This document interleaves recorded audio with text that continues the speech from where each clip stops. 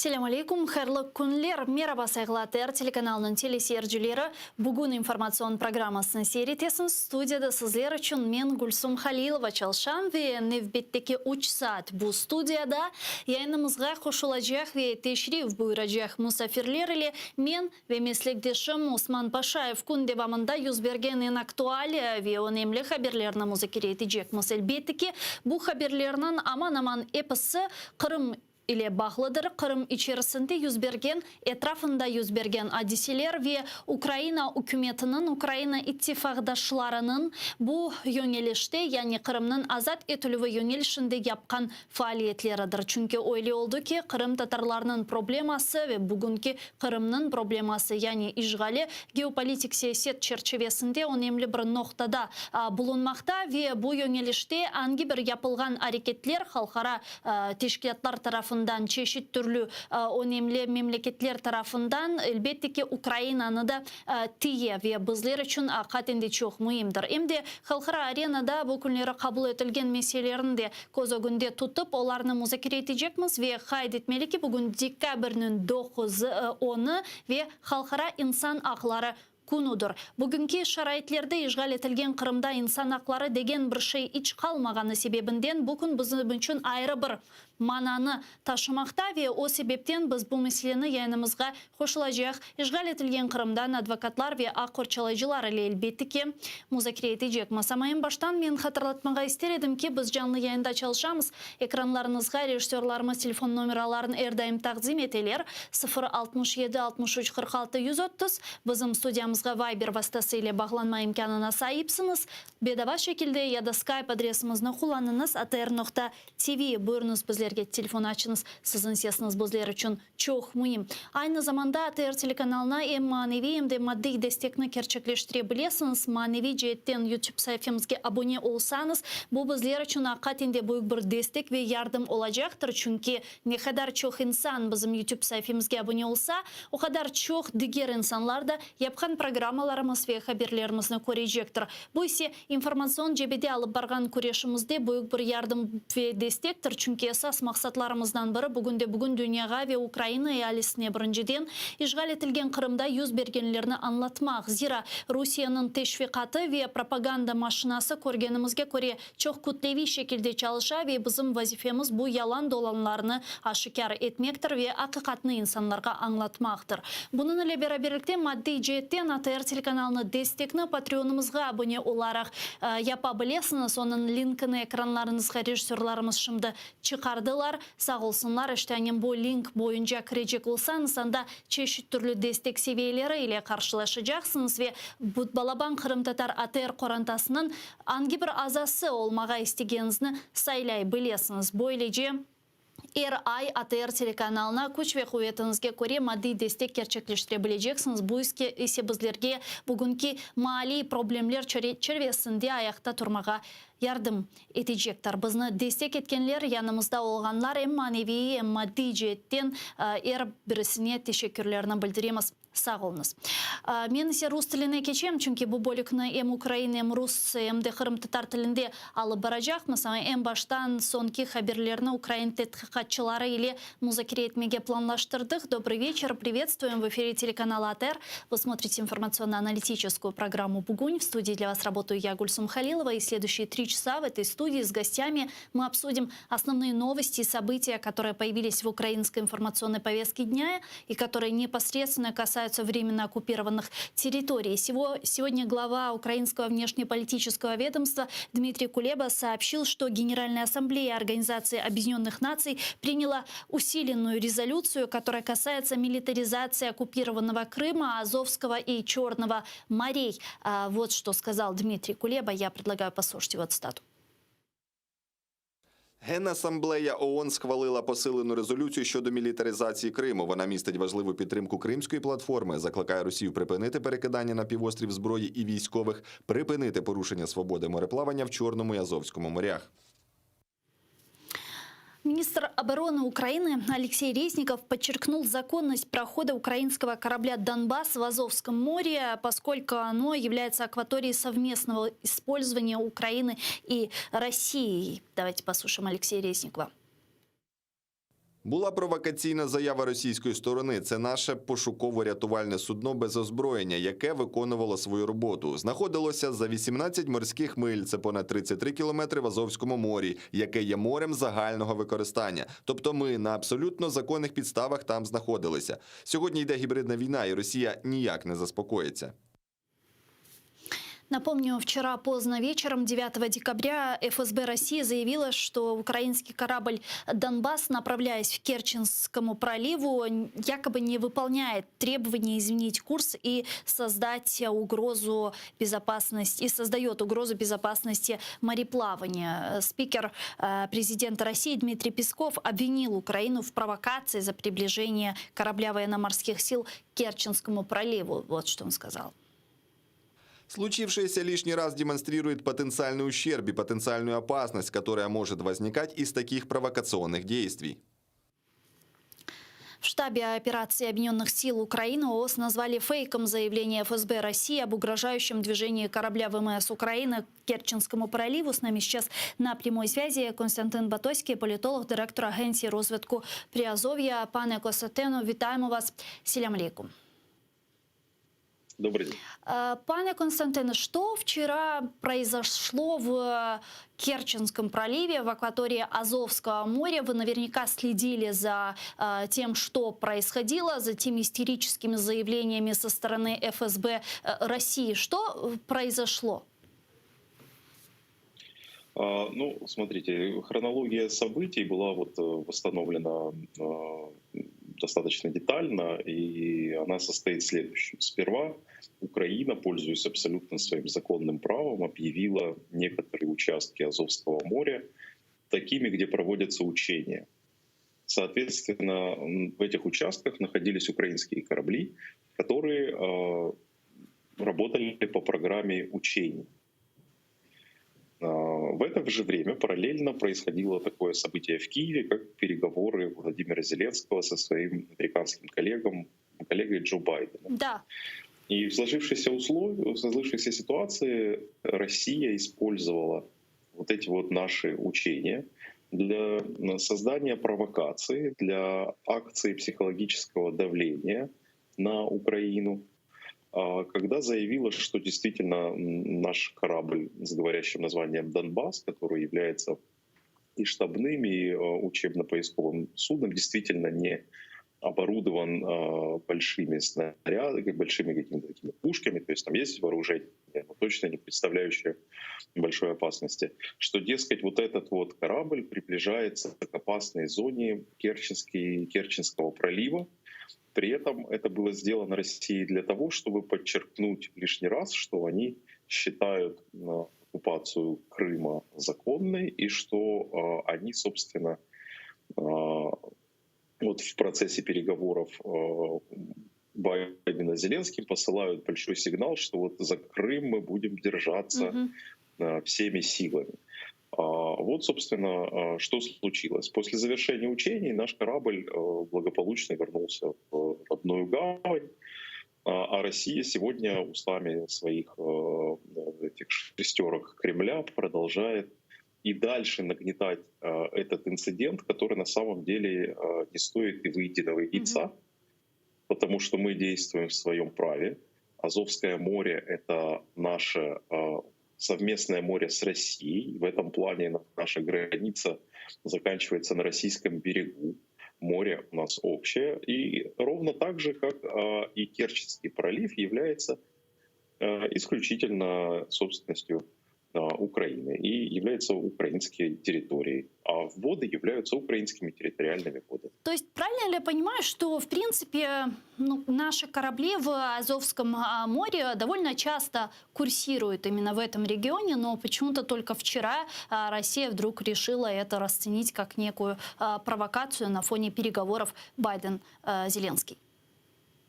Да, Гульсум, совершенно верно. И наши корабли вынуждены присутствовать в Азовском море, потому что наши военные корабли сопровождают торговые суда, которые заходят в украинские порты.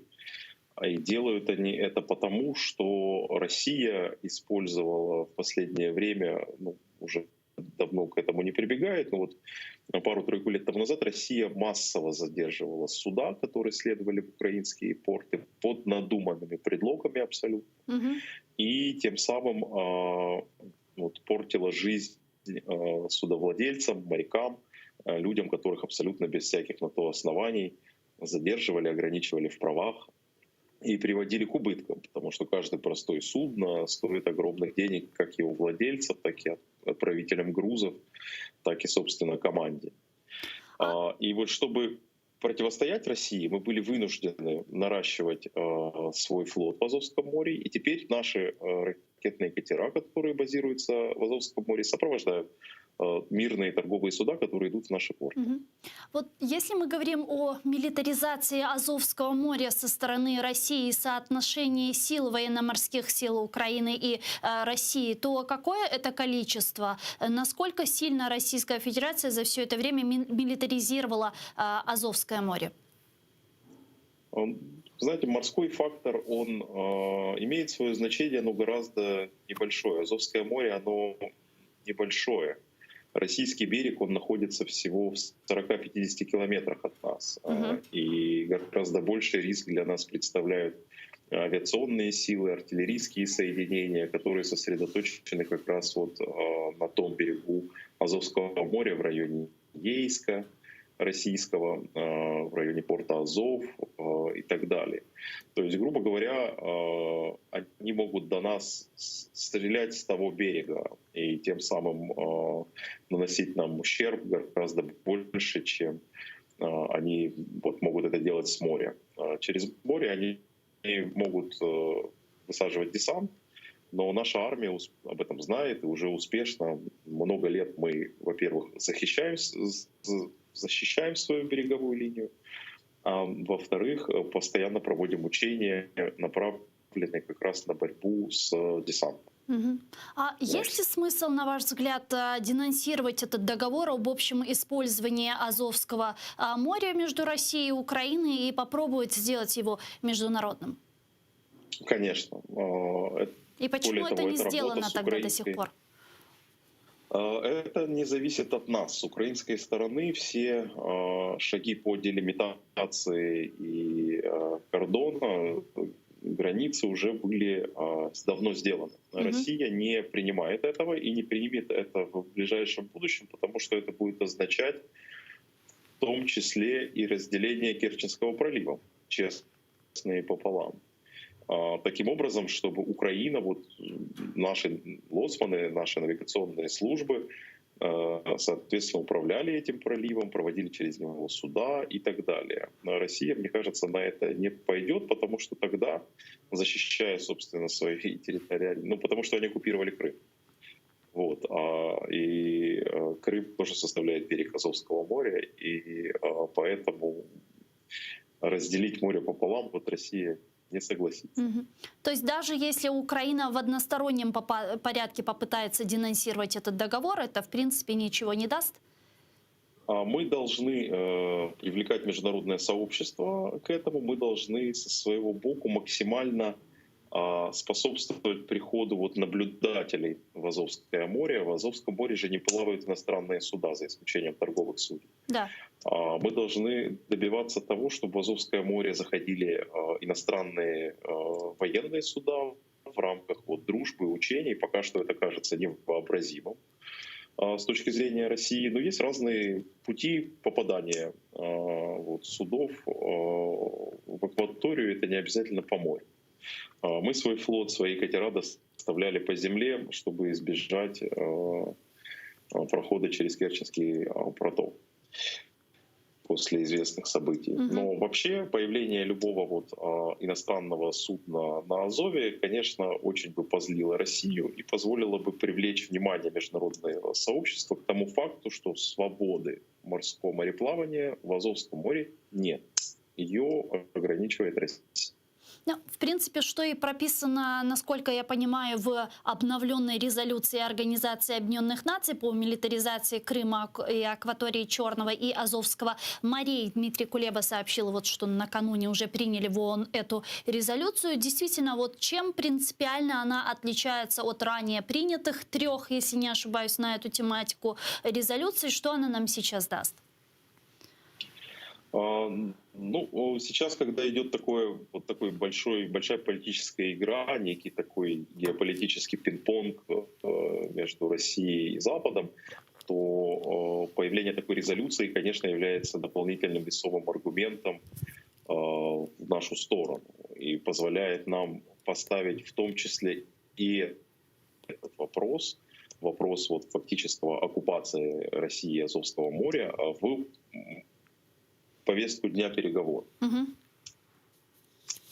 Но все же, если мы говорим о том, что вот сейчас в этой резолюции, об этом, в принципе, и президент Украины говорил Владимир Зеленский, и Дмитрий Кулеба говорил, что эта резолюция вот довольно усиленная, в отличие предыдущих, и более того, в эту резолюцию также включена поддержка крымской платформы, она будет нести за собой какие-то еще конкретные шаги и действия, кроме информационной поддержки, о которой мы с вами говорим?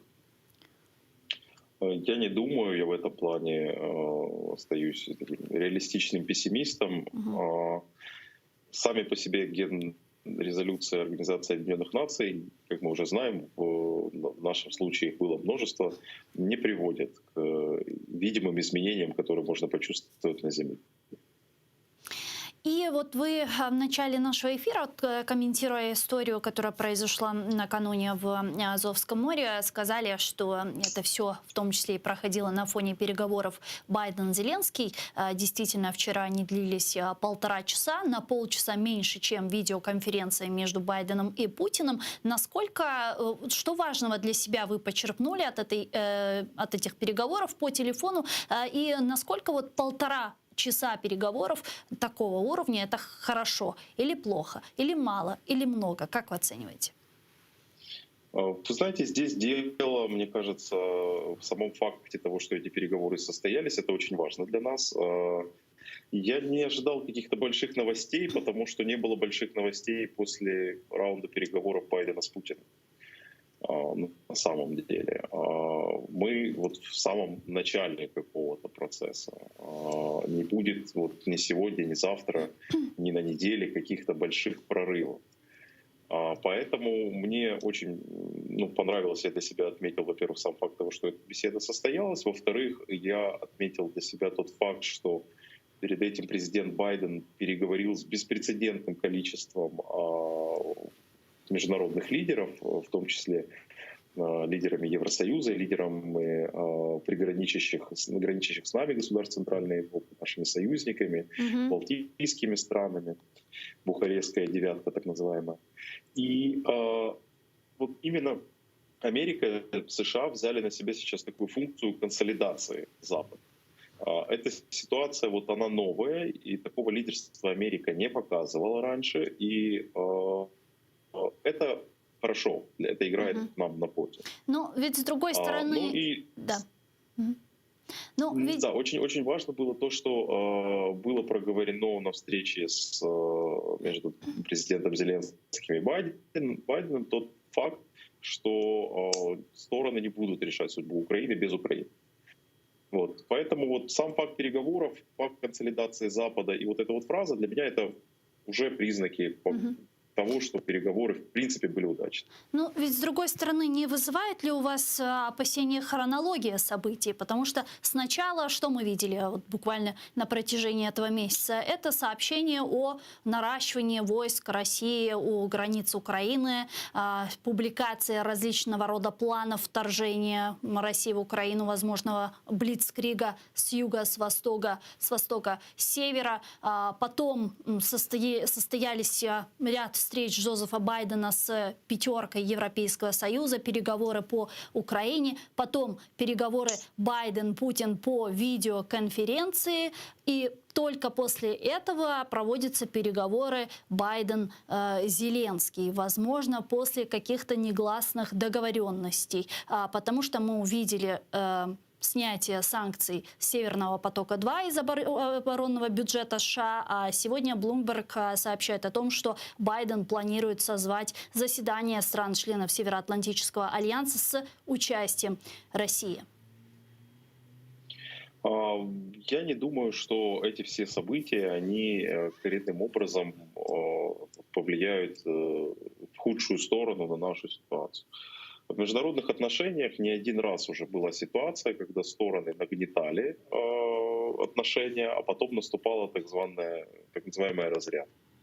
Это вот такой прием. То, что мы сейчас видим, мы действительно видим информационную кампанию, которая появилась на Западе, была поддержана российскими пропагандистскими ресурсами. Кампания действительно по нагнетанию. И итогом этой кампании будет некий раунд переговоров. Но мы также видим заявления, которые уже сделаны, принципиальные заявления, которые уже сделаны и президентом Байденом, и другими западными лидерами, о том, что то есть эти все заявления не противоречат украинской позиции. Россия считается этими западными странами стороной конфликта. Это для нас очень важно.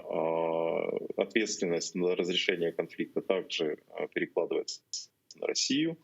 А все вот тактические моменты в отношениях, как то там Северный поток и так далее, то давайте будем реалистами.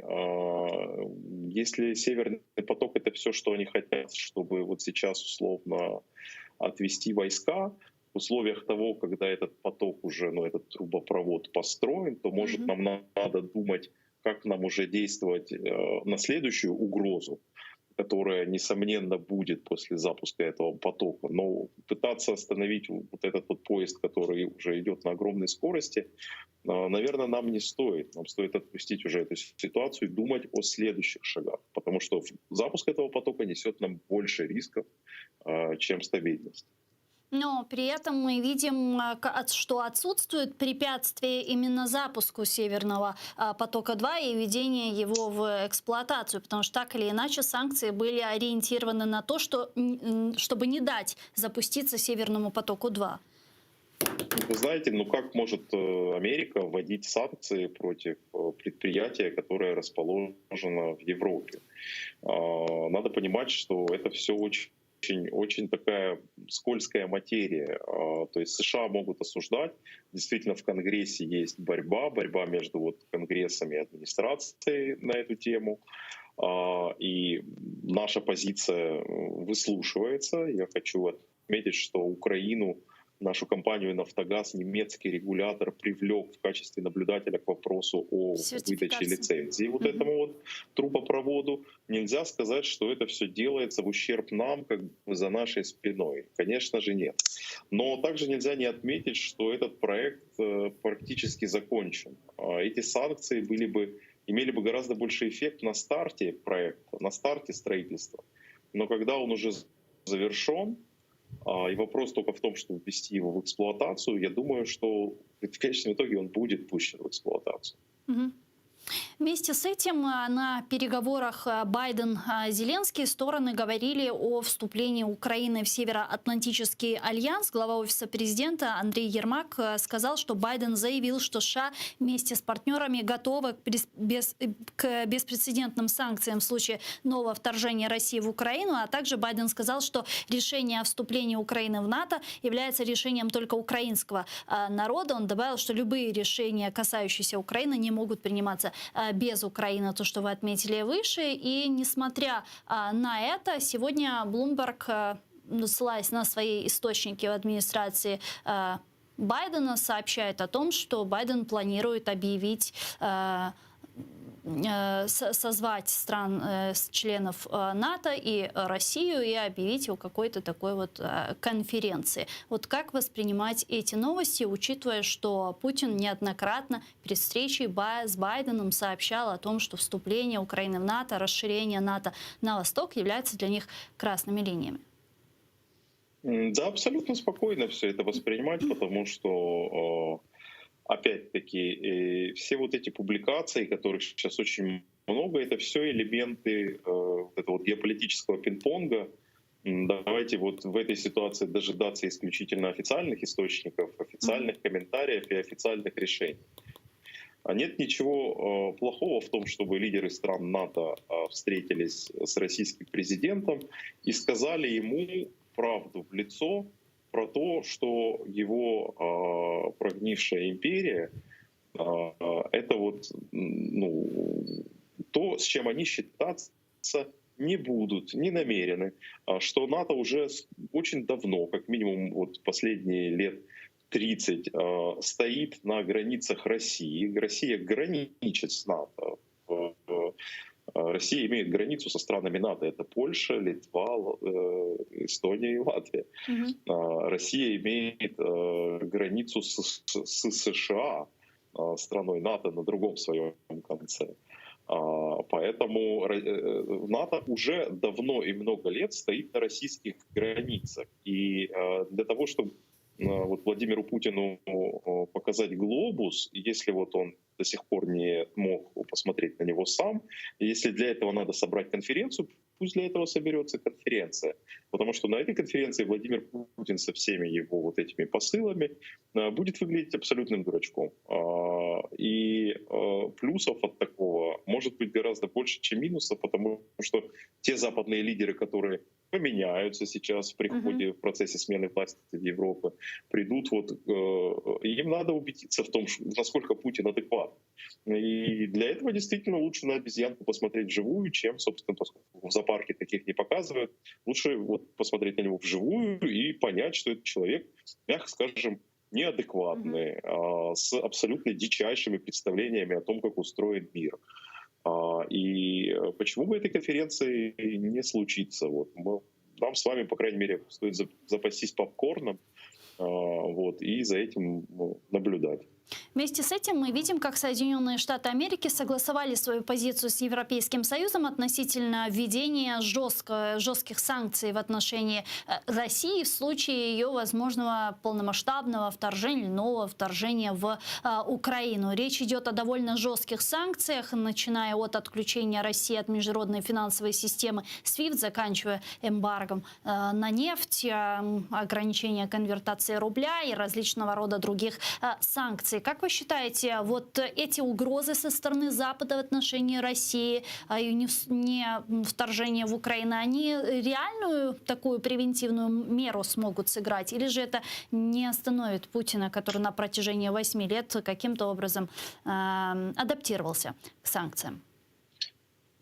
Ну, вы знаете, Владимир Путин неадекватный человек. Мы не можем его анализировать с позиции рациональных вещей. Его действия, они нерациональные. И эти действия он принимает в последний момент, и спрогнозировать каким-то образом его поведение не представляется возможным. Поэтому на всякий случай нам всегда следует готовиться к худшему, к самому худшему. Имея неадекватного соседа у себя на лестничной площадке, лучше себе поставить дверь вот, и заиметь нож и дубинку, чтобы, если это чучело рванет, сразу можно было его, собственно, обезвредить. Поэтому вот, собственно, к чему мы должны быть готовы. И мне очень нравится, что Запад сегодня консолидирован гораздо больше, чем в 2014 году, когда вот агрессия России и начало войны против Украины было огромной неожиданностью, скажем так, когда западные лидеры были дезориентированы и не знали, как на это реагировать. Многие люди, кстати, которые тогда были вот в американской администрации, находятся и сейчас на ответственных постах и тоже сделали свои выводы из ситуации. Я говорю, например, о Виктории Нуланд, заместителе госсекретаря США, и ряде других чиновников, которые перешли с команды Обамы в команду Байдена.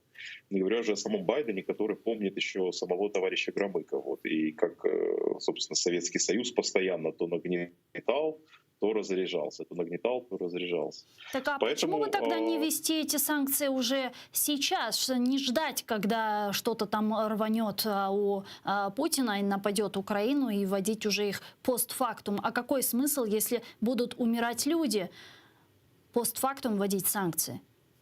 Ну, вы знаете, было бы, конечно, хорошо, но мы не можем с вами принимать решения за западные правительства.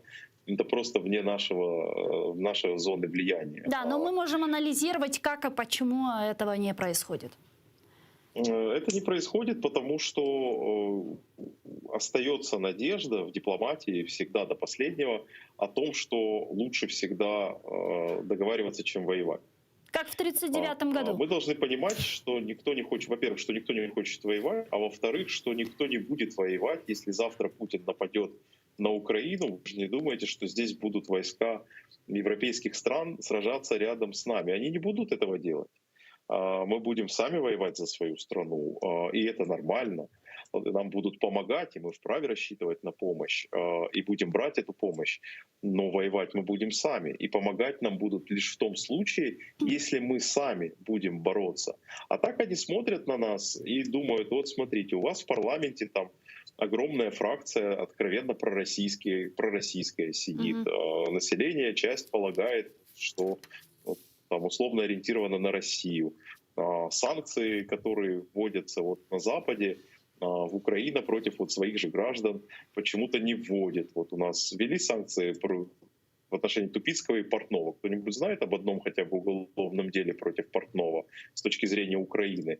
От нас требуют тоже союзнической игры, союзнических действий. И смотрят в том числе на наше поведение. Поэтому если мы хотим что-то от других государств требовать, мы должны в первую очередь убедиться в том, насколько мы для них являемся удобным, надежным союзником, и работать вот над этими отношениями. Если мы построим с ними такие отношения, то тогда мы можем уже ставить им вопросы о санкциях и так далее. Пока что у западных стран есть тоже очень много претензий к украинскому руководству, к уровню развития наших институтов, прогрессу реформ и так далее. Поэтому мы должны сосредоточиться на, собственно, наведении порядка в нашем доме, на строительстве институтов, на строительстве сильной боеспособной армии, и тогда с нами будет приятно работать.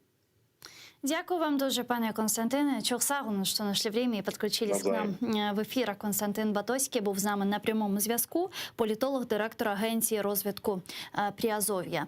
Сайгыл arkadaşlar, мен есе Кырым татар тилине кечем, чүнки бу программанын невбеттеки кысымыны біз Кырым татар тилинде алып барачакмыз ве яйынымызга Skype вастасы илетишип барачак ве кошулачак мусафирлерimiz эле бүгүнкү эсас хаберлерни музакира этежекмиз. Иштет теткикатчы эле бераберликте Байден ве Зеленский арасында yüz берген музакирелер ақында лав еттік. Адиселерінің хронологиясына бақажақ олажақ олсақ, демекке соңки бір ай içerisinde çeşit türlü Украина etrafından kergin vaziyet yüz bergeni ақында хаберлер аламыз. Хусусан bu gibi хаберлер ақында да çok bizim Garbi ittifakdaşlarımız айтмаға башлады ve çeşit türlü Garbi informasyon vastalarında Ukraina sınırlarında Rus askerlerinin daha da fazla olğanını ve çoxlaşqanını айтып keçtiler. Sonra bu vaziyetni endi Garbi istihbarat, Amerika Birleşken Devletleri'nin ve Avrupa Birliği'nin istihbaratı teşkermege başladı ve istihbaratının malumatlarına göre katinde bu gibi demek vaziyet mevcut eken Ukrayna sınırlarında. Sonradan Ukrayna istihbaratı, Ukrayna prezidenti ve müdafaa naziri de bu malumatlarını tasdikladılar ve fakat birçok harbilerinin degenlerine göre o işgal etilgen Kırım'da demek Ukrayna'nın şarkı ve şimali bölgelerinde yerleştirilgen Rus askerlerinin miqdarı Ukraynaga büyük çarpılış savaş başlatması için çok azdır ve yeterli değildir dep aytalar. O sebepten birçok tadqiqatçılar ve siyasetçiler böyle bir hulasaga kelirler ki bu yapılganlarının hepsi esasen blef ve korkutup ve şantaj için yapıla bazı bir siyasi preferensiyalarını kazanmak için ve neticede Biden-Putin arasında yüz bergen videokonferensiya vasıtasıyla bu hafta biz muzakirelerini ko'rdik. Bu muzakirelerden katinde birçok beklentileri olmaganlarını Ukrayna devlet adamlarından başlap Rusya'nın devlet adamları ve Amerika Birleşken Devleti'ne kadar sözler seslendirilgen edi ve tadqiqatçılar ayta ki öyle de oldu. Taraflar işte muzakirelerini devam ettirmek için anlaştılar. Yani muzakireler olsun dep muzakireler geçirdiler dep aytalar. Ama yüz bergen hadiseler etrafında demek bu бойлы шубелендірген бір шей олды. Бу Байденнің бұндан евел Зеленскийге телефон açmaması, ve sadece Putin'in көрішкен соңра телефон açması. Ve bu Kennedy olması Konstantin Batoskin'in айтқанына көре, bu біле яқшыдыр, çünkü Amerika Birleşken Devletleri da bir kere Ukrainasız, Ukraina hakkında müzakereler olmayacağı pozisiyasını tasdikladılar. Ama alda şimdi Kennedy birçok taraflardan aleda bu demek haberler alına Rusya'nın savaş başlatabileceği ihtimali. Ve bu meseleler ve bu müzakereler hususan şimdi Minsk hakkında aytalar, Donbas hakkında aytalar, Amerika tarafı, Avrupa Birliği tarafı, Rus tarafı Ukraina'nın tezden Minsk anlaşmalarını yerine getirilmesi gerek olganını aytıp geçiler. Elbette ki Garbi ittifakdaşlarımız bunu Ukraina'nın korgeni gibi yapmak gerek olganı ayakta ayta. Rusya'nın interpretasyası hakkında hiçbir söz aytılmay. Yani Donbas meselesi şimdi kendi koterile ve mende mında sual peyda ola. Ya Kırım hayda. Bu müzakereler çerçevesinde Kırım hakkında yeterlice mi şimdi aytıla? Yeterlice mi hem Biden-Zelenskiy, Biden-Putin arasında ötkerilgen müzakereler devamında Kırım meselesi koterildi. Zira Donbas koterilecek olsa Donbas'ın peyda olmasının esas sebepçisi Kırım'dır. Kırım'ın işgalidir ve bugün Donbas çerçevesinde yüz bergen savaş Putin için Putin'in menfaatına zira savaş ketkeni vakit Kırım meselesini biraz artqa çekmege mümkün. Degen böyle fikirler de akatinde şübeletmey degil. Bunu şimdi İlmi Ağa Ömerov'nin laf etmege hazırmız. Milli Meclis Reisimizin muavini bize canlı bağda milli hareket iştirakçımız. İlmi Ağa, assalamu alaikum, hayırlı akşamlar. Aleyküm selam, sağ olun. İlmi Ağa, işte yukarıda aytıp geçkenlerimni umut etem siz de eşitkendirsiniz. Ne düşünesiniz? Mana çeşit türlü müzakereler şimdi olup geçti. Biden-Putin arasında, sonra Biden-Zelenskiy arasında Donbas koterile, savaş başlayacağı meselesi koterile. Ama ne içindir mına Kırım hakkında men mi görmedim aytılganını ya da ne kayda Kırım, kayda bu yarımada meselesinin koterilmesini siz koresiniz mi, takip ettiniz mi? Nasıl sizge bu vaziyet görünüyor? Evet, mağa da öyle görünüyor. Kırım hakkında az laf edeler. Hem de siyasetçilerin arasında öyle laf taktiği başta Donbas'ın çözüp son Kırım meselesini çözerek degen laflar kendi peyda ola. Gerek derecede Kırım hakkında aytılmay. Putin eski oyununu oynay. İki tane oyuncu yakın hırsızladı. Şimdi bir tanesini kaytaram, bir tanesini mağa kaldırasız dep, kuvanın ona da dep öyle bir pozisiya tuta.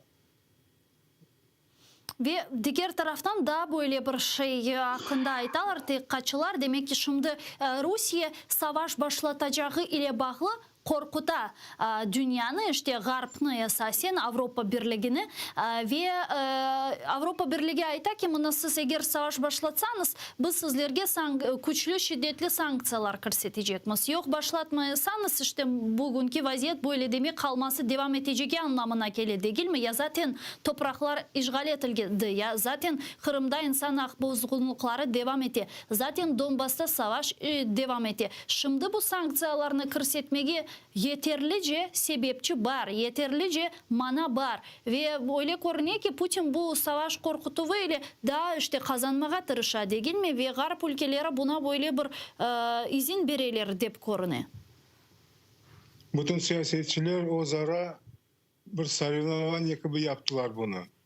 Nasıl sanksiya yapacak da nasıl Rusya'nı korkutacak. Bunlar şimdi savaş yapsalar, baskı yapsalar Ukrayna'nın sınırlarından bu tarafka 91 senenin sınırlarından Ukrayna'nın toprağına ayak bassalar basıp cenk açmak gerek, cevap vermek gerek.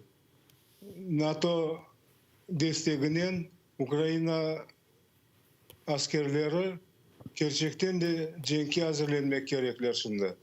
Başka aytkan laflardan Putin korkmaz. Biz endi göremiz, o bir şeyden, eli sanksiya degen şeyden korkacak yeri yok. Yani sizin fikrinizce bu seslendirilgen şiddetli sanksiyalarının körsetilme ihtimali Putin'i toxtatmayacak mı? Eğer ki o istese savaş başlatmağa. Biz kaç kere gördük endi sanksiya verirler, o артından kule. Şimdi sanksiya dep kene kulgili bir vaziyetke kaldırmak mümkün de bütün dünyanı.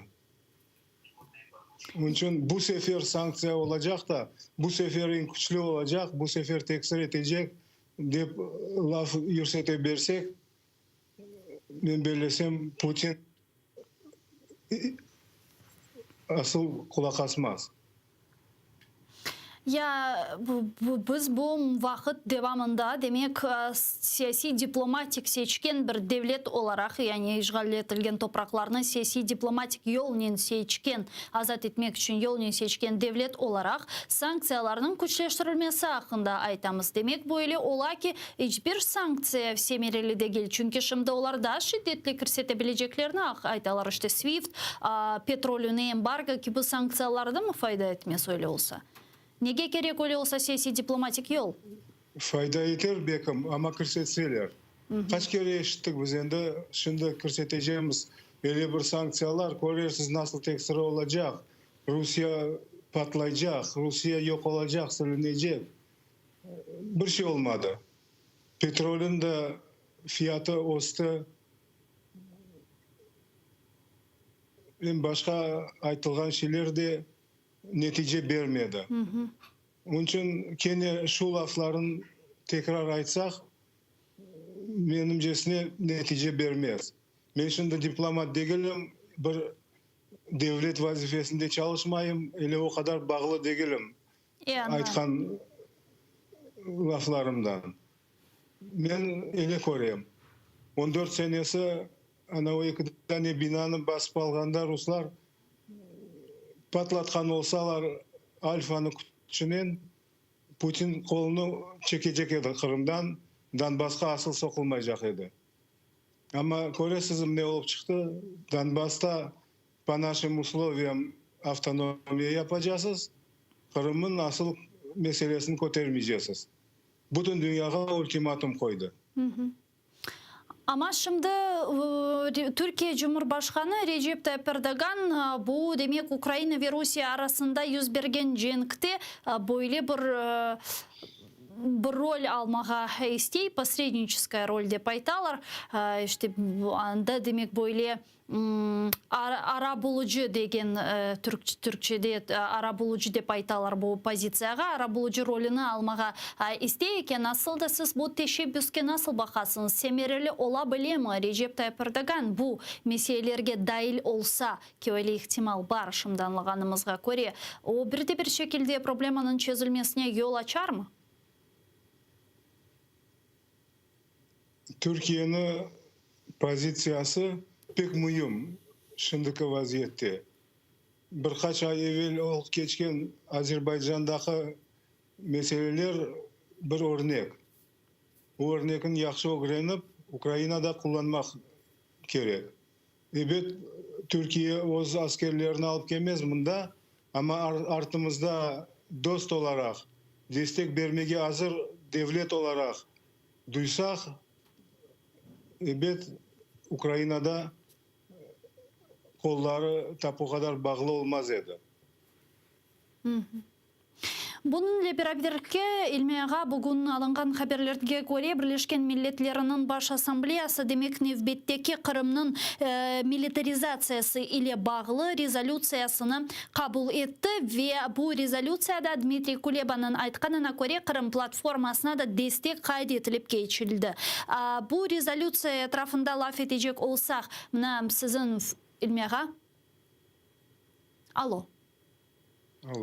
Alo, işte silmeye bağımız biz de sizni iştemiz fakat görmeyimiz galiba bir teknik problemler meydana geçti şimdi bizim mühendislerimiz da bir kere bağlamağa bağladılar sağ olunuz ilmiyaga.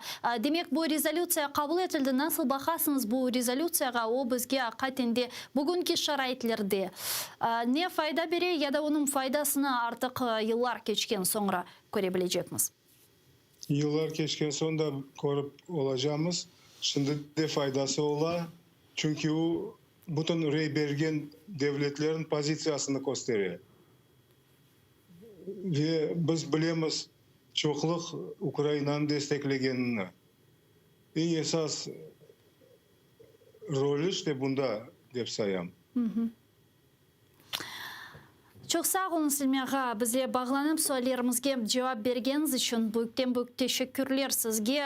Kıymetli fikirleriniz için İlmi Umerov, Milli Meclis Reisimizin muavini bize canlı bağdaydı.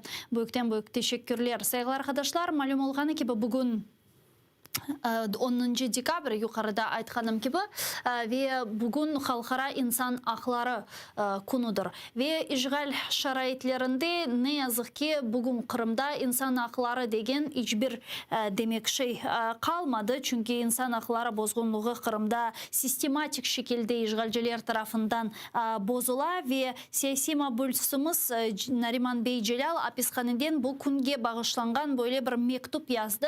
Onun mektubunu o Facebook sayfasında Nikolay Polozov açıkladı ve anda Nariman ağa Celal bugünün emniyeti hakkında aytıp geçiyor. Keliniz onun bu mektubundan küçük bir kısmını dinleyip bizim muharrirlerimiz hazırladı. Buyurunuz. Даже после многих десятилетий со дня принятия Декларации прав человека, свободные люди вынуждены бороться за зафиксированные в международных документах и национальных законодательствах права и свободы. Граждане подвергаются притеснениям со стороны собственных государств. Суверенные государства противостоят вооруженной агрессии соседей. Наша Украина продолжает сдавать важнейший экзамен по национальному единству, политической зрелости, военной состоятельности, частью которого является желание и умение защитить собственных граждан на оккупированных территориях, сохранить в сознании ценности демократии, стремление жить в обществе, где права человека являются императивом взаимоотношений как между людьми, так и между государствами и гражданами. И главное, друзья, не теряйте веры, что совместными усилиями враг будет повержен. Только прилагайте эти усилия.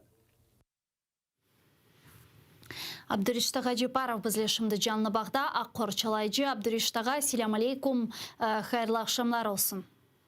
Aleykümselam. Size hayırlı akşamlar olsun. Abdurishta, aslında bugün insan hakları günü, bu sizin de gününüz dep aytmağa mümkün. Çünkü siz özünüzün, ömrünüzün bir kısmını insan haklarına, korçalanmasına bağışladınız ve hatta sizin böyle bir Kırım Gayesi degen teşkilatınız da mevcut, bir gruppanız mevcut, korçalayıcılık faaliyetinin uğraşkan. İşte bugünkü Kırım'daki haklar ile bağlı, hak bozgunlukları ile bağlı meseleni müzakere edecek olsak, siz nasıl aytıp, eğer ki mına Kırım hakkında hiçbir bilgisi olmayan bir insanla karşılasanız ve bu insan sizden sorsa, işte Kırım'da işgal şaraitlerinde şimdi insan hakları ile bağlı vaziyet neden ibaret? Nasıl cevap verirdiniz?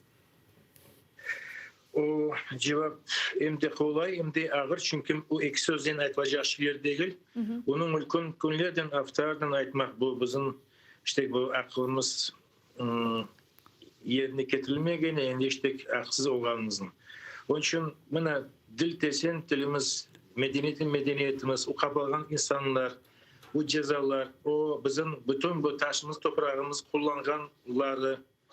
Onun için evet çok aytılacak şeyler, onu diyeyim de saatlerden aytmak mümkün. Bunda Rusya olunca işte böyle yaşayış günde bir ağır şeylere iştiysin. Buna şimdi bir görüşüne kayıt geldim. Onda da işte saatlerden bu laf bir söz, böyle şeyler. Ya mına eğer ki sonki bu 8 yılını alacak olsa, aslında işgalcilerinin bu demek insan haklarını bozgunluk ile bağlı kullangan usulları çok denişti mi, transformasiya etildi mi? Mına 8 yılını bakacak olsak bugüne kadar mına hangi çeşit türlü usullarını kaydeterdiniz işgalcilerinin kullanganı? İşte usullar insanları kıslar başladı. Son başladı kapamaya, işte bugünce kapap geli insanları arrest yapay, işte kapay büyük müddetleri, işte bir 20 yıl geçirip ya 15-16 yıl yatıp son buna para cezaları, son toplaşmayacak ekenimiz bir yerde, karşılapamayacak ekenimiz o zaman bu boşa işte serbest falan sonra öyle. Onun için o usullarını çok değiştirip işte ama horlagan o insanları. Onun arsenalında çok usullar var ama böyle balaçağa babası kalıyor. İşte böyle. Мына ақ корчалайчылык фаалияты акында айтажак болсак, бүгүн Кырымда анги бир шекилде ак корчалайчы фаалиятыны иштетмек мүмкүн. Яни Кырымда ак корчалайчылык япмак демек. Не демектир? Мына тафсиятлы же сиз буну насыл көресиз? Misal bir yerde, başka bir devletlerde gene o kurçalayıcılar işte yapılır ama herhalde kimerleri belki eglençe ya bir hobi ya bir işte bir vaktin boşuna geçmesinde bu şeyleri katılabilirler. Ama biz de istesen de istemesen de bizim milletimizin insanı günde o şeylerden kimerde bir işte uğraşmak gerek oluyor. Bunda o bizim istememizden değil de o biz bunda onu istemez yapmak gerekmez. Evet de var öyle soruları çok oğuz işlerim var ama bunda saylamak sıra düşmüyor. Bunda onu mecbursun yapmaya. Yani yapmak degende bu ne demektir? Yani bilmem çeşit türlü ötkerilgen, represiyalar ötkerilgen, tintuvlar ötkerilgen yerlerge barıp bularını açıklamak, informasyon destek göstermek. Yani bugün yani Ukrayna tarafında ana kıtada ak korçalaycılarının yapkan faaliyetini göremiz da korumlu şekilde ola. Burada da serbest zona olganı sebebinden. Ama Kırım'da ak korçalaycılık sanki dersin yani başka bir şekilde gibi çalışı başladı değil mi? Bunda evet kolay değil çünkü mesela birisini algan ekenler ayol mahkemesine varmak, onun bir advokatı olsa olur, olmasa tabi teklif etmek, son korantasına mıkayt olmak, sosyal işletmede bağlı çağası nasıl aldı, ne aldı, onun işi çok. Onu aytacak olsa pek çok işi var. Onun için bunda rutina değil de indi bu işler ula bitmiyor. Bunda sat dedesen sat iş yapmak mümkün. Onda yeterlik işler. Onun için evet Ukrayna'dakilerin bize bir destekleri oluyorlar. Bizim provider gibi. İşte biz onlara son olan şey materyal veriyik. Onlar da uyanın yönetilir. Demek bizim işlegen işlerimizin onlar daha devam edilir. Uyanlarda büyük bir meydanlarda ya bir desteklarda işte bir neticeye kıdırmaya. Ya buna mahkemelerge barmak gerek olgаны hakkında endi çok vakittan beri bizim faal halkımızın faal kısmı aytıp geçiyor. Yani Sasen mahkemeli binalarında toplaşkan insanlar ve ilahri ve onlar halkını da celp etmeye tırışalar demek mahkeme binaları o güne kelmeleri ve halkını destek etmeleri için. Herhalde siz halkın laf etensiniz, çeşit türlü bölgelerde bulunasınız, konuşasınız ve ilahri. Halk bu mahkemeler ile bağlı ne düşünüyor? Yani ne için biz her vakit aman aynı insanlarına görüyoruz mahkeme binaları o güne kelgenlerine, diğerlerin de koşulması için sizin fikrinizce bir hareketlerini işe kirsetmeye mümkün mü? Ya da hakikaten de bugünkü şaraitlerde bu gibi demek kütlevi aksiyalarını yapmak manası yoktur. Çünkü Kırım işgal edildi. Zaten baskılar çok. Zaten bu korkutup siyaseti de bir şekilde çalışa ve kararlar belli ve onların demek hangi bir şekilde hüküm çıkaracağı belli olganın sebebinden değiştirilmesi imkanı da ihtimal da yok. Bunda mahkeme yanına varıp durmadan iş bitmiyor. Çünkü bunda mahkemeye varmak var. Sonra misal bugün bizde Karasu Bazar'da yanıma geldi bir Ukrayna insanı, kadın dedi. Bana ben eşittim diye marafon degen şey var iken ben de bir verecek param var. Kimin yanına varayım da kimi vereyim deyip evet çok tanımıyor. Bizlerin son anlattık işte bunda bir adam yanına varsan ona vereceğinizi verirsin deyip son bekin birileri var. Mahkemede oluyor birileri o kapalgan insan var kurantasını yoklap geliyor bir yardım ediyor. Onun usulü çok imişi de çok. Onun için bebek de o mahkemeye varmak da kolay değil. İmişin kapılı ama herhalde çok adamlar bunlardan gayrı da katlı bu işleri. Onun işleri pek çok oluyor. Dokumenteriyonun bir şey de onu çok işleri var. Ya mesela bu Ukrayna var, alacak stipendiyası var. Onu öğretiler, doğrulatıyor, varıp yardımcı oluyorlar mahkemesine. O sınavdan geçmek için hepsinin bir işte QR kodu mu ya hepsini öğretmek, şeritmek o da bir iş. Onun için o kurumda varıp kaçmadan hiç bitmiyor mahkemenin yanına. Onun pek çok daha görülmeyen işleri var. Sağ olun Abduriştağa bizle bağlanıp sorularımızga cevap bergeniz için büyük teşekkürler sizge. Hem de yapkan faaliyetiniz için ak korçalayıcılık yönelişinde. Sevgili arkadaşlar biz yayınlarımızdan Devam etemiz ve bu yayınlarımız devamında demek yayınımızga koşulgan musafirlerimizle esas haberlerini muzakere etmektemiz ve bugün hatırlatam insan hakları kunundur. Biz yayınlarımızga ve Nevbet'teki ogumuzda olgan bölümge da Kırım'dan, işgal etilgen Kırım'dan advokatlar ve akkorçalayıcılarını bağlayacakmız ve bugün işgal etilgen Kırım'da akkorçalayıcılık faaliyetin neden ibaret bozgunluklarının vaziyeti meselelerini de muzakere edecekmiz. O sebepten men hatırlatmaga ister edim ki biz canlı yayında her daim çalışamız. Bizge telefon açmaga imkanınız var. Böylece Kırım ile bağını da joymamız ve böyle bir Ukrayna noktasından ve Kırım'dan bir köprü yaratırmız beraberlikte. Bununla beraberlikte bizge destekni manevi hem de maddi cihetten göstermege bilesiniz. Manevi cihetten YouTube'ga abone olunuz. Maddi cihetten ise Patreon'ımızga. Bu bizler için hakikaten büyük destek ve informasyon cebide alıp bargan kureşimizde büyük bir yardım olacaktır. Men ise küçük bir teneffüske şimdi geçeyim. Aman 5 dakikalık teneffüs sonra bu studiyaga kaytacakmız ve yayınımızga koşulacak misafirler ile yayınımızı devam edecekmiz. Atayırlı olunuz. Görüşkence.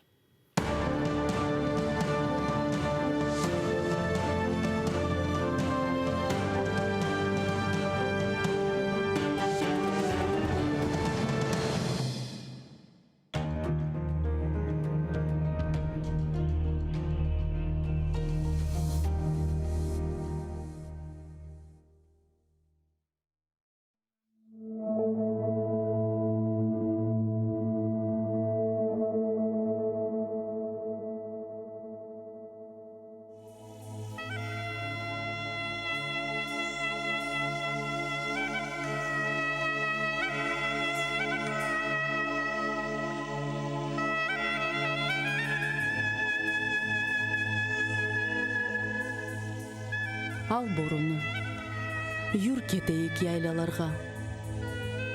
Чал бір ава, чал бір пешрав, бір қайтарма. Чал бір нағме, барсын етсін йылдызларға. Чал, ақса да берсін дауыш далғаларға. Мен бар сесіміле ерлайымчы ай ольмеммен. Эм Порт-Артур, эм Шомполны, Уралдағыны. Сесім кетсін, эм долансın Қырымны. Барсын етсін бұжақларға, таманға. Ерларым мен бар сесімнен елге қаршы. Батақларны қайнатып, сел ақтырып. Барыме қастетмеңіз ел ұзатып. Бар келір, ұқым сүрер, ақылы олып. Ачар вишнем көпіріп, ачар бадем. Филис атар қадимдағда ағачлар. Шымал беттен келген суық боранлар. Yok olacak. Kaçar, bakır, borudan.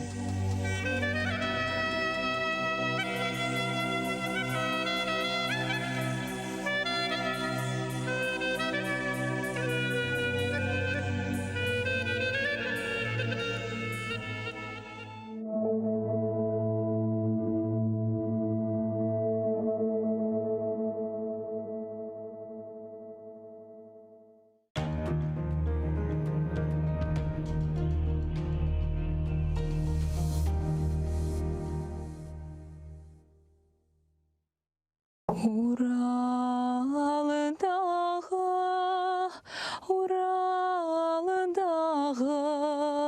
yoxdur da ep yağı. Uralдағы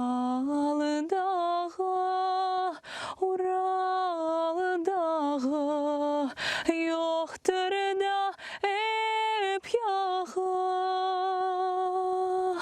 Şu Kırım'ın taş toprağı, yüreğim yağı. Şu Kırım'ın taş toprağı, yüreğim yağı. Yansın da yansın, Ural'da yansın. yansın, yansın da kul olsun. Yansın da yansın, Ural'da yansın, yansın da kul olsun. Biz naharımdan çıkargana, gözlerim kör olsun. Biz naharımdan çıkargana, gözlerim kör olsun. Huvanım anas sas yavrular Tatar'nın malına. Huvanım anas sas yavrular Tatar'nın malına.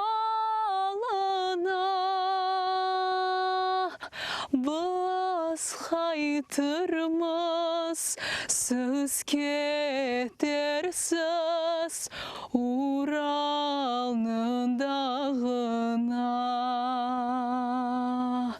Biz haytırmız siz ketersiz Ural'nın dağına.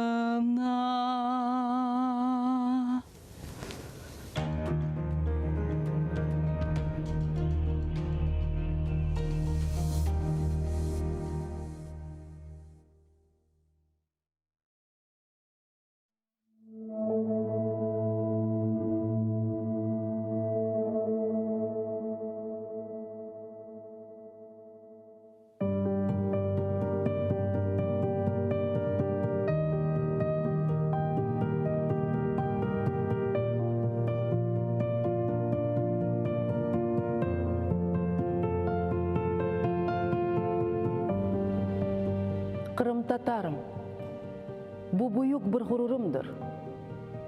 Kırım Tatarım, katıram ecdadımdan miras olgan gayret. Kırım Tatarım, ah cesur kalkım, korgensin sen nice bela ve felaket. Kordun icret, akaretler ama yıkılmay. Baş egmey, erşege karşı turdun. Namusuna iftiralar töktüler. Lakin temiz ve paktır Kırım Tatar adım. Kırım Tatarım, yüreğim kuneştir. Bulut örtse bile sevem halkımızını. Korku bilmez, saf gönüllü, cesaretlisiz. Men temenna etem ogumuzda. Sorar ise menden biri, sen kimsin? Söyle halkın tertip nizam ve adetini. Aytırım. Bu büyük bir gururumdur. Şükür. Kırım Tatardır milletim.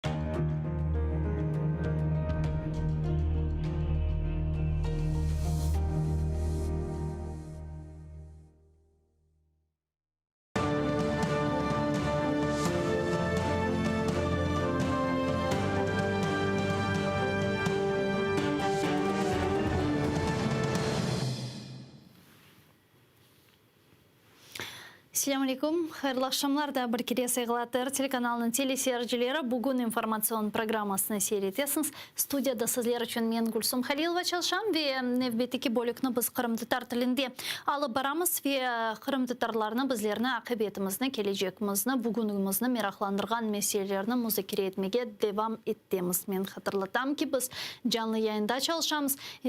Ekranlarınızga rejissörlarımız telefon numaralarını takdim eteler 067 63 546 Viber vasıtasıyla bizlerge bedava koşulmağa imkanınız var ya da Skype adresimizni kullanınız. Eter.tv bizim adresimiz. Yanımızga yana koşulganlarını selamlap da bir kere tekrarlarmayız ki Eter telekanalına hem maddi hem manevi cihetten destek etme imkanına sahipsiniz. Manevi cihetten YouTube sayfamızga abone olunuz, maddi cihetten ise Patreon'ımızga. Bu bizlerge informasyon cebede kureş alıp barmağa devam edecektir.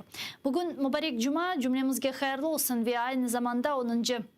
Dekabr dünyada insan hakları günü hayt etile ve bu gün hapishaneden Milli Meclis reisimizin birinci muavini Nariman Bey Celal milletine böyle bir mektup yazdı ve sadece milletine değil de pervasız ve kayıt olmaganlarga onun mektubunu o'zining Facebook sayfasında Nikolay Polozov yazdı, açıkladı ve anda o böyle ayta keliniz Nariman Celal'ını dinleyik. Даже после многих десятилетий со дня принятия Декларации прав человека, свободные люди вынуждены бороться за зафиксированные в международных документах и национальных законодательствах права и свободы. Граждане подвергаются притеснениям со стороны собственных государств. Суверенные государства противостоят вооруженной агрессии соседей. Наша Украина продолжает сдавать важнейший экзамен по национальному единству, политической зрелости, военной состоятельности, частью которого является желание и умение защитить собственных граждан на оккупированных территориях, сохранить в сознании ценности демократии, стремление жить в обществе, где права человека являются императивом взаимоотношений как между людьми, так и между государствами и гражданами. И главное, друзья, не теряйте веры, что совместными усилиями враг будет повержен. Только прилагайте эти усилия. Bizler şimdi canlı bağda Milli Meclis azası İskender Ağa Bariyev var. Kelinisin selamlayıq. İskender Ağa, selam aleykum. Hayırlı akşamlar olsun. Aleyküm selam. Aleyküm selam. Akşam şarkı. İskender Ağa, mına yayınımızda men esas böyle haberden başlamağa isterdim. Bugün insan hakları konu ve Milli Meclisimizin prezidiumu Rifat Ağa Çubarov o'zining Facebook sayfasında böyle büyük bir mektup açıkladı. Bunun ile bağlı sizin için şahsen insan hakları konu bugünkü şaraitlerde hangi bir emniyetini taşımakta?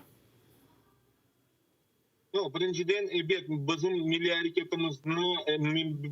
hareketimiz her zaman bu konu alvargan edi. Hem Kırım'da hem Ukrayna zamanlarda hem bu Sovyet zamanlarda. Onun için bizlerge böyle kun pek mühim ve her yıl biz bu çok merasimler alvargan ettik ve alvaramız.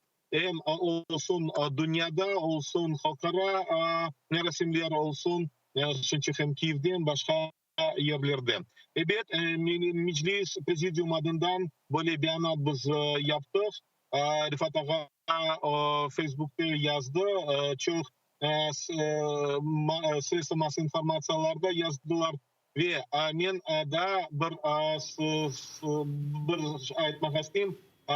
Bu bir gün evi bizim Kırım'da yaşayan milli hareketçilerimiz da bir beyanat yaptılar, yazdılar.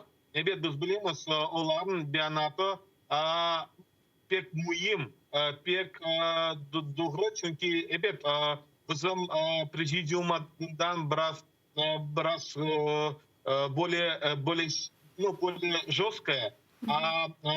Очень важно, что когда наши активисты национального движения готовят и демонстрируют свою позицию по отношению к таким датам, по отношению к нарушению прав человека, по отношению к реализации прав и к защите прав человека, то это важно. Это демонстрирует о том, что наше национальное движение, оно живет, продолжает жить, и, конечно же, у нас в любом случае должна быть четкая коммуникация и связь с нашим представительным органом, то есть Meclisin Kırım-Tatarskı народа.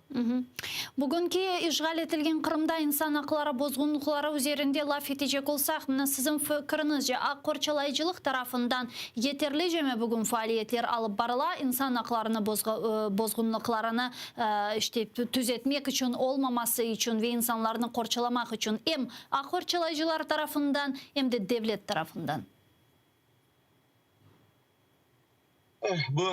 bu kıyın mesele çünkü biz görüyoruz işgalciler bütün Birleşken Milletler'den bu rezolüsyalar var, kararlar var. Hem başka halkara teşkilatlardan, Europarlament'tan böyle reaksiyalar var. Ama işgalciler onlar istemiyorlar ve insan hakları bozmaya devam ediyorlar.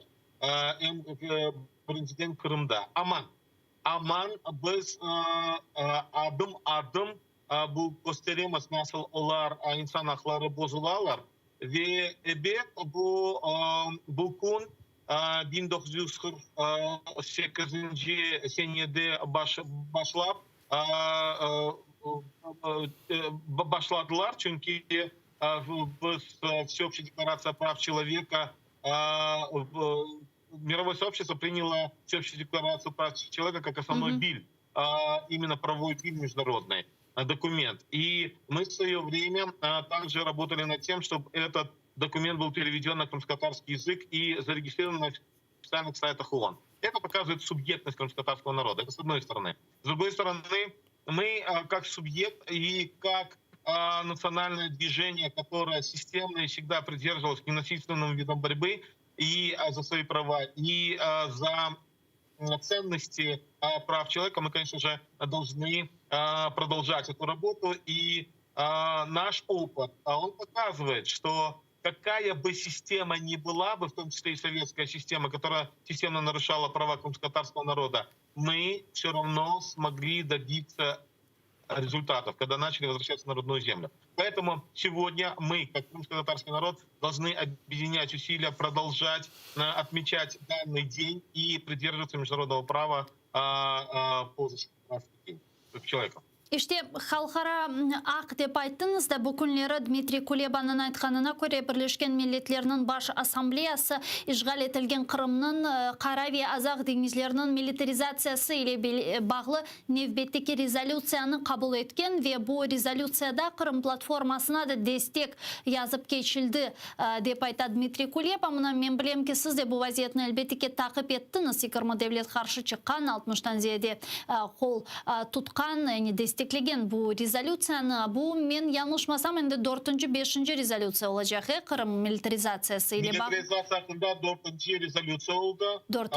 Bu etmuy mesele çünkü bu rezolüciya siz doğru söylediniz. Bu Kırımskaya platforma, Kırım platformasının hakkında bu rezolüciya var. Ve bu rezolüciya kene... Alo. Штем бұрыңыз, Ескендірға. Bu rezolüciyada... Ескендірға çevirmege керек камераны, şimdi çevrildi yüzünüz da böyle... Çevirmege керек камераны, Ескендірға. Tamam, şimdi çık.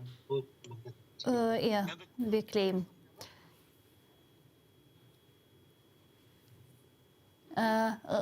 Galiba şimdi... Tamam. Men sizni eshitaman. Men de sizni eshitaman ve faqat şimdi ko'rayım, buyurunuz. Bu 4.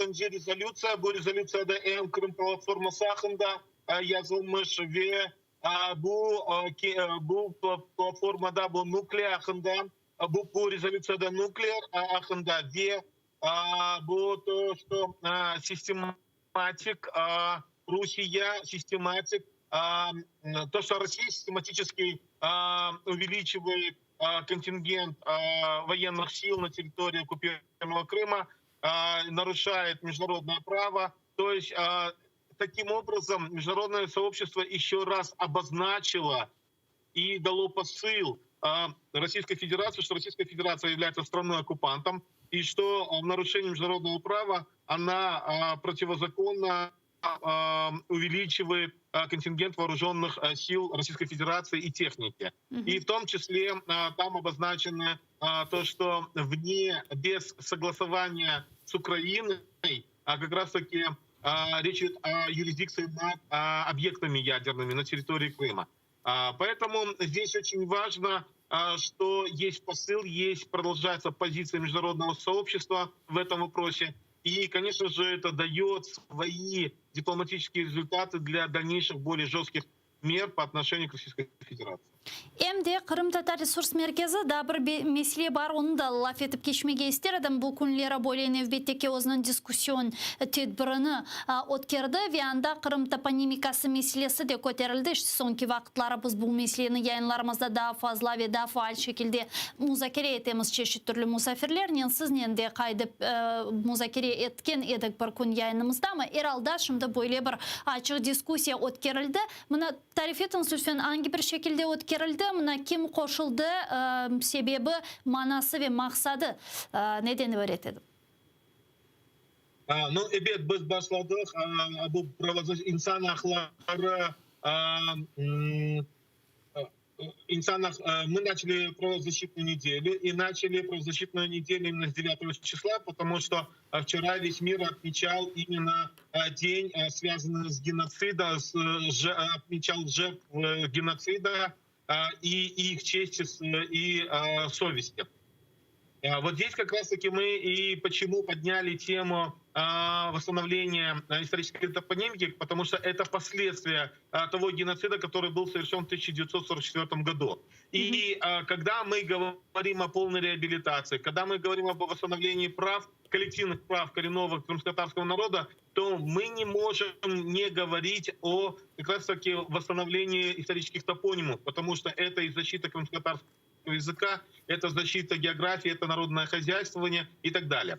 Что касается конкретных действий, то однозначно в процессе, и когда мы с вами беседовали, и на вчерашней дискуссионной нашем клубе, мы привлекали как раз-таки представителей государственной власти, экспертов, тех людей, которые непосредственно принимали участие. И, конечно же, сейчас логистика понятна, что мы будем предпринимать. И однозначно и Меджлис крымско-татарского народа, и Крымско-татарский ресурсный центр, и государственные органы, мы будем системно работать над тем, чтобы подготовить проект постановы Верховной Рады Украины, который как раз-таки будет на основе тех законов, которые есть. И самый последний закон, закон о коренных народах, нам дает больше возможностей в этом плане для того, чтобы была восстановлена историческая справедливость и восстановлены исторические названия Крыма. Yani doğru mu anlayayım? Bugün Ukrayna çerçevesinde endi... Alo, iştesiz? Alo. Да-да. Doğru mu anlayayım? Yani bugün endi mevcut olğan kanunlarının yardımı ile toponimika ile bağlı kanunu körsetmege mümkün ve kabul etmege mümkün ve asıl da endi artık adlarını değiştirmege mümkün ya da gayrıdan tıklemege. Doğru. Şunda evvelsi çok problemleri da bu birinciden bizge söylediler. Buna çok para gerek. Bu yerli meclisler, Kırım-Tatar meclisleri değil. Yerli radalar bu kabul etmek gerek ve ilahire. Şimdi 3 kanun var. Üçüncü kanun bizge çok yardım etti. Bu Tamır Halkın kanunu. Ve bir plan var, strateji var. Ve bu strateji bakanda ve bu plan bakanda bu işin yapmaya gerek 3. kvartal 2022 sene. Onun için biz çalışacağımız bu pratik taraftan ve ben bilesem hepimiz birlik olgan son ben bilesem bu işini çözmek da yengilce olacak ve ben bilesem kolaylı olacak ve ben bilesem öyle işi olacağım. Zaman çalışmak gerek. Çok sağ olun Eskender ağa. Bizle bağlanıp sorularımızga cevap bergeniz için büyükten teşekkürler sizge. Eskender Bariyev bizle canlı bağda edi. Milli Meclis azası ve Kırım-Tatar Resurs Merkezi'nin yol başçısı. Biz onun bugün insan hakları gününün emniyetini ve toponimika ile bağlı ötkerilgen faaliyetler hakkında tafsiyatlıca tarif ettik. Malum olğanı ki bu Tünevan Kırım-Tatar Resurs Merkezi Kırım-Tatar toponimikası ile bağlı bu meselege bağışlangan böyle bir diskusyon oturuş, subet oturuşu teşkil etken edi ve bağışlanız ve anda Кырым топонимикасы иле бағлы огунде юзберген ве олған проблемлер иле бағлы меселер көтерілді ве ескендірағанын айтқанына көре бүгін Украина канунлары ичерісінде етерінже канун бар ки топонимика меселесі көтерілсін ве бізім тарихи Кырымның тарихи атлары ғайрадан тікленілсін ве бойле канунлар черчевесінде елбеттекі сөз тамыр халқлар иле бағлы кануны ақында кете ве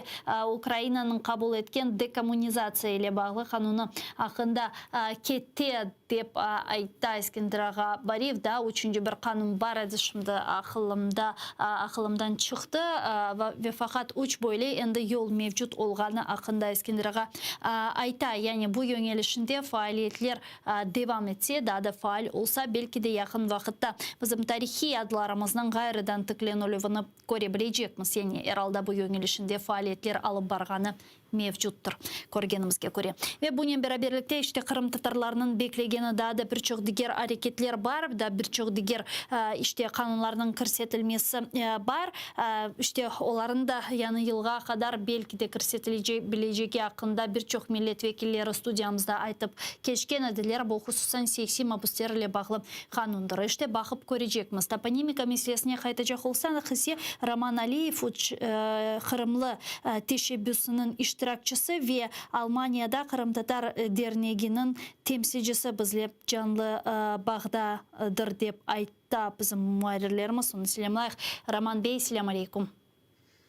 Алейкум салям. Здравствуйте. Да, здравствуйте. Роман Бей, насколько мне известно, вы вчера также принимали участие в дискуссионной панели Крымско-татарского ресурсного центра, посвященной теме топонимики Крыма. Расскажите, как прошло мероприятие, какие основные темы и тезисы на мероприятии поднимали? Да, я вчера принимал участие. Я представил свои наработки по карте, которую мы совместно с инициативой Крымлы создали несколько лет назад по топонимике. Ну и плюс я рассказал также несколько идей, которые присутствуют в Германии и которые можно использовать для поднятия важности крымско-татарской топонимики в Украине.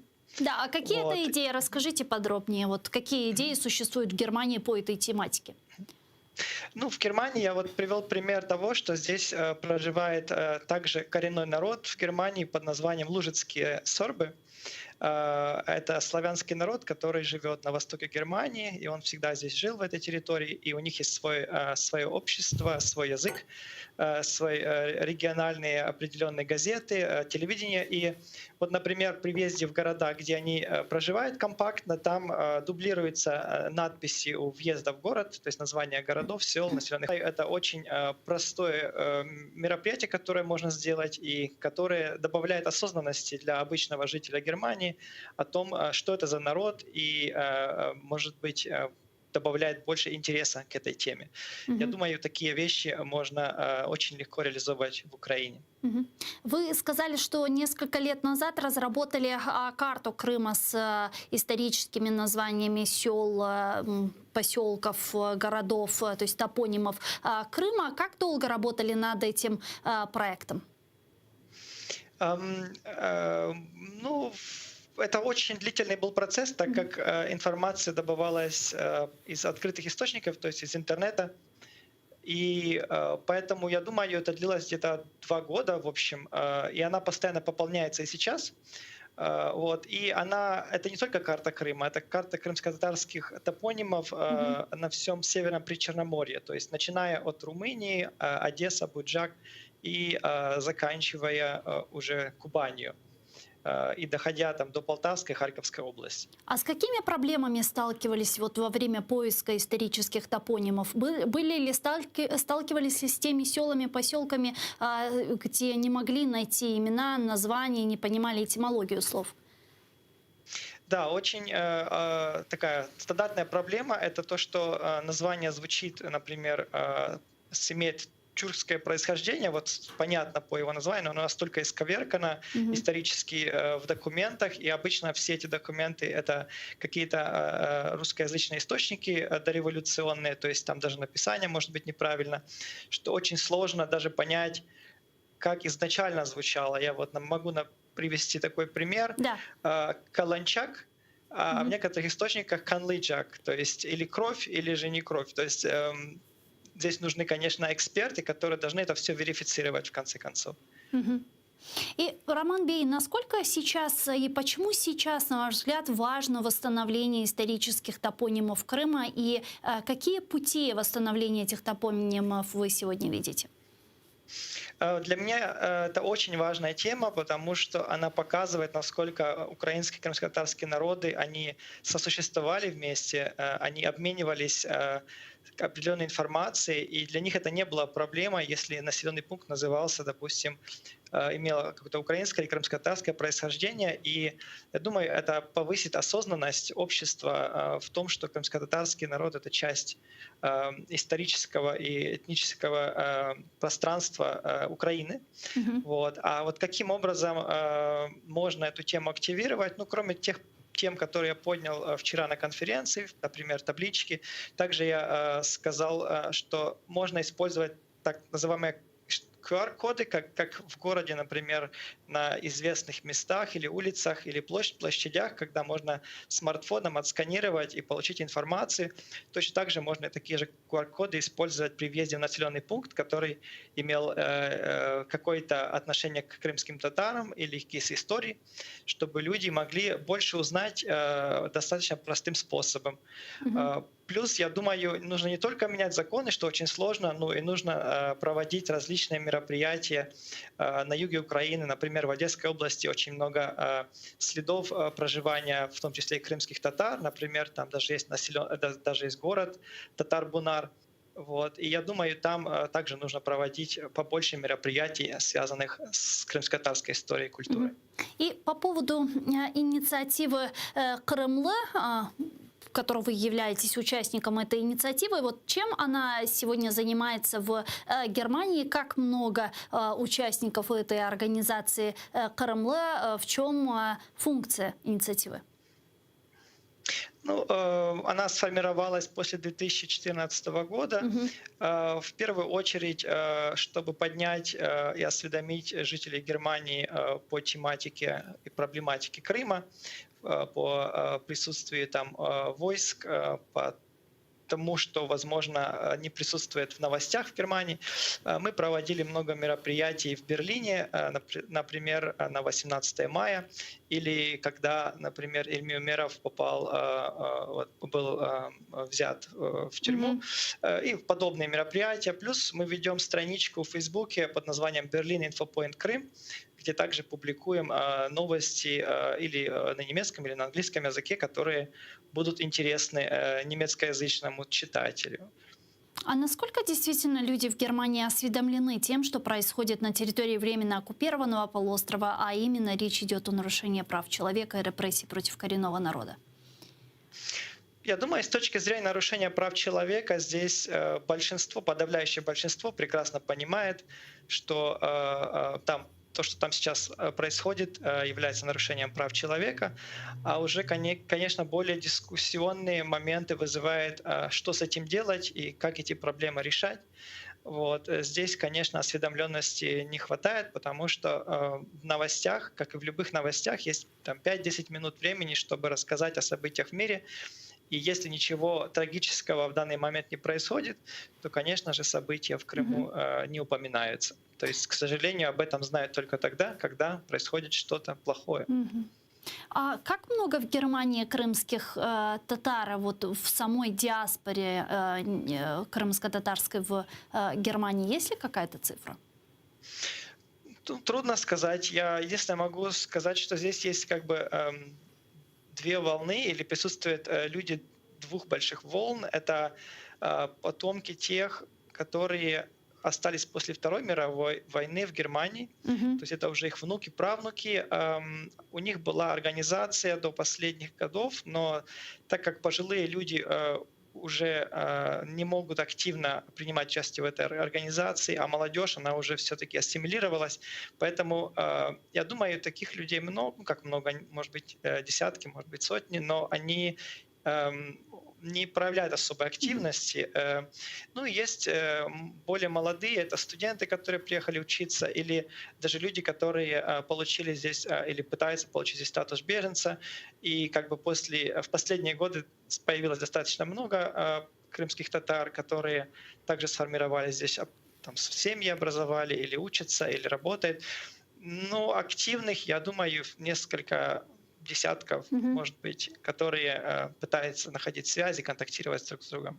Да, ну, если мы говорим об активной части крымских татар из числа представителей в диаспоре, то они ведут ли сотрудничество или, возможно, исходит инициатива от посольства Украины в Германии с диаспорой крымско-татарской? Вот есть ли вот это сотрудничество?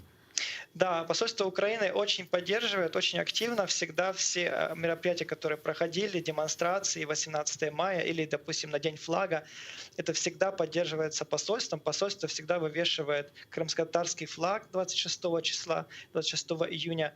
У них всегда есть большой крымско-татарский флаг на все мероприятия. Они часто приглашают к себе, если там Рифат Чубаров или кто-нибудь еще приезжает провести краткие встречи. Но так как многие выходцы из Крыма, они регулярно ездят в Крым, поэтому крымско-татарская община, она более поддерживает это все, скажем так, онлайн. И на мероприятиях не обязательно присутствует именно со стороны активной, потому что это может иметь последствия. Вот. А вот украинская община и украинское посольство, они помогают нам на всех этих мероприятиях иметь большое количество людей и провести это очень хорошо. То есть это работает очень на хорошем уровне. Çok sağ olun, Роман Бей. Спасибо большое, что нашли время и подключились к нам в эфир. Роман Алиев, Алманиядан Кырым татарлар дернегінің темсилчisi ve Кырымлы teşebbüsünün iştirakçısı bizle canlı bağda edi ve iştirak etken toponimika ile bağlı diskussiyada ki мақсатлар ве нәтижелер құлясалар ақында айтып кешті ве Алманияда Қырым татарларының вазиеті мәселесінде біраз олса да музакер етіп етіштірдік. Айтқанына көре Кенеде іште Қырым татарларының да фаал бір қысмы чешет түрлі Алманияда акциялар ве тедбірлер өткерелер ве бұл yönelişте Алманияда болынған Украина elçiliği ile de çok böyle güçlü ve gayet güzel bağlantılar ve ittifakdaşlıkta var eken çeşit türlü destek de onlar tarafından alınmakta. Biz sen yayınımızga növbetteki musafirlerimizden bağlamağa şimdi tırışamız. Bu işgal etilgen Kırım'dan advokatlar olmalı. Bu haftanın neticelerini laf etmeye planlaştırdık. Zira hafta devamında çeşit türlü Kennedy siyasi mabuslarımızın mahkemeleri ötkerildi. Sözde terrorizmde kapatılan semidişlerimizin mahkemeleri devam etti. Bazılarına endi hükümler çıkarılması beklenili. Bazı bir gruppalarda demek şimdi şartlar temnebileri var, tetkiqatlar. Sözde işte işgalciler nasıl tetkiqat olacaksa artık işte çeşitli sözde tetkiqatlar alıp barılan mahkeme davaları çerçevesinde administratif yani memuri davalar bakılmakta ve bu davalarının bu haftaki neticeleri hakkında laf edecekmiz. Yayınımızga hoş olacak musafirler ile saygılar arkadaşlar. Hem de asıl da böyle bir insan hakları ile bağlı meselelerini көтерgenimiz vakit bugün de hayt etmege de mümkün. Çünkü 8 yıl devamında demek halkımızın insan hakları aslında insanlık hakları bozula ve bu yönelişte de advokatlarının yapılan faaliyetleri çok önemlidir. Çünkü 8 yıldan beri kanunsuzca, adaletsizce ve zulümce kapatılgan, tutulgan vatandaşlarımızın himayesini gerçekleştirirler. Böyle insanlardan biri Rustem Ağa Kamilov. Bizle şimdi canlı bağda. Rustem Ağa, selamun aleyküm, hayırlı akşamlar. Selamun aleyküm, hayırlı akşamlar olsun Gülsüm Hanım. Rustem Ağa, cümlemizge demek bu haftanın neticeleri hakkında laf etmege istedik. Sizden Nuzir ayında Cuma gününe kelip çıktık. Bu hafta devamında işgal etilgen Kırım'da nasıl mahkemeler ötkerildi? Bunun neticeleri hakkında umumen aytacak olsak siz şahsen nelerini kaydeter ediniz? Buyurunuz. Ну, самое главное такое и событие, которое произошло в Крыму, наверное, в эту неделю, наверное, это было админ-арест Сейдалиева Мустафы, координатора Крымской солидарности. Мустафа по выходу из изолятора временного содержания в Евпатории, он просто не вышел оттуда. Его там же задержали, и там же были составлены 2 протокола на него за размещение экстремистской символики. Вот это по 20.3 и 20.29. Это те же статьи, по которым привлекался к ответственности административный Курбединов Эмиль. Да? Вот. Он, не выходя из изолятора временного содержания, остался там. Вот. Его задержали, потому что статьи предусматривают арест. Вот. И он там ночевал, а потом уже на следующий день утром его вывезли в Кировский районный суд Республики Крым. Вот. И там проходили вот эти заседания до позднего вечера. Где-то в 8:30, наверное, Эмиль Курбединов и Назим Шейхмамбетов защищали его. Они, так скажем, показали всю несостоятельность привлечения Мустафы к административной ответственности, соответственно. Вот. И, естественно, суд не услышал, как мы понимаем и знаем это. Вот, и все доказательства использовал, и все противоречия, так скажем, использовал для того, чтобы Мустафу осудить на 10 суток административного ареста. Yani Rustam ağa, men doğru mu anlayayım? Mustafa Bey Сейдалиевni bundan evvel 24 noyabr kuni tutgan ediler. Yani memuriy dava açgan ediler. 12 gece o bulundu hapishanede ve çıkmadı. Kenede tuttular, 10 kunga kapattılar. Doğru mu? Böyle mi oldu? Doğru. Совершенно верно, Gülsüm Hanım. Yani ne vakit yetiştirdiler bu davanı? Ne vakit yetiştirdiler? Aslında bir kabahatını görmege. Zira bundan evvel işte itaatsizlikte bilmeyim kabahatlaylar, pandemiya şartlarını bozganda kabahatlar, mında insan bina içerisinde bulunayını. Nasıl oldu bu miraklı? Тут ситуация такая, там использован снова ресурс ВКонтакте. В этом ресурсе страница, которая была удалена Мустафой Сейдалиевым еще там, я не знаю, несколько лет назад, она каким-то чудодейственным способом восстановлена была и взяты доказательства оттуда. И таким образом они легли в основу дела, так скажем.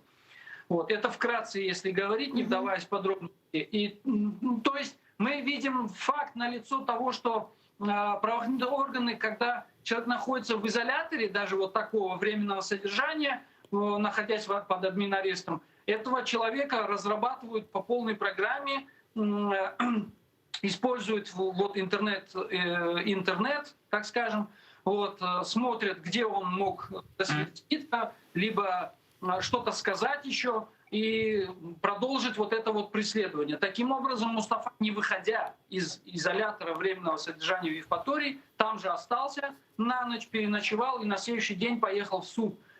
После суда он опять приехал в изолятор временного содержания, только здесь, на бульваре Франко 44, возле... Это там, где отдел полиции находится. Он сейчас там находится, вот в этом изоляторе. То есть... вот это преследование, оно не прекращается. И завтра не факт, что какой-то другой активист подпадет под такой репрессивный вот этот каток. Вот. И в отношении него, не выходя также он из-под админареста или же из здания суда, его могут задержать и привлечь к админответственности опять снова. Yani böylece eğer vakit böyle onar kun kapata bileler. Bu asıl da şahsen Mustafa Сейдалиевке yapılgan böyle bir nefret işgalciler tarafından mı siz nasıl düşünüyorsunuz? Aslında Mustafa Сейдалиев hakkında aytacak olsak ne için aynen ona karşı böyle repressiya yapıldı? Мустафа Сейдалиев, мы знаем, что является активистом. Он, так скажем, за год несколько раз был привлечен к административной ответственности, он не остается в стороне, приходит к судам. Вот я знаю, что он, и в частности, одно из дел, как бы довелось мне вести, его привлекали за одиночный пикет к административной ответственности, но подав апелляционную жалобу, мы ее выиграли. Верховный суд отменил решение первой инстанции, а первая инстанция его оштрафовала тогда на 10 тысяч, если я не помню сейчас, какая сумма была. Вот. А Верховный суд отменил это решение, вот, и таким образом Мустафа был оправдан по этому, так скажем, задержанию, по этому админ-материалу. Но другие, вот в частности в Москве он был также задержан и доставлен в отдел полиции, там тоже составлялся протокол, вот на него тоже был выписан штраф в свое время. Вот, то есть всех тех, которые, вот так скажем, проявляют активность, проявляют заботу вот таким образом, проявляют свою, не остаются в стороне от проблем, вот эти люди, они все под таким прицелом в принципе находятся сегодня в Крыму. Я шунда soracak edim Rüstem ağa, böyle bu memori davalar açılacak olsa bunun bir tehlikesi var mı? Çünkü deyler ki eğer 3 kere böyle memori dava açılsa 4. kere endi cinayi dava açılması ihtimali ola ya da değil. Ну, не по этим статьям. Есть статьи, по которым, да, там в течение полгода, если человек будет привлечен к админответственности, на него могут возбудить уголовное дело. Это не те статьи, которые, ну, не эти статьи, но в то же время это очень неприятно. И вот мы сегодня знаем, что семья его вот как бы не видит уже больше 15 дней. Вот. В общей сложности он отсидит 24 сутки, то есть это месяц почти. Вот. Поэтому это определенное давление, это показать, как будут расправляться со всеми теми, которые не так думают, не так поступают, так скажем, и не хотят того, чтобы чинился произвол. Да, вот это вот откровенное такое, вот, скажем, показывание картины и того, что может произойти с человеком.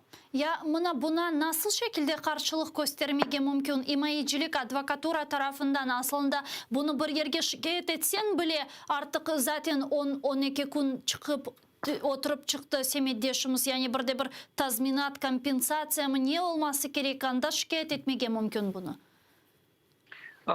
Ну, здесь можно, как бы, используем мы стандартный наш инструмент, естественно, то, что мы освещаем это, во-первых. Во-вторых, освещаем и будем освещать, так скажем. Вот эти вот такие произвол правоохранительных органов. Да?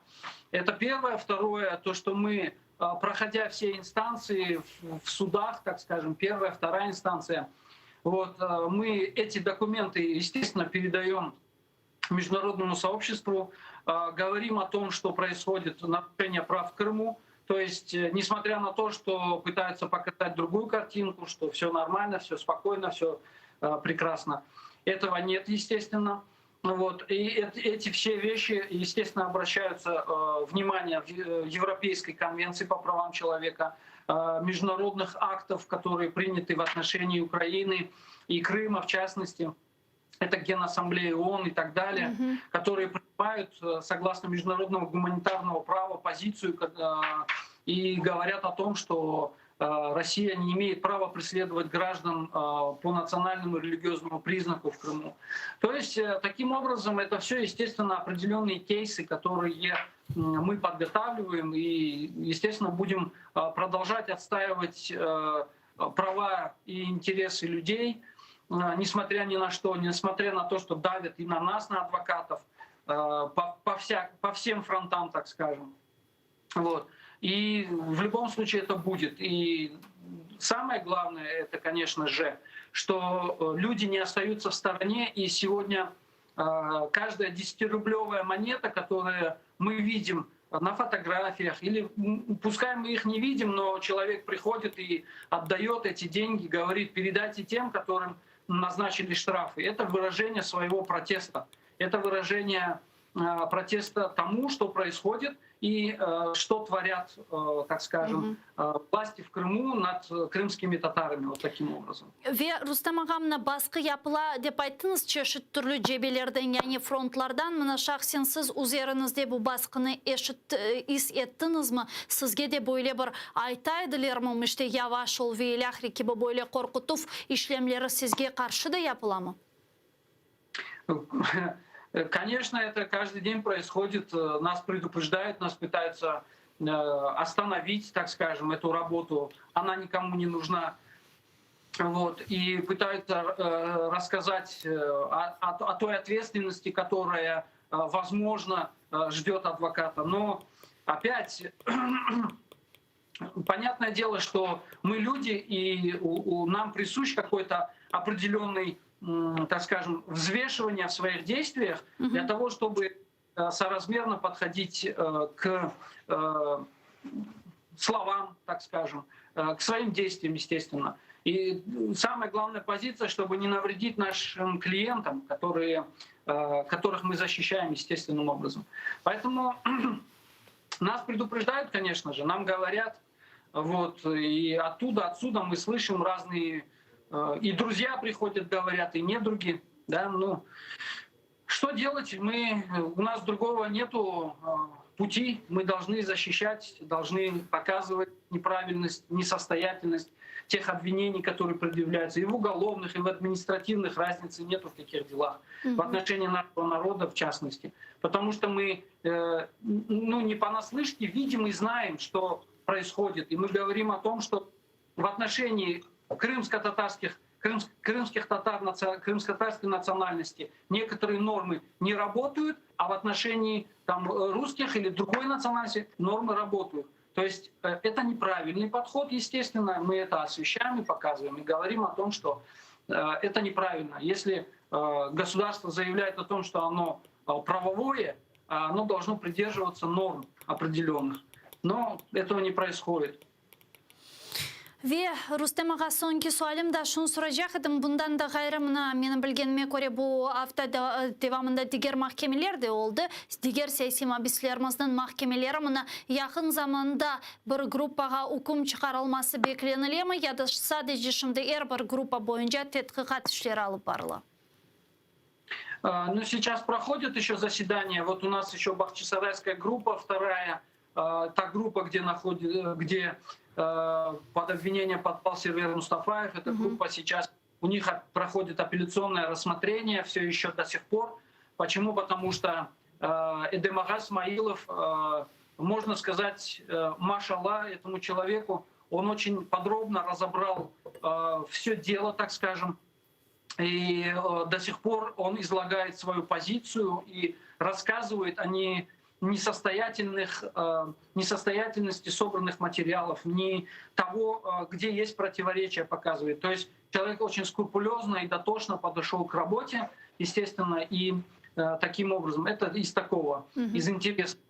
Вот. И, естественно, те другие группы, и в частности, те, которые в Ростове проходят, мы знаем, что на этой неделе были и в отношении Муратова Зикирьяга судебные процессы, вот, и в отношении группы, где находится Тофик Абдулгазиев, в частности, его Эмиль Курбединов защищает. Поэтому вот это из 25-ки. И эти люди, они идут, вот, ну, как бы монотонно идут в своей как бы рутинной работе, но сейчас мы везде, допустим, по группам, которые являются 25-кой, мы ее называем так, Хизбут Тахрир, по этим группам сейчас идет представление доказательств стороной защиты. Ну, естественно, допрос свидетелей, рассмотрение, изучение экспертиз, изучение международных материалов, в частности, по позиции 4-й Женевской конвенции и международного гуманитарного права. Таким образом, мы движемся к завершению вот в этих группах.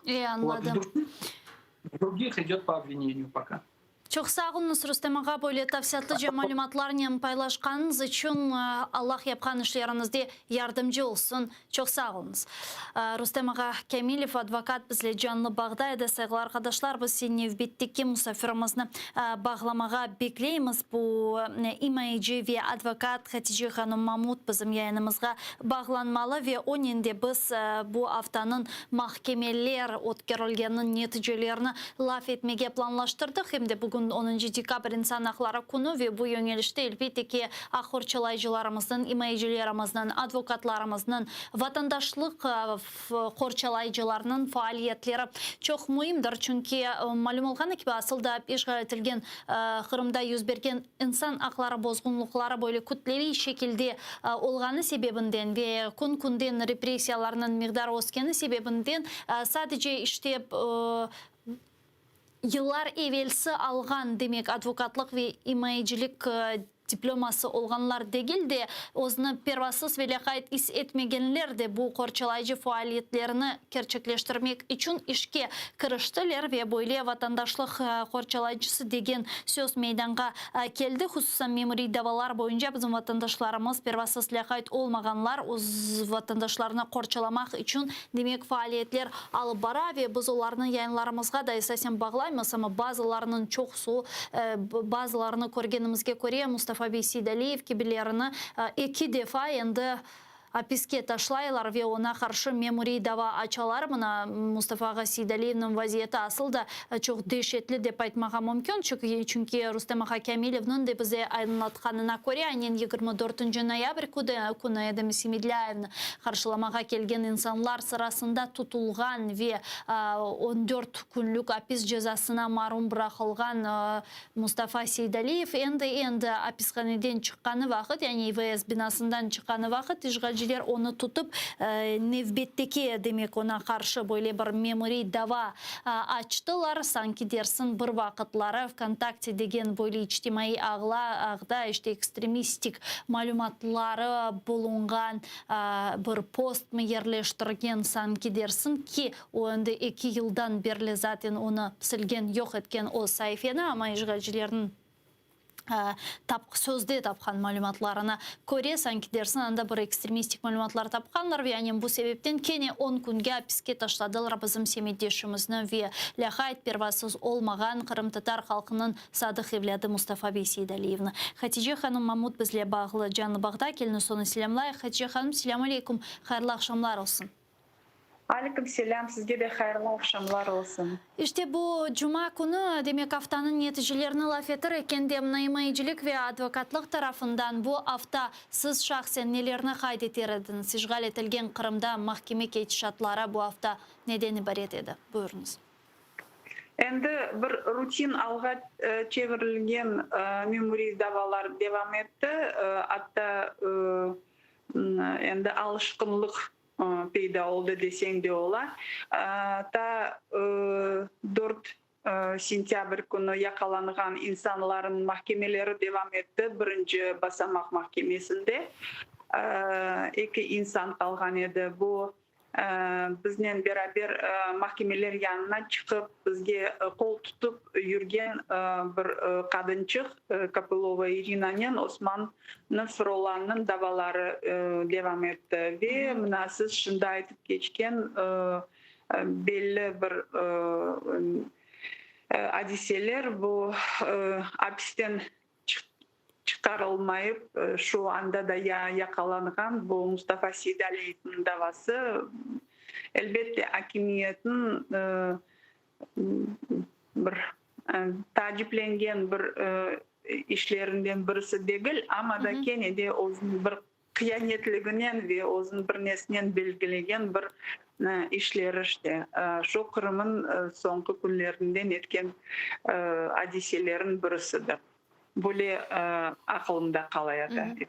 Ya mına Mustafa Sidaliyev'nin vaziyeti hakkında laf edecek olsak ikinci defa ona karşı memuri dava açılıp hatta hapishane binasından bile çıkmağa imkan vermeyip kendi de hapishaneye taşlamalarına ne dersiniz? Aslında buna bir esas var edi mi? Nasıl korundu bu vaziyet sizin gözünüzge?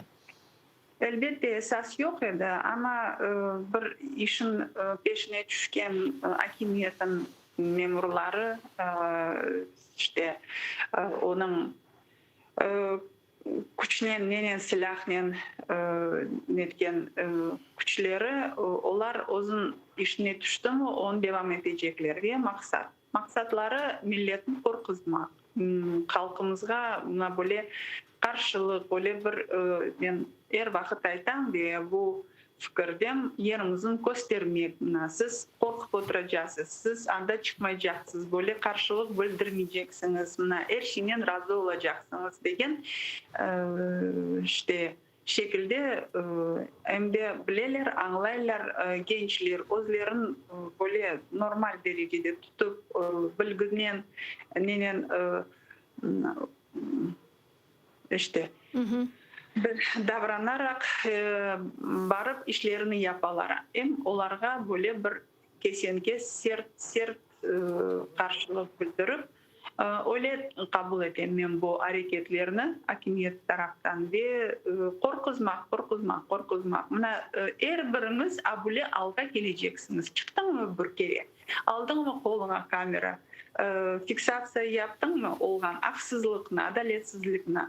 Sen de geleceğin şu olacak deyip bir cemaat taraftan yaratılgan jurnalistler, öyle bir gражданская jurnalistika ya da ne degen anlamda peyda oldu. Şimdi onlar hepsi pek faaller, maşallah. Onlar bir adaletsizlikin yanında böyle pervasızlıkla netmeler, geçmeler, her şeyge sesleneler, her şeyini gösterirler. İçtimai ağlarga olsun, anda olsun işte bağışlanız biraz netem de.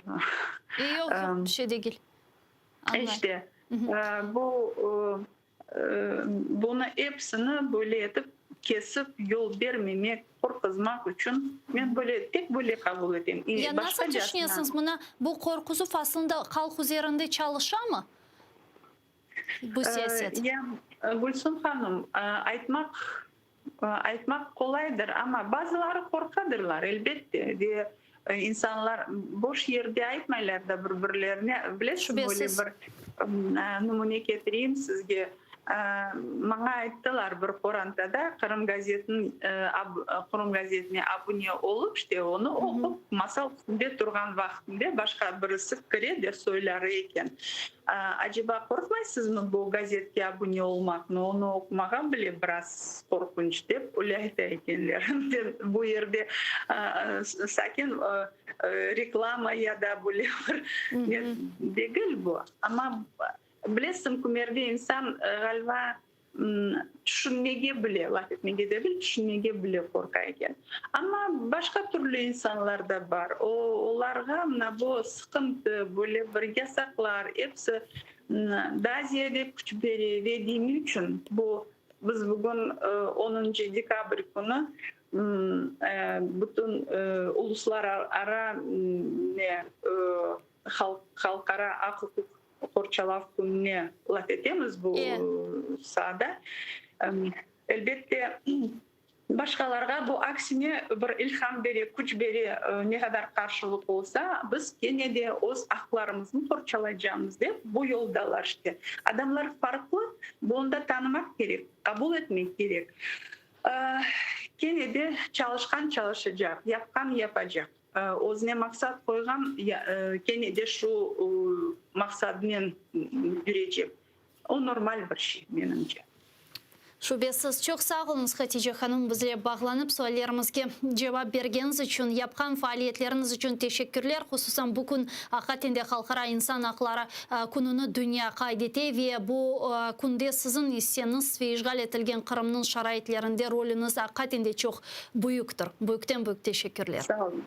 İmaycı Hatice Mahmut bizle canlı bağdaydı sevgili arkadaşlar. Biz programlarımızga devam edeceğimiz ama küçük bir teneffüsten sonra 5 dakika halk teneffüsünü ilan etem. Sonra bu studiyaga teşrif buyuracak musafirimiz ile kun devamında yüz bergen sonki aktual hadiselerini artık Ukrayn ve Rus tillerinde laf edecekmiz. ATR ile olunuz.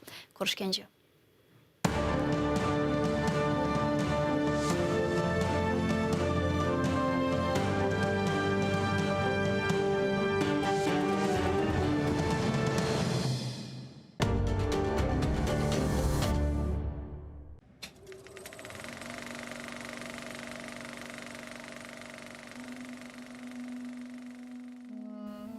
История национального движения крымско-татарского народа драматична.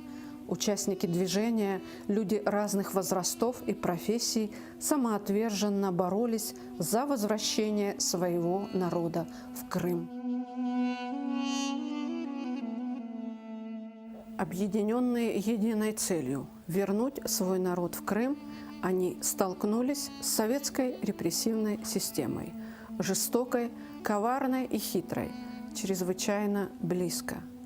В жизни каждого из них, посмевших открыто выступить в защиту своего народа, неизбежно наступал момент прямого соприкосновения с властью в лице правоохранительных органов.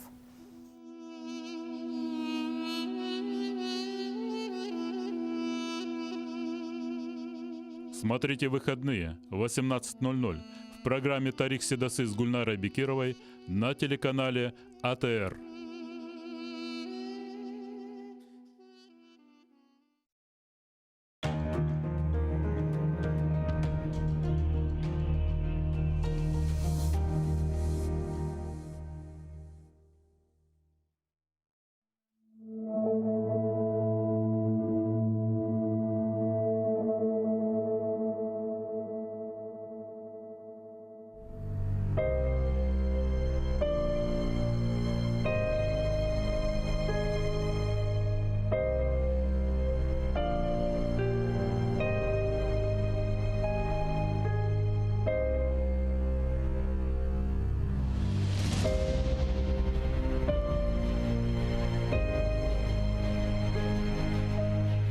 Бақи дүния яратылған, дейлер қиямет қопқанжы. Қалқымыз чоқрақлар, венеде өзен қошылып олған. Ама біз деңізні yok etmek istегенлерге бір илян. Миллетім бар олыр, Раббіміз яратқан дүния тұрғанжы.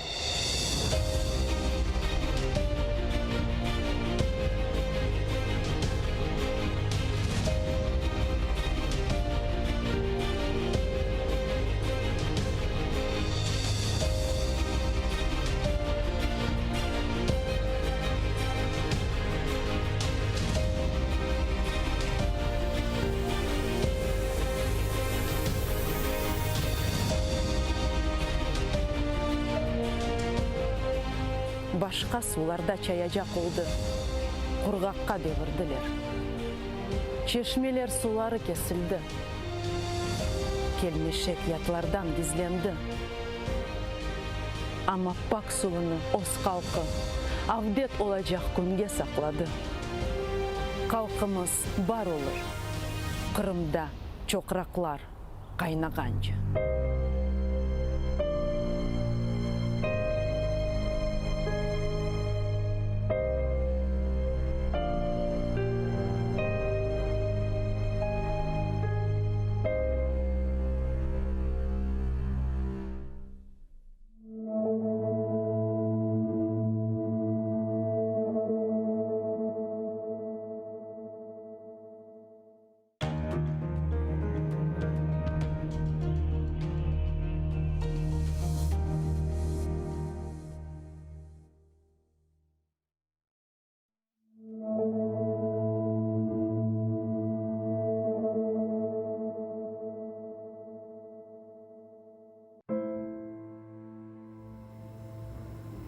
Мені кім қорчалар екен бұл дүнияда? Мені кім парчалар екен бұл дүнияда? Мені кім қырпалар екен бұл дүнияда? Қырымым, егер сен олмасаң дүнияда. Сені кім сызлатыр екен бұл дүнияда? Сені кім ерлатыр екен бұл дүнияда? Сені кім ағлатыр екен бұл дүнияда? Қырымым, егер мен олмасам дүнияда. Сен мені қорчала, мұқаддес Қырымым. Қалбімні парчала, мұқаддес Қырымым. Сесімні парчала, мұқаддес Қырымым. Саңа құл олырым, сақ қалсам дүнияда. Юртыңа құл олмақ бақыттыр бұл дүнияда. Ватанлы бақытсызлар жоқтыр бұл дүнияда. Қырым, Сен менің үшін тақсың бұл дүнияда. Сенің үшін өлерім, сақ қалсам дүнияда.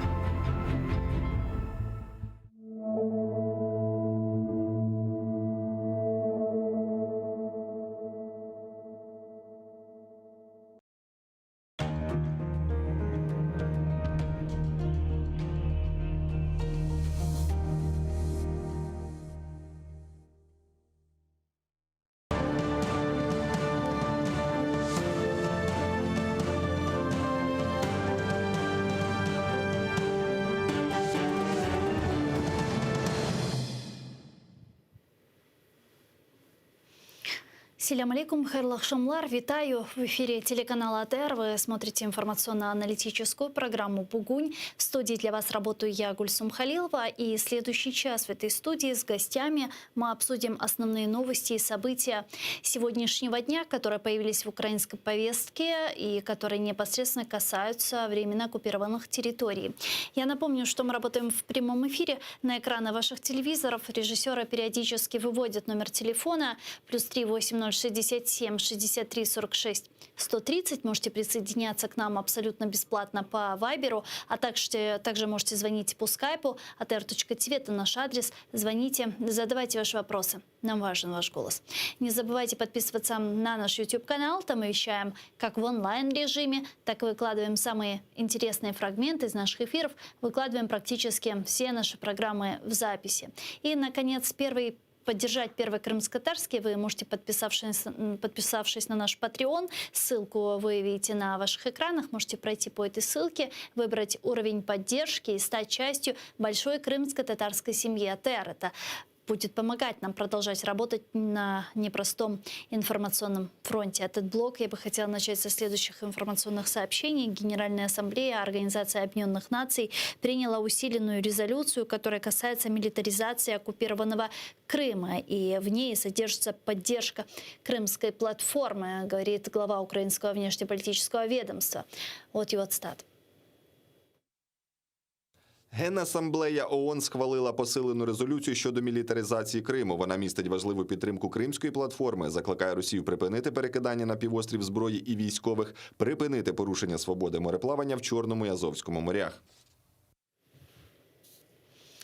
Министр обороны Украины Алексей Резников подчеркнул законность прохода украинского корабля «Донбасс» в Азовском море, поскольку оно является акваторией совместного использования Украины и России. Вот что он сказал. Була провокаційна заява російської сторони. Це наше пошуково-рятувальне судно без озброєння, яке виконувало свою роботу. Знаходилося за 18 морських миль, це понад 33 кілометри в Азовському морі, яке є морем загального використання. Тобто ми на абсолютно законних підставах там знаходилися. Сьогодні йде гібридна війна, і Росія ніяк не заспокоїться.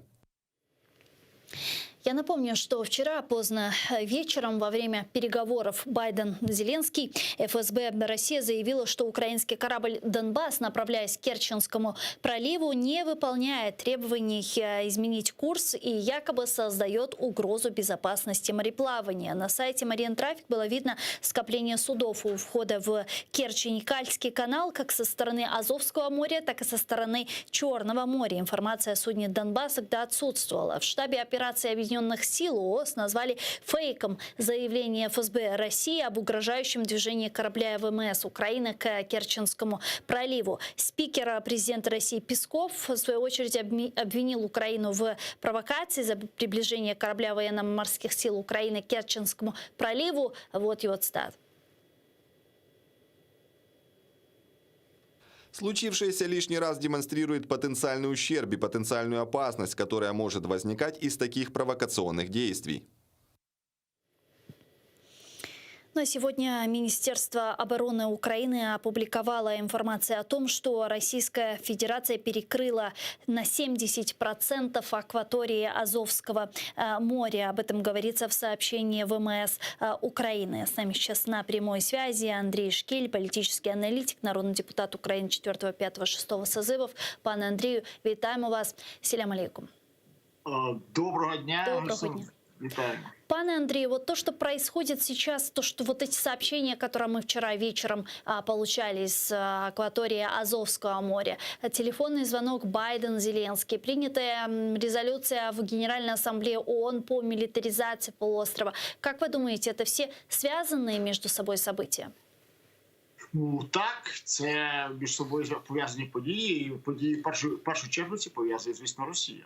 Бо Росія є основним, скажімо так, контрибутором, надавачем небезпеки світові, зокрема Україні.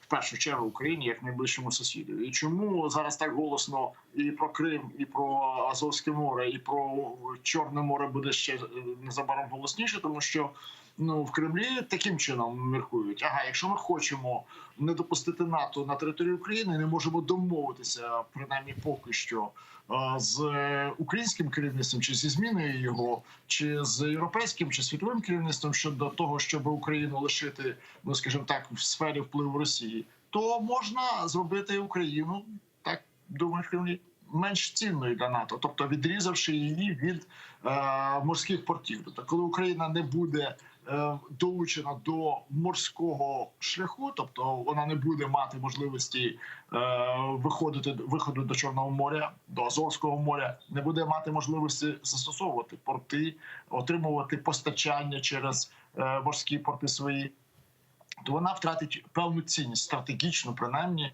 для НАТО. Тому дуже важливими зараз будуть ось ці останні тижні, і розгортатися ці важливі події будуть саме на Чорноморському узбережжі України. Так, тому, что мы можем увидеть на протяжении этих ближайших 2 недель? Вот, потому что многие эксперты тоже, комментируя события последних дней, а именно переговоров Байден-Путин, потом Байден-Зеленский, говорят о том, что есть 2 пути. Либо действительно Россия может осуществить некое нападение, возможно, даже локальное нападение, или же мы увидим, как Россия будет отступать, в особенности после переговоров с Байденом. Вы к какому варианту склоняетесь? Или, возможно, у вас свой? Ні, я думаю, що розмова Байден-Путін завершилася без, скажімо так, домовленості щодо України. Вона залишилася відкрита, ця домовленість, і не закрита, якби всім хотілося, принаймні в Києві, але вона не лягла на стіл, скажімо так, кремлівський. Тобто в жодному випадку тут немає проблем з тим, щоб очікувати від Америки якихось нейтральних дій стосовно України. Ні, нічого не змінилося. А що буде робити Путін? Він мусить довести, що його розгортання військ, гуркотіння зброєю на кордонах України, тобто надування щит не були марними, даремними. Це не було просто для того, щоб викликати на телефонну розмову Байдена. Він мусить хоча б це підтвердити предметно. І таким підтвердженням предметним буде атака, я вважаю, на частину Чорноморського узбережжя України. Якою формою буде ця атака? Чи це буде атака, скажімо, це буде обстріл, це буде просто інформаційний тиск, вихід на рейди кораблів, тобто постійна психологічна, значно відчутніша психологічна дія на Україну і на світ, а можливо це просто буде десант, як це малювала газета Більд свого часу. А в будь-якому випадку активність буде саме там. Крим є форпостом атаки, і тому він мілітаризувався, і це відповідь на питання «чому?». А для чого? Відповідь ми отримаємо впродовж цих 2 тижнів. Для того, щоб відрізати Україну від виходу до морів обох. До Азовского и, звісно, до Черного. Да, но ведь с другой стороны Россия понимает, что в случае возможного даже локального осуществления какой-то локальной спецоперации, то это повлечет за собой огромное количество санкций. Речь идет о том, что Европейский Союз и Соединенные Штаты Америки уже на протяжении последних недель, и в частности после этих переговоров, предупредили Россию о жестких мерах в отношении ее в случае ее возможного вторжения, дальнейшего вторжения в Украину. Разве есть смысл сейчас для России нападать? То есть разве ей не выгодно сейчас сохранять этот статус-кво? По-першому, в Кремлі завжди попередження сприймали як провокацію. Тобто, якщо попереджають не робити, це заохочує і довести, що ми це робити можемо і зробимо. А по-другому, я думаю, що властива розмова, скажімо, її тік цієї розмови і буде активізувати нині розмови Путін-Байден, буде активізувати Кремль до того, щоб підтвердити усі сказані Путіним слова. Тобто він буде стимулювати, скажімо, підтвердження своїх слів. І це підтвердження своїх слів матеріально буде відбуватися в Криму. Ні, це не вдарить так сильно економічно, як ми на це розраховуємо по Росії. Не так вдарить сильно економічно, якби, напевно, треба було, би нам це хотілося. Тому що я даю, можливо, 10% ймовірності, то, що це буде пряма висадка десанту, але це те, що це буде морська ескалація, це однозначно. І ця морська ескалація, вона буде не буде переміщення військ чи забирання військ з східних кордонів України. Тобто зберігається атакуюча можливість Росії по всьому периметру України, тобто на Случі. Це схід України. Білорусія буде, звичайно, підтримувати принаймні психологічний тиск, морально, може навіть і фізично цей тиск на Україну. І з'являється Крим. Тобто це вже Україна в очах, скажімо так, звичайного пересічного стратега військового буде виглядати як оточена країна. І це не конче, наголошую, означає прямий десант, артилерійський обстріл чи бомбардування портів України. Ні, це блокада портів українських, неможливість проходження кораблів будь-яких військових, торгових, саме українських. І для цього Росії, в принципі, не треба, як кажуть, не замикати ні Дарданели, ні Босфорський пролив. Тобто вона буде спокійно контролювати прохід кораблів вже біля чорноморських портів. Так, будуть навіть пропускатися американські кораблі, чи країни член НАТО кораблі, якщо вони захочуть зайти в український порт. Але українські кораблі будуть блокуватися, властиво через те, що вони, на думку Росії, будуть порушувати якісь там домовленості, закони, якісь ними придумані морські закони. Тобто це буде основне джерело, основне напрямок тиску. Це буде Черноморское узбережье Украины. Да, но в таком случае может ли подключиться Турция, для которой имеет огромное значение ситуация в Черноморском регионе? И может ли Турция каким-то образом подключиться и применить санкционные меры в отношении России, в том числе и перекрытие для нее Босфорского пролива по конвенции Монтрео? Я думаю, що можливість перекриття буде використана, але також я не сумніваюся в тому, що російських військових морських сил вистачить кораблів, вистачить одиниць бойової техніки, розташованих безпосередньо в Чорному морі, з тим, щоб перекрити українські порти, на превеликий жаль. Але Туреччина все одно може вплинути достатньо інтенсивно на, скажімо так, поведінку Росії, якщо займе гостру позицію саме у той момент, коли почнеться це протистояння. Не після, як, в принципі, напевно, буде діяти Захід, тому що в будь-якому випадку західні політики зараз зосереджені на безпековій складовій конфлікту. І якщо не порушується, скажімо так, я скажу, не ведуться прямі бойові дії, не порушується безпосередньо танками, піхотою чи десантом кордон України, то це поки що безпекова ситуація контрольована і неспокійна, звісно, але не критична. Тому якщо Туреччина перед початком критичної ситуації зреагує, а це такий Туреччина достатньо відчутний, болісний союзник чи партнер, чи однозначно сусід Росії. І тому активність Туреччини в Чорноморському регіоні може убезпечити Україну взагалі від будь-яких халеп з боку Росії. Але це вже буде залежати від керівництва Туреччини, від планів, того, яким чином будуть розглядатися, від стратегічної оцінки російських можливостей. Якщо будуть надалі всі оцінювати, що це тільки погрози, то звичайно не буде, звісно. Але якщо навіть ці погрози перейдуть в атакуючі дії, але знов-таки без прямого проникання військ Росії на територію України, суходільну територію, морську, так, будуть проникати і казати, що це наші морські води, що ви помилилися з підрахунком, що від Криму йдуть якісь там кілометражі, милі морські, і їхнє російське морське законодавство дозволяє їм там перебувати і таке інше. Тобто в будь-якому випадку вони будуть грати в ту саму Росію гру, що і про трактористів, і форму, яку можна купити в будь-якому воєнторзі. Але це вже питання світу, як буде він реагувати на подібні спроби спровокувати Україну на неадекватні дії з боку на думку Росії, тому що будь-які дії України будуть спроєктовані Росією як провокаційні і атакуючі. Тому зараз задача, яка стоїть у Кремля, яка перед собою поставлена, тобто, скажімо, Путін поставив перед Кремлем і російським військом задачу, це довести протистояння на Чорноморському узбережжі до того, щоб Україна почала оборонятися або реагувати.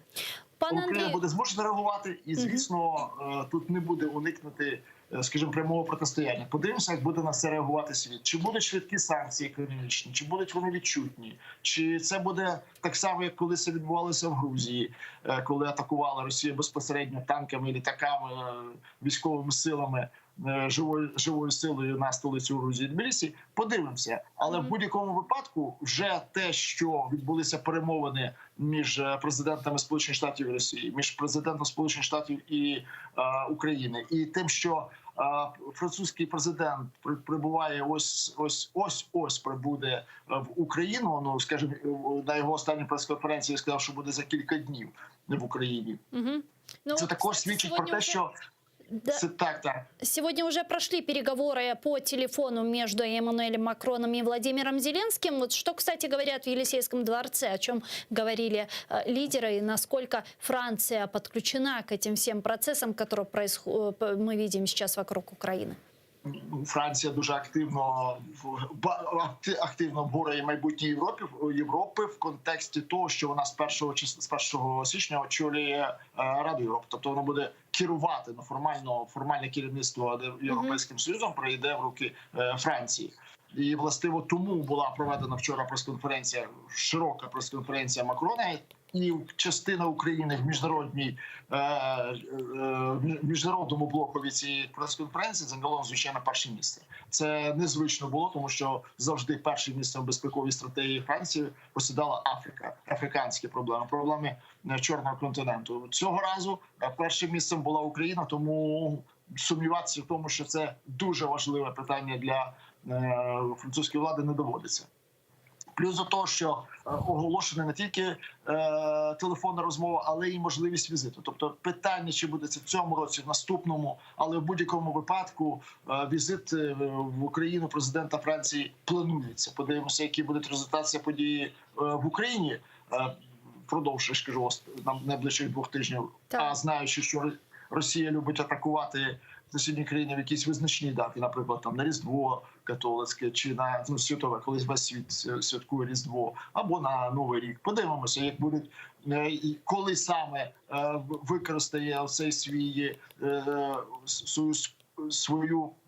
план атаки на Україну через Чорноморське узбережжя Росія. Подивимося, і чи буде Франція реагувати так само, як вона реагувала до того, в подальшому. З моєї точки зору, тобто мій аналіз свідчить про те, що французька держава зараз поступово звільняється, французька влада в першу чергу. І більше того, навіть французька опозиція до певної міри звільняється від стереотипів уявлення про те, що Росія хоче просто в себе порядку, іншого статусу, і хоче визнання світом, вона спокійна держава.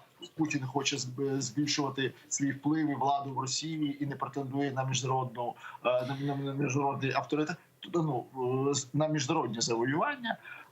Міняється дуже помітно, міняється і риторика, міняється і стиль мовлення про Росію Путіна у французькому політикумі, особливо напередодні президентських виборів, які мають відбутися весною майбутнього. Дякую. Дякую вам дуже, пане Андрію. Чухсагун, що наше время і підключились к нам в ефір. Андрій Шкіля був з нами на прямому зв'язку. Народний депутат України 4, 5, 6 скликань, політичний аналітик. А я рада привітати гостя нашої студії. Олег Лісний, віце-президент аналітичного центру «Політика». Пане Олеже, вітаємо вас. Салям алейкум. Пане Олеже, вот мы сейчас как раз с паном Андреем Шкилем начинали наш разговор с тех событий, которые произошли вчера вечером в акватории Азовского моря. ФСБ Россия обвинила Украину в каких-то там провокационных действиях, а именно в наш корабль ВМС Украины. И сейчас вот российские средства массовой информации, пропагандистские, разгоняют информацию о том, что Украина готовила некую провокацию. Естественно, Министерство обороны Украины на это отреагировало. И в частности, Алексей Резников подчеркнул законность прохода украинского корабля «Донбасс» в Азовском море. На ваш взгляд, что произошло? По-перше, ми повинні по часу подивитися, коли це відбувалося. Це фактично було в період розмови нашого президента з президентом Сполучених Штатів. Так? І це дуже по-ФСБшному робить такі, як вони, активки, як вони називають, щоб такий спосіб тиснути в першу чергу на нашого президента. Тому що я впевнений, що в цей період йому могли передавати або мали передавати цю інформацію. Так? І це вже не той психологічний стан, вже не та впевненість і так далі. Але я бачу, що це не вдалося, тому що ми усвідомлюємо, і міністр оборони сказав, що там взагалі озброєння таке, яке б загрожувало комусь і чомусь, не було. Це раз. По-друге, цей корабель знаходився зовсім законно.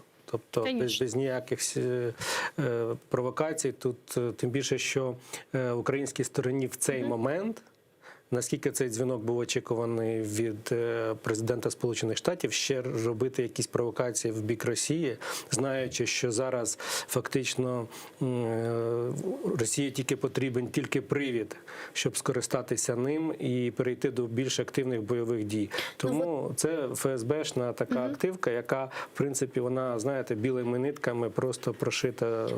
Да, но все бы ничего, если бы сегодня командование военно-морских сил Украины не сообщило о том, что Россия на 70% перекрыла Азовское море своими войсками. Вот это не вызывает у вас неких опасений? Зачем? В нинішній ситуації взагалі ми знаходимося в зоні турбулентності як загальносвітовій, так і в відносинах з Росією.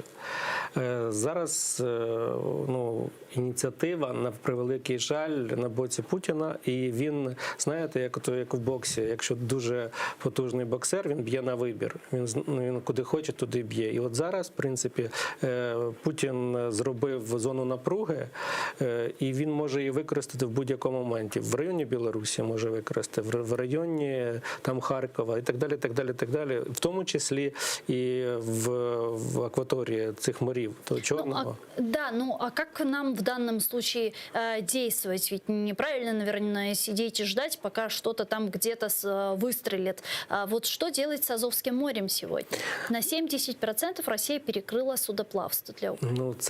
Це даність. На жаль, ми бачимо, що Росія просто в гібридний спосіб захоплює не тільки території, але вже й море. Тут треба апелювати до західних партнерів, тому що зрозуміло, що військові в принципі готові до цього, вони і навчання проводили для того, щоб відбивати десант і так далі російські, але просто неспівмірні, скажімо, сили. Те, що який флот, наприклад, у Росії і який флот у нас, це дві речі, які порівнювати дуже важко. Да, но с другой стороны у нас до сих пор действует соглашение с Россией об общем использовании Азовского моря. Помните, еще когда были захвачены украинские моряки в Керченском проливе, многие аналитики, в том числе и политики, говорили о необходимости денонсации этого договора об общем использовании и сделать Азовское море международным, провести демаркационные линии и так далее. Вот почему бы сейчас действительно не денонсировать эту договоренность? Или же в ней нет смысла? Дивіться, по-перше, у цієї історії набагато більший термін. Україна з самих початків з незалежності хотіла це зробити, так? Але тоді їм казали, там і тому ж Кучмі казали, що ми ж братські народи, це ж буде наше море, ми тільки для третіх країн будемо робити якісь правила.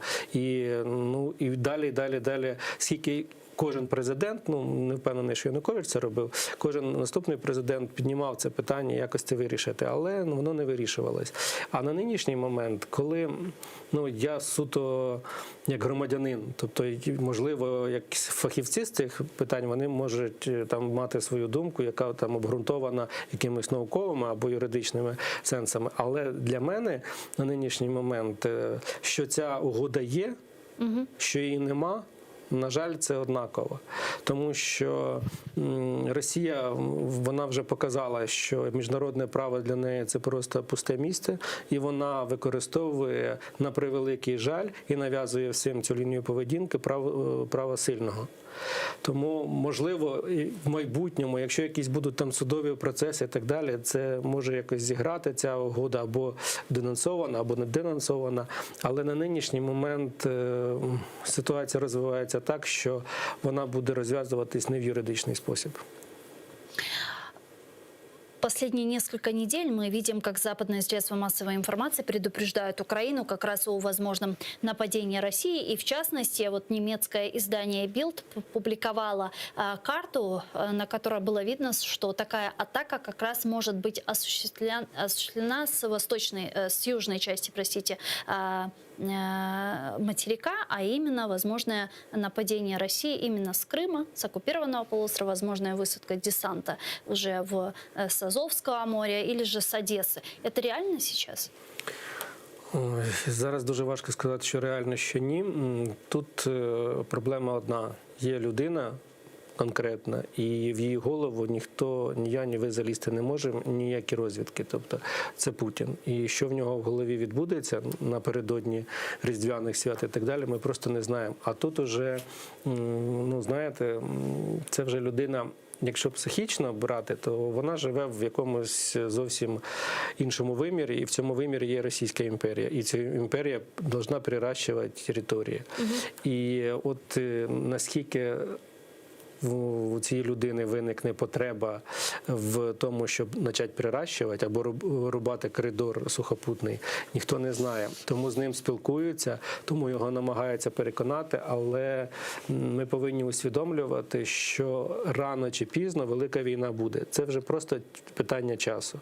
Тобто, де вона почнеться, там з моря, там з Білорусі або де, це вже просто, ми повинні до цього готуватися. Вже по-іншому ситуація розвиватися не буде, поки при владі Путін, а далі я теж думаю, що там не краще прийдуть після нього. А как вы думаете, вот рано или поздно это зима, о котором предупреждает Украину, или же есть все же время у Украины для подготовки к часу Х?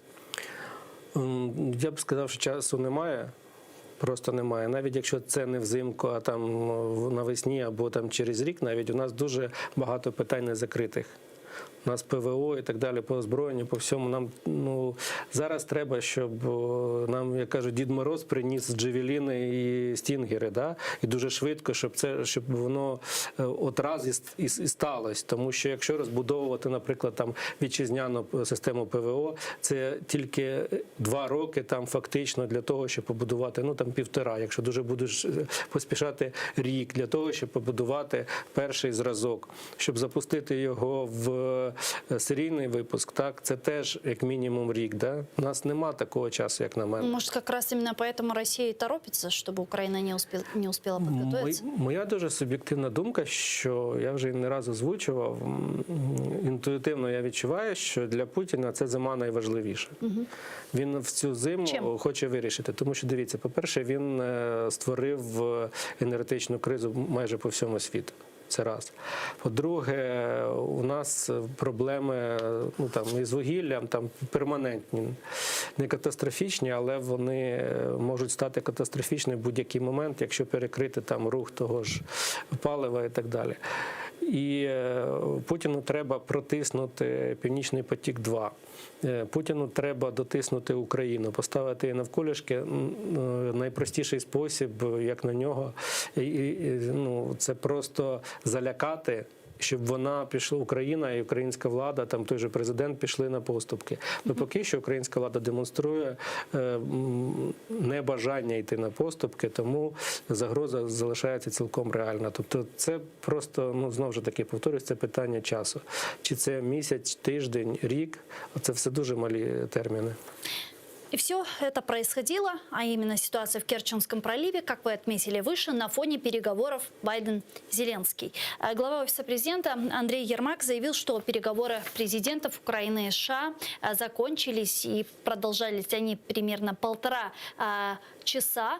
Президент Байден очень откровенно сказал Путину и предупредил обо всех последствиях, если в Кремле примут решение об эскалации вокруг украинских границ, отметил глава Офиса президента. По словам Ермака, Байден заявил, что США вместе с партнерами готовы к беспрецедентным санкциям в случае нового вторжения России в Украину. Также Байден сказал, что решение о вступлении Украины в НАТО является решением только украинского народа. И президент США добавил, что любые решения, касающиеся Украины, не могут приниматься без Украины. А вот сегодня министр иностранных дел Украины Дмитрий Кулеба сообщил, что Украина не видит, чтобы следствием переговоров президента США Джо Байдена с российским президентом Путиным стало немедленное снижение напряженности на границе. Цитирую. «Вчера проходило заседание трехсторонней контактной группы. Мы внимательно следили за ним, чтобы увидеть, изменила ли Москва указания своим представителям, а также представителям ОРДЛО по проведению на этом заседании. К сожалению, изменений мы не увидели». По словам министра, уже в ближайшие дни, может быть, можно будет увидеть, имел ли разговор Байдена с Путиным, практические последствия, продолжит ли Путин держать паузу или же будет продолжать ставки. Пан Олеже, а как вам видятся переговоры Байден-Путін і впоследствии переговори Байден-Зеленський? По-перше, ми повинні зрозуміти, що одні і інші переговори ми не спостерігали в онлайні. Тобто ми не бачили і не чули всього. Це дуже важливо, тому що ми не знаємо, про що домовились тет-а-тет фактично Путін з Байденом, які у них там... Можливо, вони знайшли якісь спільні моменти, які не зараз, там через тиждень, через два ми побачимо наслідки. Також ми не знаємо повну тональність і повний текст розмови Байдена з Зеленським. Там теж могли бути нюанси, які поки що сторони не хочуть нікому показувати.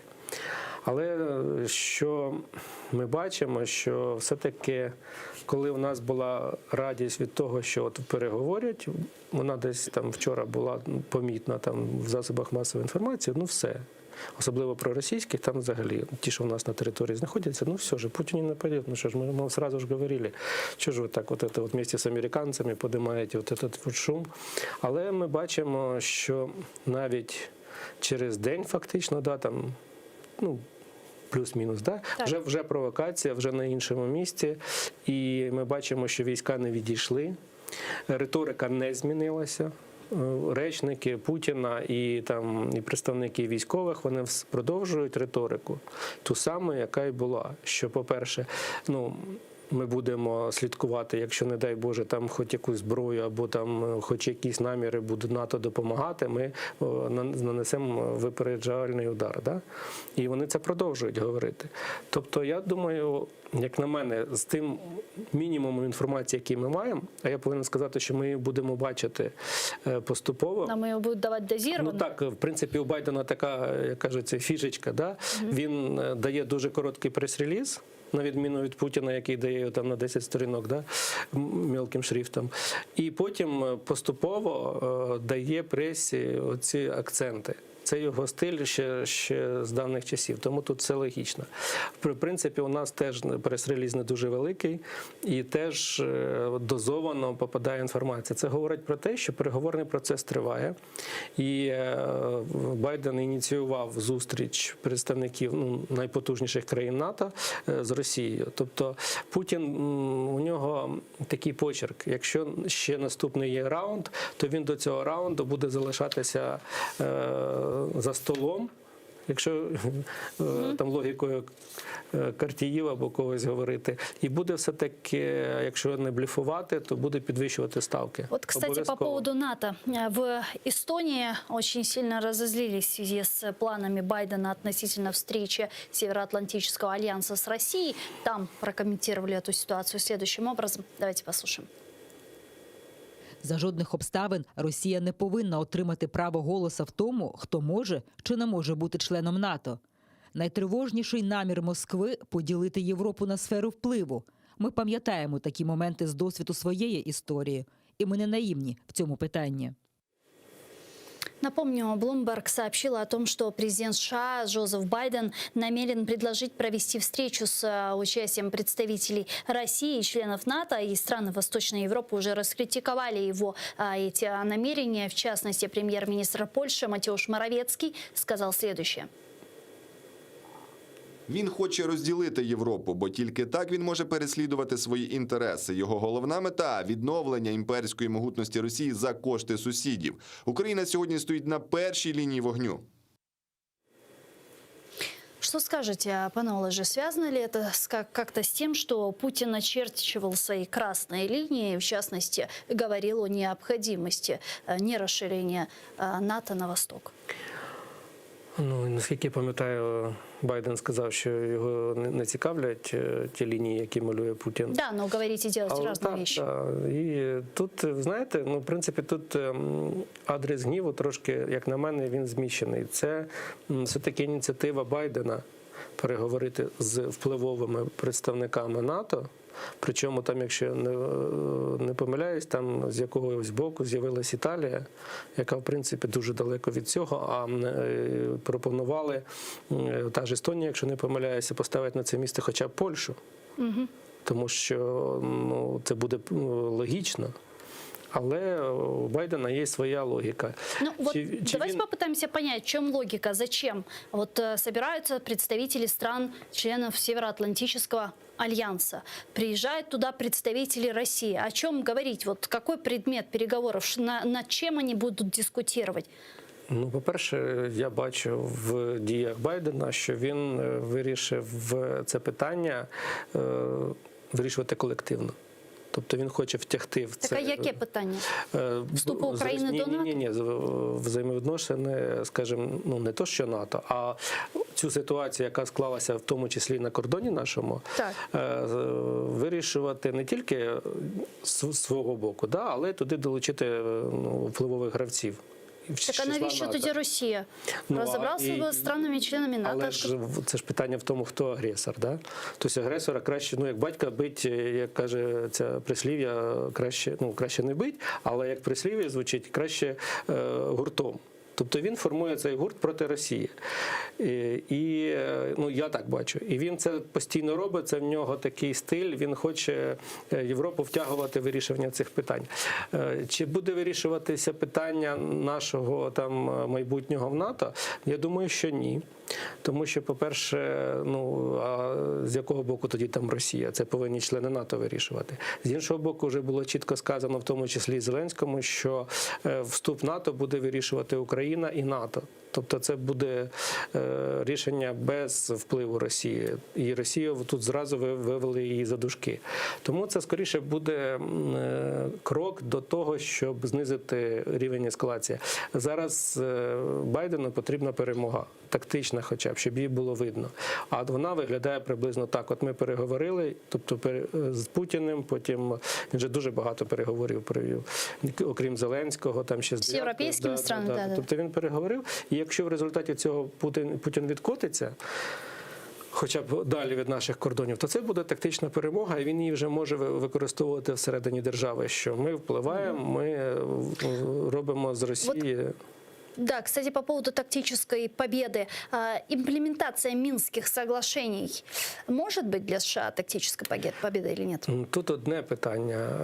Да, тут просто в последнее время, как раз после переговоров Байден-Путин, очень активно почему-то начали говорить о необходимости имплементации Минских соглашений. И в частности, Associated Press сообщила о том, что США могут оказывать давление на Украину, чтобы добиться автономии части Донбасса. Я предлагаю послушать их цитату и вернуться к этой беседе.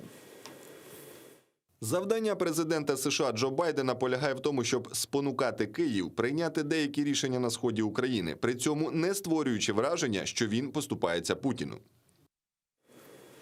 На это уже отреагировали в офисе президента. В частности, советник главы ведомства Михаил Подоляк заявил, что на Донбассе продолжаются боевые действия, поэтому сейчас основной вопрос не в законодательстве, но на этом уровне есть возможность прописать то, что, например, на оккупированных территориях нет боев, продолжается мир, однако Россия не будет побуждать прекратить войну против Украины.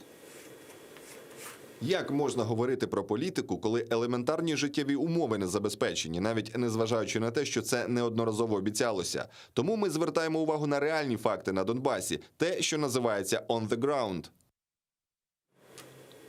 В Сенате Соединенных Штатов Америки сообщили, что не поддерживают российскую трактовку Минских соглашений. Об этом по итогам встречи с представителями группы поддержки Украины в Сенате США заявил депутат Верховной Рады от «Слуги народа» Егор Чернев.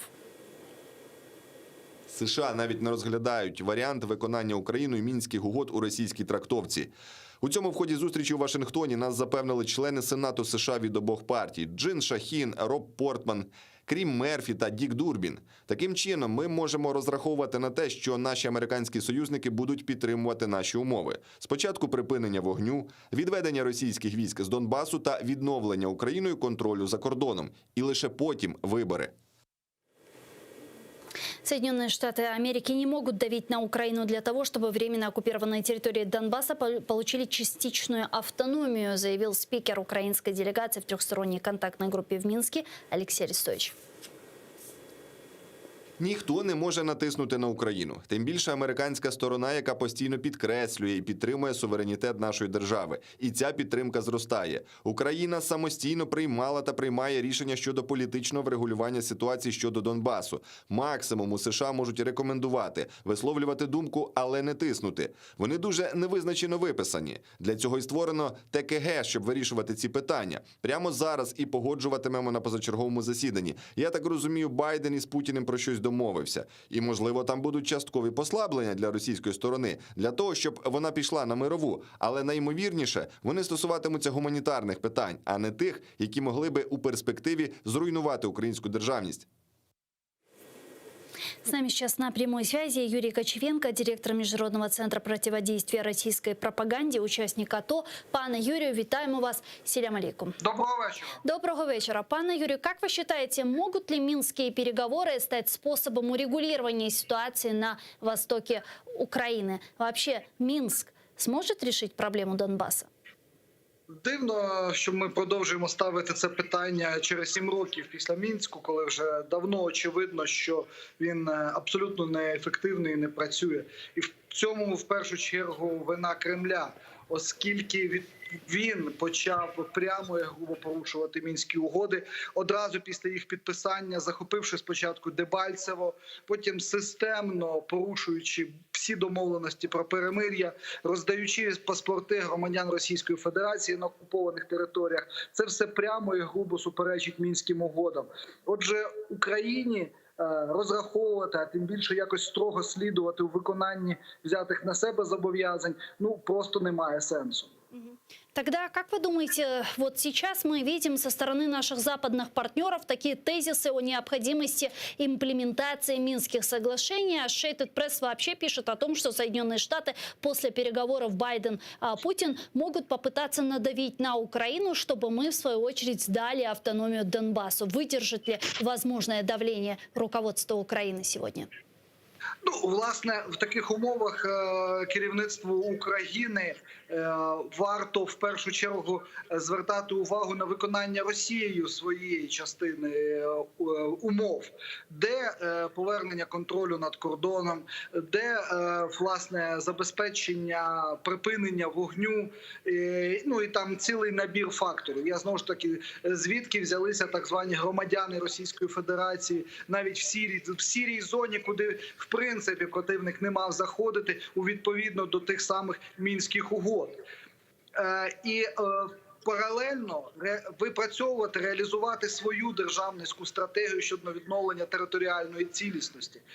Тому мова про тиск з боку Сполучених Штатів може бути тільки в контексті якоїсь великої дипломатичної гри і домовленостей, які, можливо, досягли. Так, Байден міг сказати Путіну, я поговорю з Зеленським, щоб вони виконували Мінські угоди. Але ми виконуємо Мінські угоди, Росія їх не виконує. Пане Юрию, а вот такой вопрос. Понятно, что Минские соглашения, те пункты, прописанные в Минских соглашениях, каждая сторона интерпретирует по-своему. Понятно, что Россия вообще видит имплементацию Минских соглашений с конца в виде капитуляции Украины. Мы, понятно, по праву говорим о том, что сначала вопрос безопасности, а потом, возможно, политические вопросы. Но все же, даже если Минские соглашения будут и согласятся все, что будут имплементированы с точки зрения украинской трактовки. В таком случае нужны ли тогда Минские соглашения или же нет? И можно ли вообще проводить выборы на территории оккупированной, которая находилась на протяжении 8 лет под пророссийской пропаганде, даже после вывода и верификации вывода войск? Ви абсолютно вірно зазначаєте всі ці ризики, які навіть не на жаль чи на щастя, а по факту є виключно припущеннями, дуже далекими від реальності. Тому що уявити ситуацію, яку ви описали, вкрай важко. Не буде цього і значно витрачати зусилля на те, щоб змоделювати, як воно буде, просто немає сенсу. З того моменту, коли був підписаний Мінськ, минуло багато часу. Змінилася реальність і в Україні, і в Росії, і у світі в цілому. Ми більше не боїмося. Ми маємо міцну армію. Ми готові боронити свою землю. І іти, скажімо так, на поводу у тиску, у погроз, у трактовок дивних, якихось домовленостей, які в інших абсолютних умовах були досягнуті, які не були по факту виконані, і немає сенсу зараз на них спиратися, ми точно не маємо. Наша стратегія відновлення територіальної цілісності має ґрунтуватися на забезпеченні національних інтересів, навіть якщо це займе десятиліття.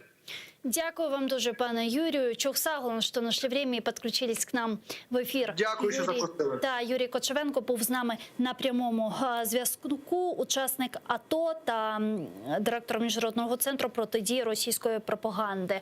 Пане Олеже, пан Юрий говорит о том, что Украина в любом случае в варианте полномасштабного вторжения готова уже дать отпор. Украинцы за последние 8 лет научились воевать, но при этом начальник Главного управления разведки Министерства обороны Буданов говорит о том, что Украина не имеет достаточно военных ресурсов, чтобы отразить возможное полномасштабное вторжение России. Вот его цитата, давайте послушаем.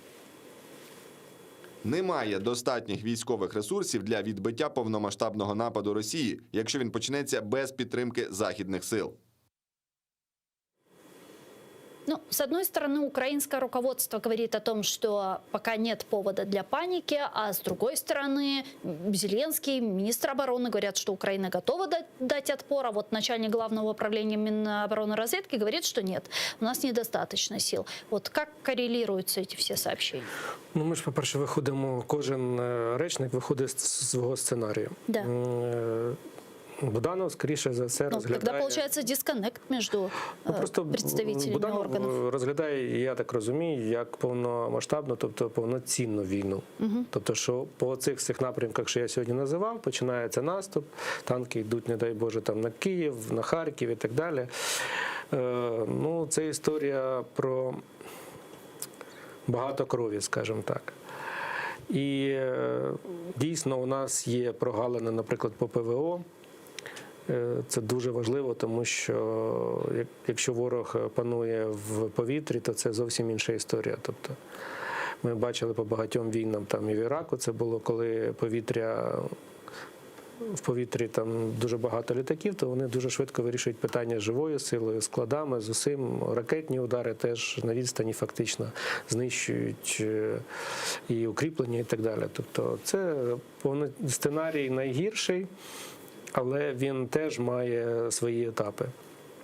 Ми, можливо, не зможемо вистояти довго, так? Але я впевнений в тому, що і нинішні лідери Європи і Сполучених Штатів усвідомлюють, що якщо почнеться повномасштабна війна в центрі Європи, то для Європи це буде виклик, з яким вона може теж не справитися, тому що це дуже багато біженців, це дуже багато питань навіть по тому ж газу, по тому всьому. Коли малювали оцей апокаліпсис, то там дуже все негарно для сусідніх країн і взагалі для Європи. Це буде виклик, і це вже буде початок повномасштабної війни, тому що Путін, він не зупиниться на Україні, тобто якщо в нього цей, не дай Боже, буде успіх, а його, я думаю, що не буде, з іншої причини, зараз її назву, то він піде далі. Це країни Балтії, 100%, тому що там є один цікавий коридор. Ми зовсім недавно на круглому столі обговорювали. Суальський. Що це історія про те, що в один прекрасний умовно день, якщо туди спочатку зайдуть там біженці, а за ними зайдуть російські миротворці, то це буде історія теж вже про напад на країну НАТО. Але з іншого боку, Росія повинна усвідомлювати, що територія, можливо, вона може і захопити, але чи вона зможе її утримати і не ув'язнути в цій кровавій бані, і коли дуже велика кількість цинкових гробів піде в Росію, а ми знаємо рівень російської емпатії, вона зациклюється на родині. Пане Олеже, появилась срочная новость Министерства иностранных дел России, которую я бы хотела зачитать. Российская Федерация требует от НАТО официально отозвать обещание о вступлении Украины. Речь идет о решении саммита в Бухаресте от 2008 года. Цитирую Министерство иностранных дел.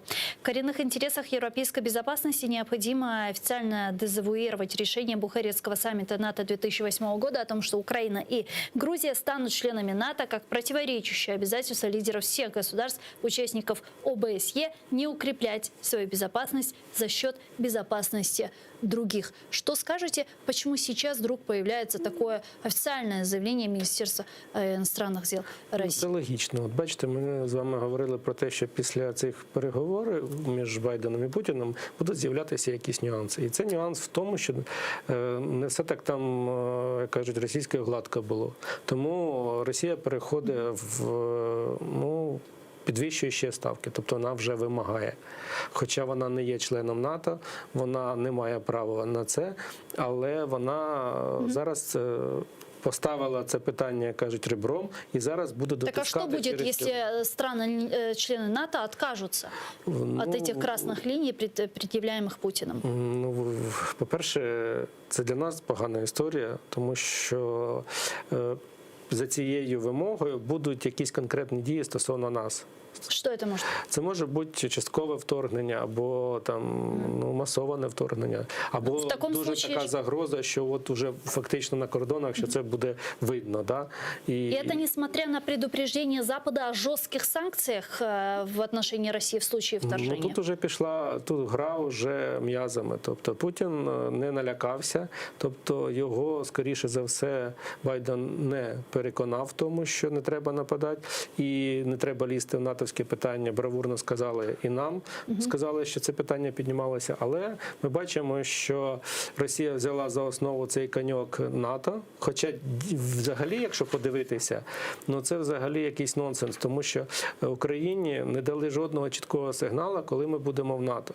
Це якби, наприклад, 1 січня нас приймають в НАТО, тоді це зрозуміло, ця вся агресія, все, що робити? Вже залишилось 21 день до того, коли вони вступлять в НАТО. А може нам 21 рік залишилось до того, щоб вступити? Вот по поводу санкций сегодня появилось такое сообщение. CNN, ссылаясь на свои источники в офисе президента Украины, сообщила о том, что в окружении президента Владимира Зеленского считают, что санкции, которые США планируют ввести в случае российского наступления, будут бесполезными. Собеседник телеканала заявил, что введение санкций после вторжения России было бы бесполезным. Цитирую, Киев считает, что любые предполагаемые санкции в случае вторжения Путина уже учтены Москвой и обеспечивают практически нулевую сдерживающую способность, сообщает CNN, ссылаясь на свой источник.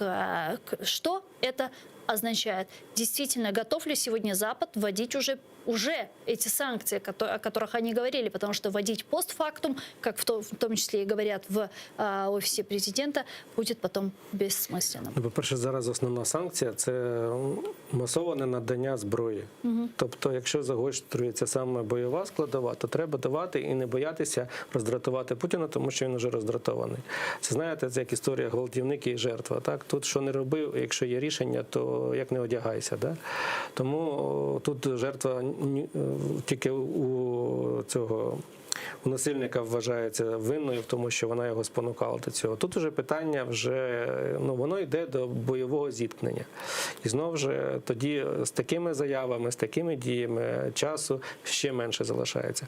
Санкції, до речі, я не зовсім погоджуюся, якщо, наприклад, будуть зроблені такі санкції, як проти Ірану, тобто ембарго на нафтопродукти і так далі, якщо гіпотетично, я в це не дуже вірю, але от перекриють цю бензоколонку, то навіть постфактум це дуже вдари по Росії. Але питання в тому, скільки ми в цей час втратимо людей.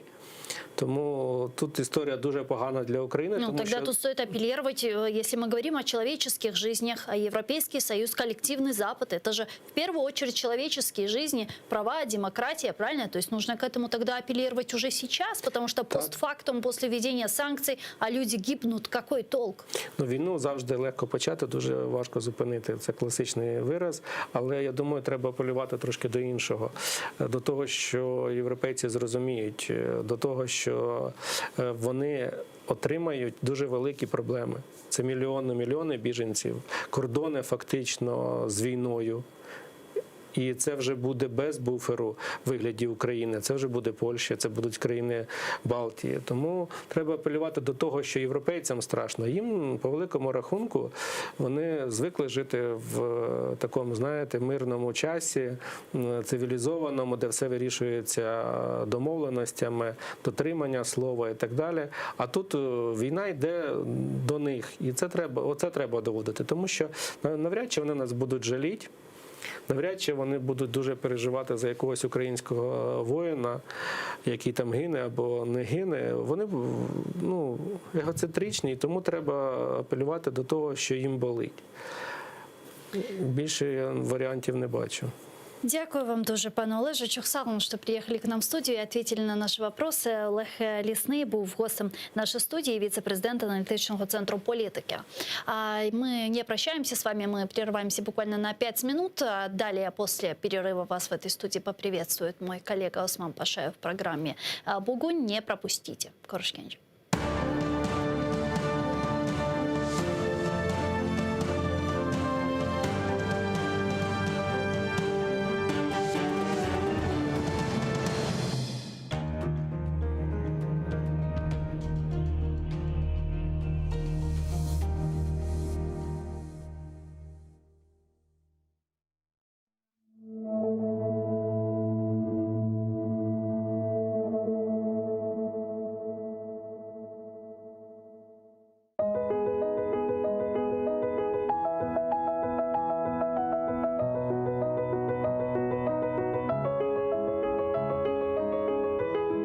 Кырым дегенімде юрегім açılır. Yağmur olup buluttan güller saçılır. Dağ, çöller, denizden tebessüm yayılır. Kalbimnin melyemisin, ey ana vatan.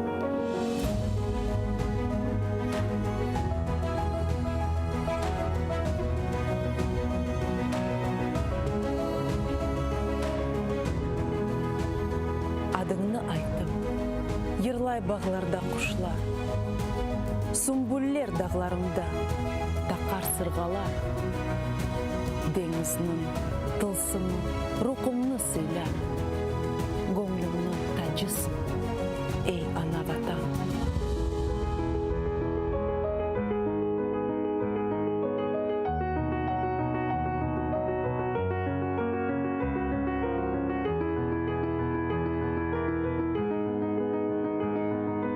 Sayıller sokaklarda cennet havası.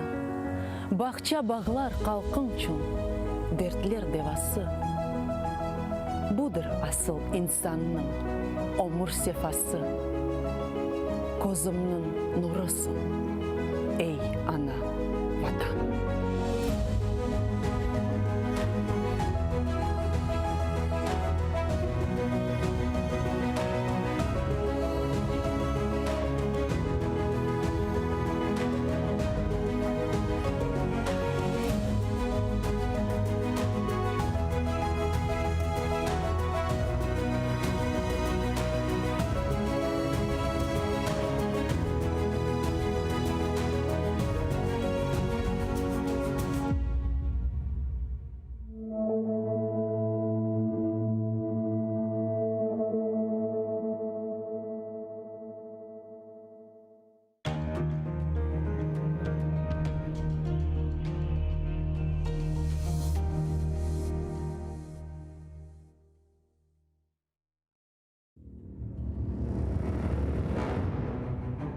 Хаджи Герай Қырым ханлығыны тізгенде 29 yaşında еді. Тахминен 350 yıl devamında Қырым ханлығы devlet olarak hüküm sürdü.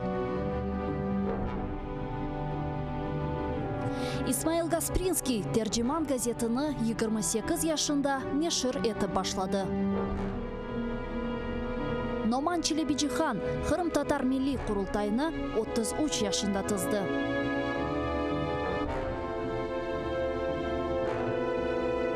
Bekir Çobanzade 27 yaşında profesör olarak Latin elifbesini Türkiye devletlerge teşvikat etti.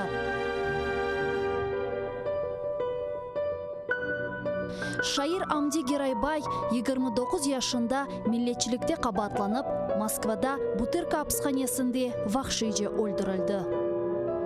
Ahmetxan Sultan birinci kere qaramanlıqni 23 yaşında kazandı. 25 yaşında ise 2 defa qaraman oldu. Musa Mahmud 1978 senesi hakimiyetke karşı isyan etip ozunu yaktı. Milli meşal oldu. Ayşe Setmuratova 27 yaşında adalet kureşine kırıştı ve bütün ömrünü Kırım Tatar Milli Hareketine bağışladı. Genç ve yaşlar, fedakarlık ve kahramanlık için kureş meydanı açıktır.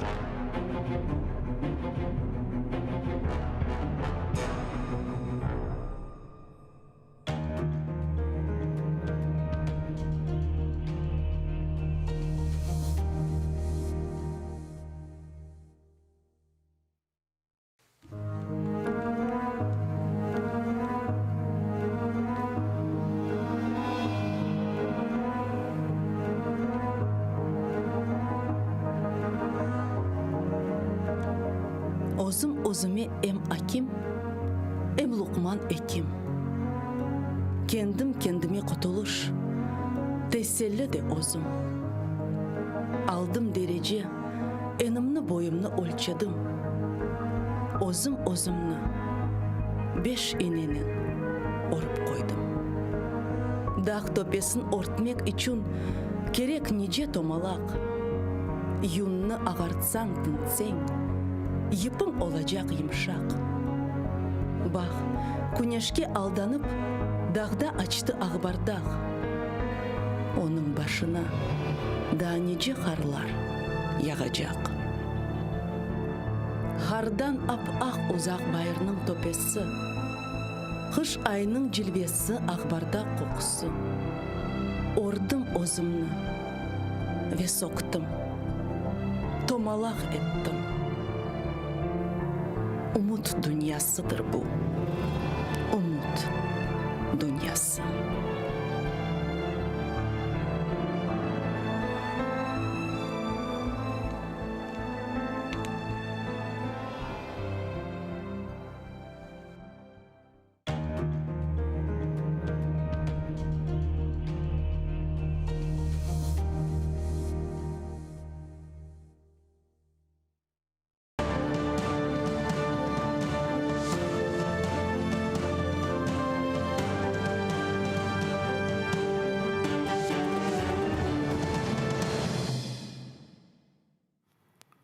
Аралашаблар, доброго вечора. Bugün akşam yayınları Uşak'da beraber olacağımız devraldım ben zenardaşımdan Gülsüm Halilova'dan. Bu efirini bizim bugünkü bu 6-7 arasındaki misafirlerimiz hepsi canlı bağda olacak ama başında birkaç haber Kırım'la bağlı. Українською буду говорити. Наріман Джилял передав з адвокатом лист з приводу Міжнародного дня прав людини. Адвокат Микола Полосов оприлюднив у Фейсбуці лист кримськотатарського політика, першого заступника голови Меджлісу кримськотатарського народу Нарімана Джиляла, який ув'язнений вже з вересня у російській в'язниці.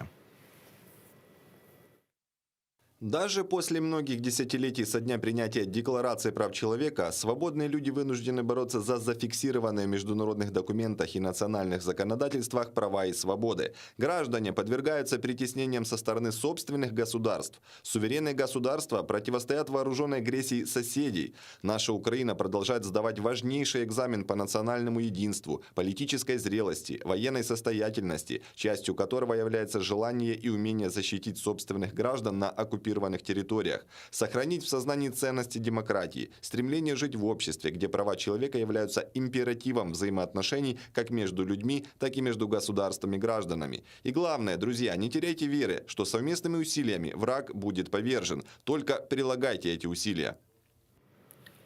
На тлі обговорень всіх цих розмов Путіна, Байдена і очікування розмови Байдена з Зеленським, якось в тіні залишилася інша тема, дуже важлива для Криму, бо це щороку Генеральна асамблея Організації Об'єднаних Націй розглядає резолюції по Криму, а цьому передує спочатку розгляд на третьому комітеті ООН. Третій комітет займається правами людини. Цього разу Організація Об'єднаних Націй ухвалила посилену резолюцію, яка стосується мілітаризації окупованого півострова.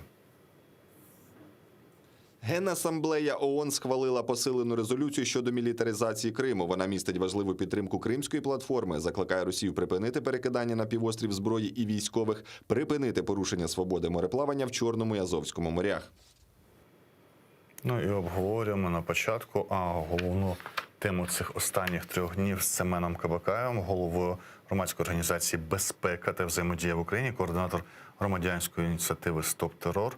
Доброго вечора, пане Семене. Добрий вечір, вітаю. Дуже, мені здається, мало інформативні все ж таки повідомлення, незважаючи на брифінг із Салівана і потім виклад змістовної частини посольством Сполучених Штатів, бо потім, знаєте, навздогін з'являється щось від Associated Press, щось ще від якихось джерел, а потім всі чекали на вчорашню цю 7:45 розмову Зеленський Байден, вона була пізніше, всі ефіри вже закінчилися. Давайте все до тому почнемо з цього, хоча це вже вчорашня якби новина. Що зрозуміло з розмови вже з нашим президентом, з Зеленським? Ну, насправді не більше зрозуміло, ніж те, що ви перерахували. Зрозуміло дуже мало, тез ніяких нема, комуніке ніякого нема, на чому зійшлись, нічого нема. Є дуже скупі такі повідомлення з боку Кремля, дуже скупі повідомлення з боку Вашингтона, і від Володимира Зеленського ми чуємо браваду про те, що все буде добре, але я не бачу предпосилів до цього, тобто яка практична складова відбулась для того, щоб ми були впевнені, що все буде добре і повномасштабної агресії не буде. І чи ми самі готові до вторгнення, тобто на матеріальному рівні, на людському рівні, на рівні взагалі підготовки всіх наших регіонів до можливого бліцкріга Путіна.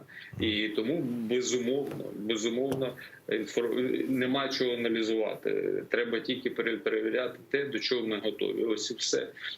Єдине, на що я звернув увагу, те, що коментував президент Сполучених Штатів Джо Байден, це те, що у разі ескалації ми підтримуємо Україну, проведемо санкції, надамо зброю. Але при тому, при всьому, я хочу зазначити, якщо ескалація або повномасштабне вторгнення відбудеться, то ця зброя вже буде не така актуальна, вона буде потрібна, але щоб запобігти новому витку агресії або ескалації Російської Федерації, нам потрібна зброя сьогодні. не завтра або не після того, як відбудеться новий виток агресії. Вона потрібна сьогодні, щоб діяти на упередження, тому що Путін розуміє тільки мову силу. І друге, що я хотів би зазначити, це безумовно дуже поганий сигнал того, що після розмови з Путіним Байден передзвонив президенту Зеленському тільки за 2 дні. Я розумію, що, можливо, пан Байден готувався до доповіді пану Зеленському ці 2 дні і не хотів схибити, але якщо не жартувати, це провал міжнародної політики України, тобто про нас говорять без нас, це дуже поганий сигнал і говорять вже нам щось постфактум, коли пройшов певний період часу. Для мене це дуже поганий сигнал.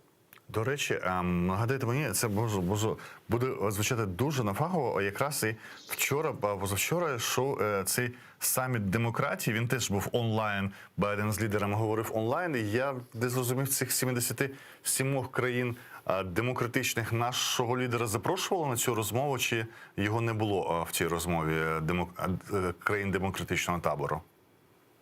Ну, наш лідер зайнятий дуже важливими справами. Треба кожен ранок публікувати фотографію зі спортзала. Я не проти спорту. Спорт – це завжди важливо для здоров'я будь-якої людини.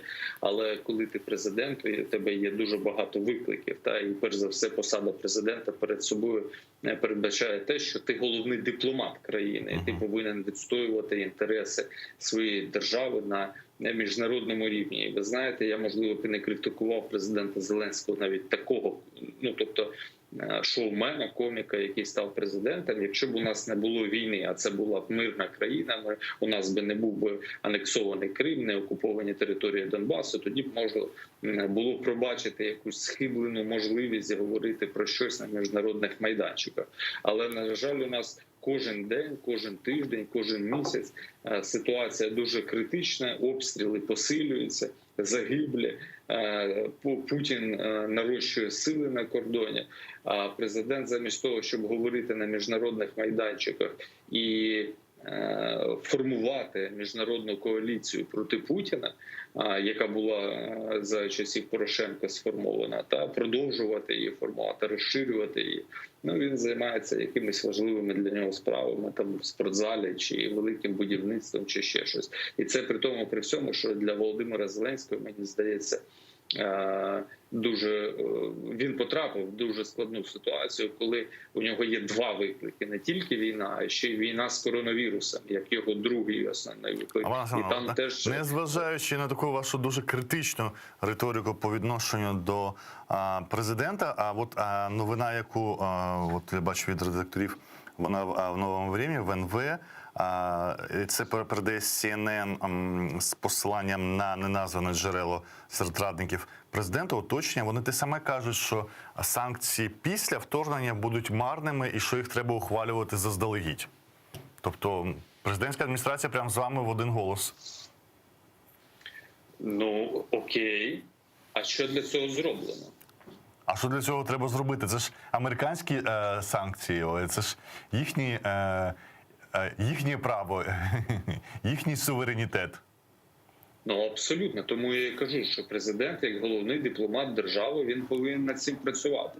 Ну, дивіться, давайте дуже простий приклад. Коли були запроваджені санкції в 2014-2015 році проти Російської Федерації, як Сполученими Штатами, так і Європейським Союзом, для цього проводилась певна робота, правда? Не просто виголосили намір ввести санкції в разі, наприклад, захоплення Харківської області, а були впроваджені санкції за фактом агресії Російської Федерації, яка перед собою передбачала анексію Криму і окупацію території Донецької і Луганської області. Володимир Зеленський так само повинен їхати особисто, відсилати делегації дипломатів, переконувати міжнародних партнерів, що санкції не тільки треба продовжувати, а їх треба і посилювати, додавати нові постійно.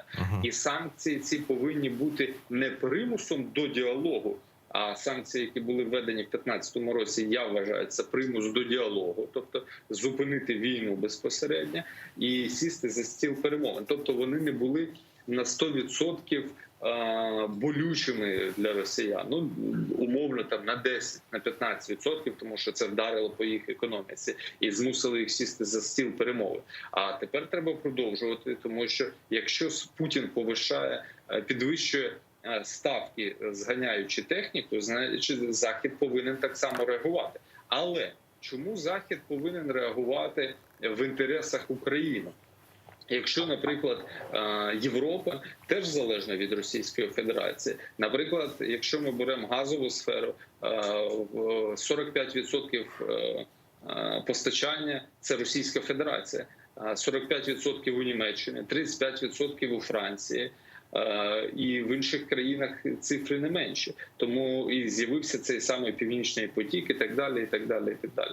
Ви розумієте, робота по переконанню міжнародних партнерів, які собі працюють в мінус, впроваджуючи міжнародні санкції, це дуже складна робота. І я не заздрю Володимиру Зеленському як головному дипломату. Ні, це складна робота. Але, на жаль, я не бачу за ці 2 роки результатів його роботи по посиленню санкцій. І ось це головна претензія. Непритаманна мені роль тепер. Мені доводиться бути в розмові з вами адвокатом Зеленського, але принаймні хоча б, щоб було опанування. А те саме сторона Зеленського може сказати, що Кримська платформа з'явилася за Зеленського і до цього боролися за Крим на бігбордах. І тільки за Зеленського 43 країни і 3 міжнародні організації порушили це на міжнародному рівні, і питання зрушилося з місця. І тому, ну, коли тут це такі піки попередньої влади, скажімо так, і нинішньої, да, один до одного, то що тоді робилося, що зараз зробилося. Але ми розуміємо, я пам'ятаю просто на одному з марафонів до окупації Криму, це зазвичай у лютому 26-го відбувається, тодішній міністр закордонних справ Павло Климкін казав, що хоче формат майданчик по Криму, і він називав його тоді «давайте робити Женєва плюс», але ми бачимо, скільки б не їздили, не говорили спочатку, це ж підготовча робота, ну, світ тоді не готовий був це робити, да? І ця готовність світу, ну, тим більше, що у нас же зовнішня політична частина, а якби, ну, вона не особливо змінилася. У нас Дмитро Кулеба перейшов з тої влади, фактично там є спадковість, та і, наприклад, наша амбасадорка у Вашингтоні Маркарова, хоч була на іншій позиції, але вона урядовець, да? Тобто, можна сказати, люди, які прийшли, ну, не звідкись впали там, якби, або зі сцени зійшли, як сам Зеленський, це люди, які могли продовжувати ту ж саму роботу, яку робили ще за свого попереднього керівника Порошенка. Ну, абсолютно, так. Питання просто, я ще раз повторю, з вашого дозволу, питання того, чи буде прийнято рішення, чи ні. От ви розумієте, можна робити заяву. Я можу казати, наприклад, що я, як переселенець, хочу квартиру в Києві, правда? Але ж від цього квартира в Києві не з'являється. Це просто заява моя, що я хочу. От Офіс президента бере і каже, ми хочемо, щоб впроваджували там санкції, щоб була жорстка політика. І я вважаю, це навіть добре рішення. І добрі безпосередньо у вас вимкнулася камера. З'явилося. Да. Так, вибачте.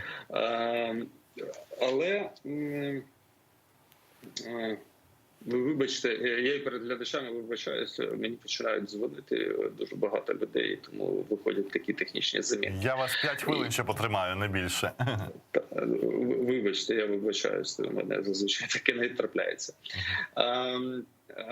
При тому, при всьому, ще раз хочу зазначити, коли ти робиш такі заяви, це добре, повинна бути дія конкретна, але для Володимира Зеленського навіть такі заяви – це вже є прорив величезний. Тому що я нагадаю, що декілька років тому Володимир Зеленський на новорічному привітанні українців заявив, що яка різниця, в яку сторону нам идти, там, під яким пам'ятником стоять, і всі повинні жити там дружно, і так далі, і так далі. Потім ми почали чути тези про те, що ми взагалі можемо розвернутися в бік Сходу, як заявляв Давид Арахамія, якщо нам на Заході будуть відмовляти по певних позиціях. Ну, тобто така дитяча образа. Тепер Володимир Зеленський твердо стоїть на позиції, що треба йти в ЄС і НАТО. Я вважаю, що така трансформація і реінкарнація, якщо можливо так сказати, Зеленського, його оточення, це дуже круто.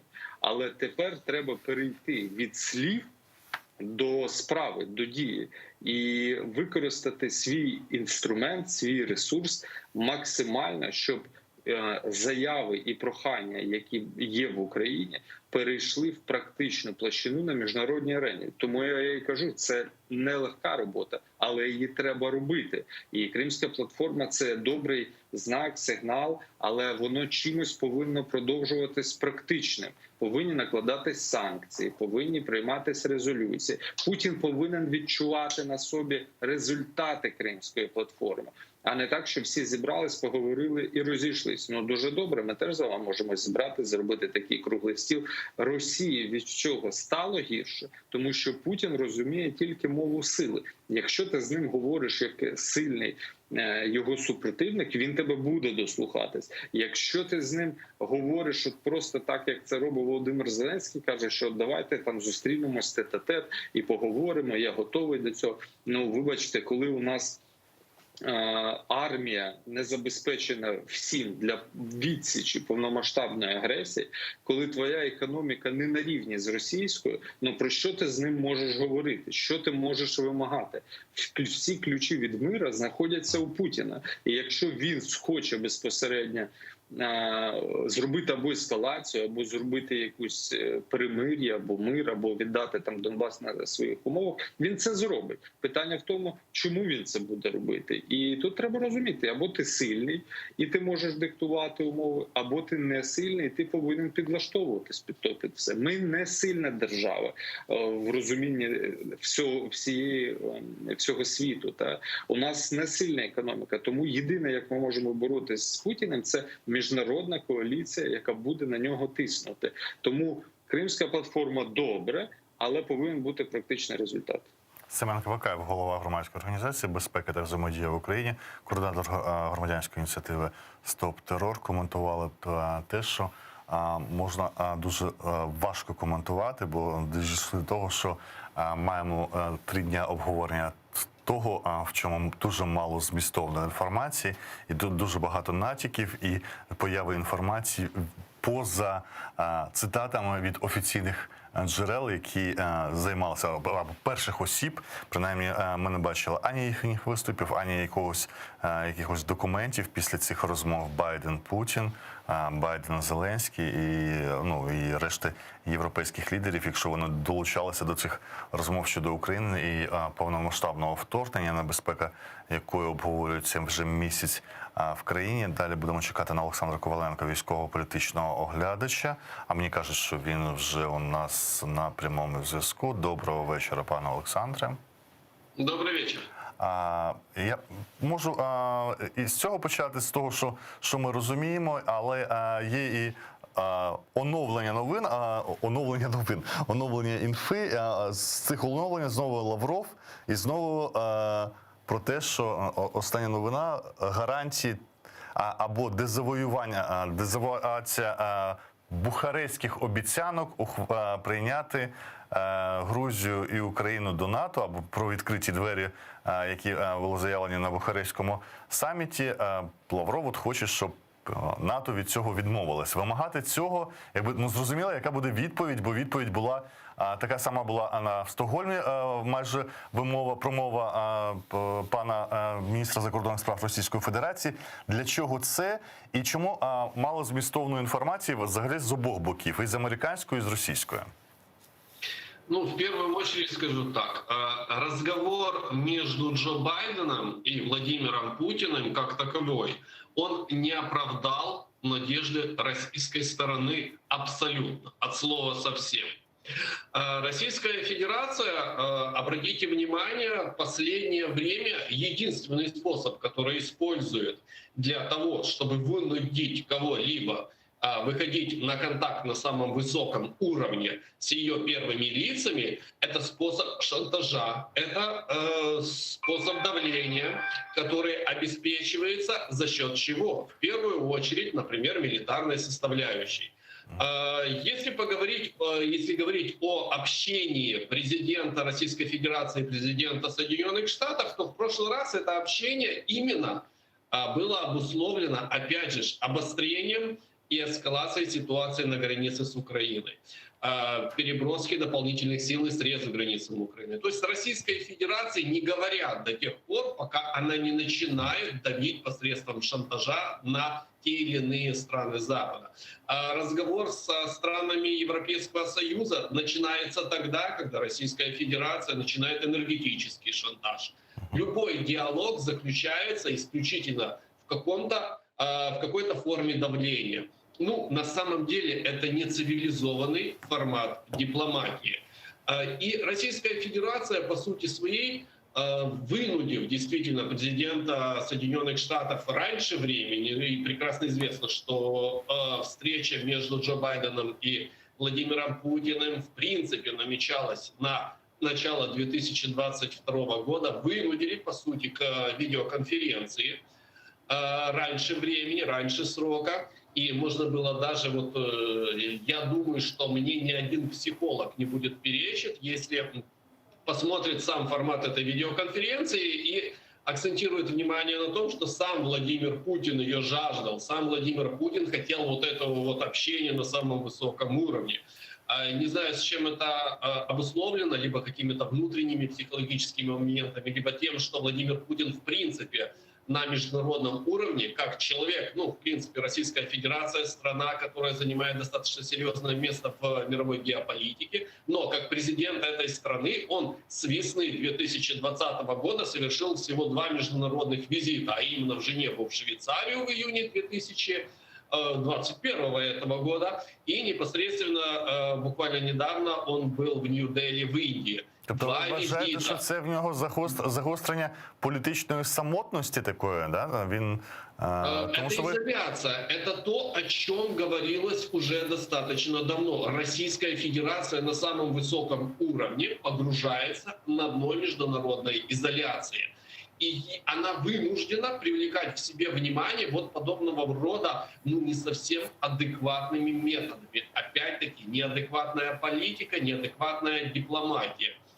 И говорить о том, что на сегодняшний день каким-либо образом Министерство иностранных дел Российской Федерации, официальные лица Российской Федерации, более того, даже СМИ, пропагандисты, эксперты, политологи, а также в той или иной степени, но люди, аффилированные Российской Федерацией, не будем этого скрывать, даже в Европейском Союзе лоббизм России достаточно серьезный, но они всячески будут создавать некие прецеденты, демонстрирующие то, что у России на самом деле были какие-то результаты. Например, недавняя, почему же недавняя, самая свежая статья Associated Press, которая якобы изобличала давление относительно Вашингтона на Киев по вопросу признания автономии оккупированной части Донбасса. При этом Associated Press не приводит абсолютно никакого фактажа, они не приводят абсолютно никаких доказательств. Они ссылаются на источники, заслуживающие доверия. Напомню, что эти источники, заслуживающие доверия, уже не в первый раз за последние несколько лет в вопросах конфликта Украины и Российской Федерации никакого доверия не заслуживают и не оправдывают. И постоянно Белый дом в лице, на данный момент госпожи Псаки, должен оправдываться и должен парировать подобным заявлениям. Я напомню, даже сообщение этого года, если я не ошибаюсь, тоже июня месяца, не буду точно утверждать, но которое касалось относительно того, что Соединенные Штаты прекращают финансирование Украины по военному направлению, приостанавливают финансирование, и опять же Белый дом вынужден был это парировать. Это сообщение СМИ, которое тоже делалось от источников, заслуживающих доверия. То есть на сегодняшний день формируется именно информационный фон некоего успеха. Но успеха не было абсолютно никакого. Путин из этого разговора вышел проигравшим. И даже события, которые имели место быть в Керченском проливе, именно в тот момент, когда президент Соединенных Штатов Джо Байден и президент Украины Владимир Зеленский начали переговоры в телефонном режиме, и все СМИ Российской Федерации стали сообщать резко о том, что корабль управления ВМСУ «Донбасс» подходит к Керченскому проливу в нарушение каких-то там гипотетических эфемерных требований и тому подобного. Ну, на самом деле это было отвлечение внимания. Это было отвлечение внимания от того фиаско и того поражения, которое имело место быть ранее на этой неделе и которое длится до сих пор. Ну, давайте нагадаємо цю новину. Спікер президента Росії Дмитро Пісков звинуватив Україну у провокації через наближення корабля військово-морських сил до Керченської протоки. Да. Случившееся лишний раз демонстрирует потенциальный ущерб и потенциальную опасность, которая может возникать из таких провокационных действий. Те же самые 18 миль Керченского пролива. Вообще подумать, если подумать вообще по факту, что такое 18 миль? Ну, это, грубо говоря, это более 35 километров. Это почти 40 километров расстояния. Корабль, который не имеет вооружения, способного на таком расстоянии наносить поражение, да, каким-либо объектам, как надводным, так и сухопутным, ну, он не представляет абсолютно никакой угрозы. То есть фактически из обычного, будничного какого-то момента создали вот такого вот рода истерию в информационном пространстве. Опять-таки, эта истерия, на мой взгляд, была сформирована двумя моментами. Первый – это то, что Россия таким образом отреагировала на одобрение Генассамблеи ООН на резолюцию, которая осуждает милитаризацию Азовского и Черного моря. Второй момент, конечно же, это было отвлечение внимания непосредственно от телефонного разговора между президентами США и Украины. Ну и лично для меня третий момент является достаточно показательным, и он заключается в следующем.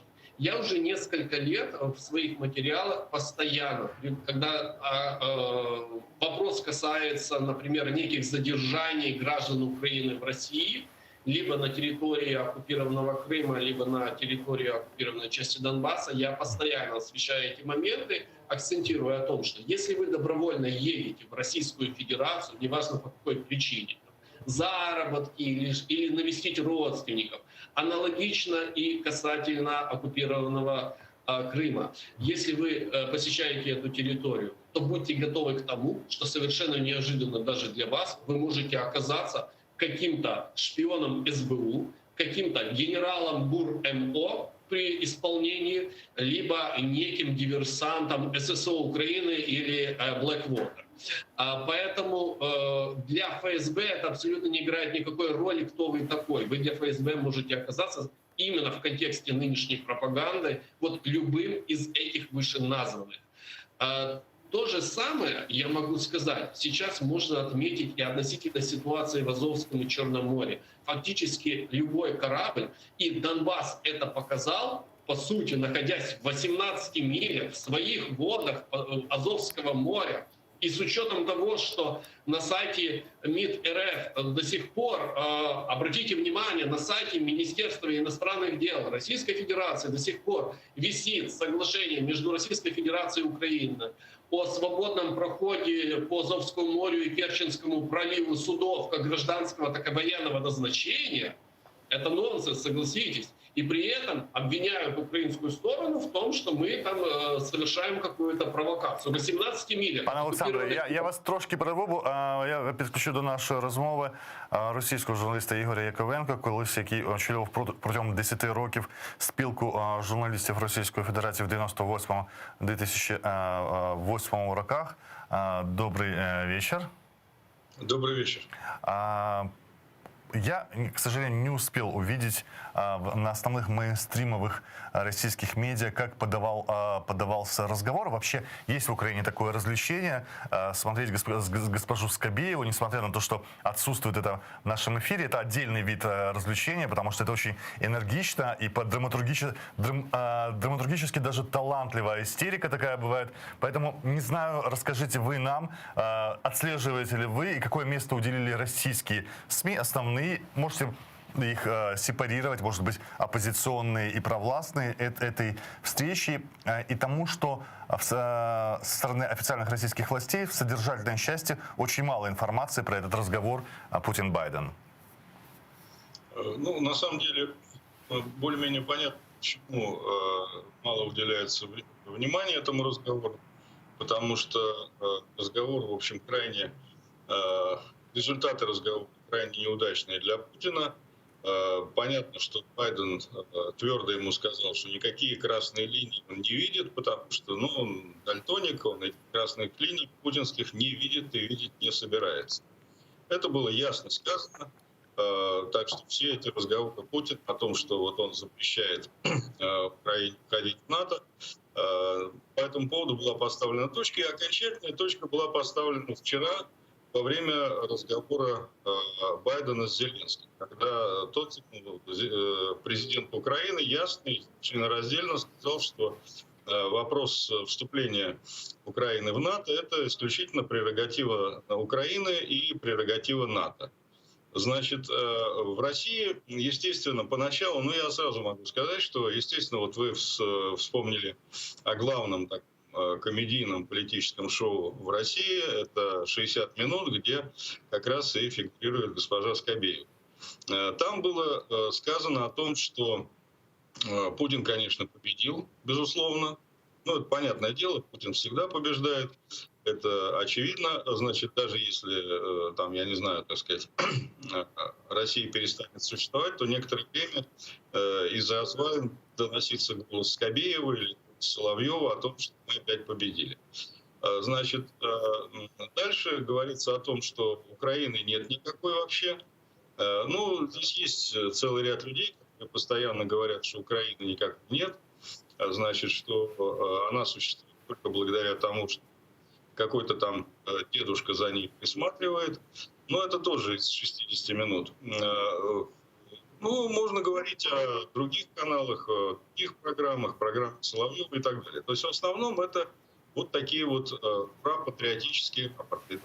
Они очень сильно напоминают рапорты сталинской пропаганды во время первого периода Великой Отечественной войны, вот той части Второй мировой войны, которая велась на территории Советского Союза, когда советские войска терпели катастрофическое поражение, отступали, а рапорты пропаганды включали в себя только информацию о том, что немцы несут тяжелые потери. Примерно так. Здесь аналогия, безусловно, не в плане идентичности кого-то с кем-то, а в плане лжи. Эта ложь, она очень характерна, она будет продолжаться, но поскольку очевидно совершенно, что результаты переговоров были крайне неудачны для Путина, то понятное дело, что об этом, в общем, стараются не говорить. Хорошо, тогда раз вы утверждаете, что они были крайне неудачные, значит, были какие-то другие ожидания? Если эти ожидания были, то какие эти были ожидания и на чем основывались эти ожидания? Опять-таки, поскольку это не мои ожидания. Да, нет, понятно, путинские ожидания. Понятно, что я сам говорил, во-первых, что никакой войны не будет. Но для меня было совершенно очевидно, и мне было очень странно, что не только... Мне было понятно, почему западная пресса говорит о том, что война на пороге. Мне было понятно, почему в Украине тоже такие вещи говорили, потому что надо держать сухим, это понятно. Значит, ожидания были такие, что на самом деле я слышал много прогнозов о том, что Байден заставит Зеленского выполнить ту версию Минских соглашений, которая существует в голове Путина и в российском телевизоре. То есть, что Байден заставит Путина, принять вот это вооруженные бандитские террористические образования в состав Украины. Предварительно не закрыв границу и предварительно не выведя вооружение. Это на полном серьезе говорилось, утверждалось, что это произойдет. Опять-таки, трудно сказать, насколько все эти люди, которые это все утверждали, штатные говорящие головы в российском телевизоре, все эти Коротченко, там, есть масса других фамилий, политологи, в кавычках, политики, в кавычках и так далее. Насколько они действительно верят в то, что Украина не является политическим субъектом, И насколько они просто используют это как штамп для того, чтобы убедить в этом аудиторию, мне сказать трудно. Иногда бывают ситуации, когда люди, долгое время находящиеся в информационном пузыре, который они сами создали, они сами начинают верить в это. Частным примером вот такой зависимости от созданного им самим информационного пузыря является Путин. Вот Путин на самом деле является, пожалуй, главной жертвой вот этого информационного пузыря лжи, который он сам создал. Он правда верит, это заметно, он правда верит в то, что там говорится. Это единственный источник информации, который он использует. Ну, а сейчас обсуждаем опять уже после всех разговоров, которые были, опять возвращаемся к требованию Путина, чтобы гарантировали не вступление Украины и Грузии в НАТО. Вроде бы ответ был получен в разговоре, он опять сегодня прозвучал. И вот уже сегодня отреагировал министр иностранных дел Украины Дмитрий Кулеба на это требование не гарантировать это не вступление. Но вот Кулеба как-то... Ну, такая странная цитата, надо посмотреть, как это вообще звучит, посмотреть еще в других источниках. То, что я сейчас вижу, он назвал это дилеммой, что Путин выигрывает в любом сценарии, потому что позитивный ответ, даже если его представить, преподнесет как победу, а негативный ответ, это будет новая идеологическая база для оправдания все-таки вторжения в Украину. Давайте пане Олександре, далі пан Ігор. Прежде всего хочу отметить, на что делается акцент, не только, например, в каких-то официальных декламациях, но и в средствах массовой информации, о том, что да, действительно, Владимир Путин делал в первую очередь ставку на то, чтобы получить какие-либо юридические гарантии не вступления Украины в НАТО. Ссылаясь, опять же, на некие, на самом деле, не подтвержденные каким-либо документальным образом, и в 2014 году даже лично Михаилом Горбачевым в интервью изданию «Zeit» германскому опровержение, которое он дал относительно того, что были даны некие даже обещания в Советском Союзе, Советскому Союзу странами НАТО о том, что НАТО не будет распространяться на восток. На мой взгляд, в данном контексте следует понимать одну очень важную вещь. Украина на мой взгляд, достаточно оптимистично, но до 2030 года она не вступит в Североатлантический альянс. Именно на этом будет в дальнейшем играть российская пропаганда. А почему Украина не вступит? Как минимум по двум причинам. Первое – это, безусловно, то, что украинская армия, вооруженные силы Украины на сегодняшний день не соответствуют стандартам НАТО как необходимо. На сегодняшний день ВСУ выполнила свои обязательства по стандартизации вооруженных сил на 20%. Второй очень важный момент – это, безусловно, 5-я статья коллективной безопасности и непосредственно оккупированные территории Украины, а именно часть Донбасса и полуостров Крым. То есть фактически принятие страны с оккупированными территориями и является той проблемой для вступления в НАТО для Украины в ближайшей перспективе. Да, можно вспоминать, конечно же, прецеденты ФРГ, можно вспоминать прецеденты Турции и Греции.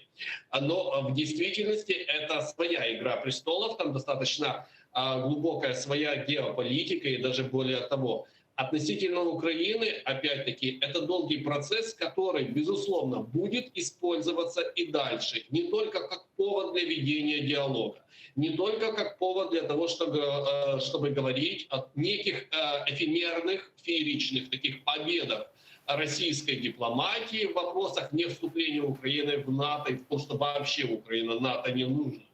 Но это и повод для того, чтобы и угрожать как Украине, так Европейскому Союзу, Соединенным Штатам и, в принципе, всему Североатлантическому альянсу именно конкретно по данной тематике. Пан Игорь?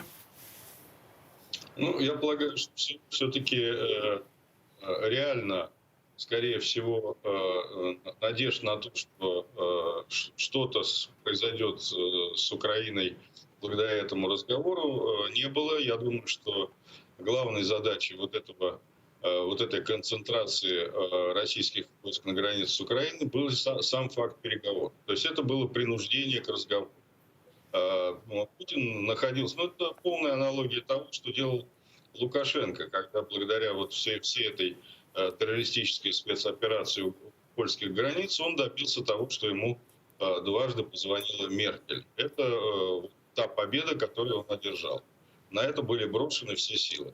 То есть это попытка выйти из изоляции. Значит, на самом деле сам факт переговоров Путина с Байденом, это была уже та победа, которую он добивался.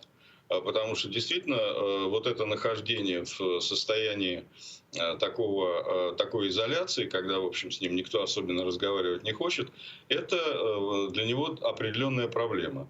В какой-то степени это можно считать его успехом. Что же касается там каких-то попыток спекуляции на том, что Украина не вступает в НАТО, но на самом деле многократные заявления Байдена о том, что не дело России решать, кто, куда, какая суверенная страна куда будет вступать, в достаточной степени точки над «и» расставил. Я полагаю, что в дальнейшем на самом деле есть еще одно важное обстоятельство. Дело в том, что, видимо, все-таки вот эта идея с помощью крючка Минских соглашений попытаться впихнуть в Украину два террористических анклава и на этом похоронить суверенитет Украины, и на этом построить вот СССР-2, видимо, от этой идеи все-таки отказались. Свидетельством тому последний вот этот указ Путина о ДНР, ЛНР, фактически создание единого экономического пространства.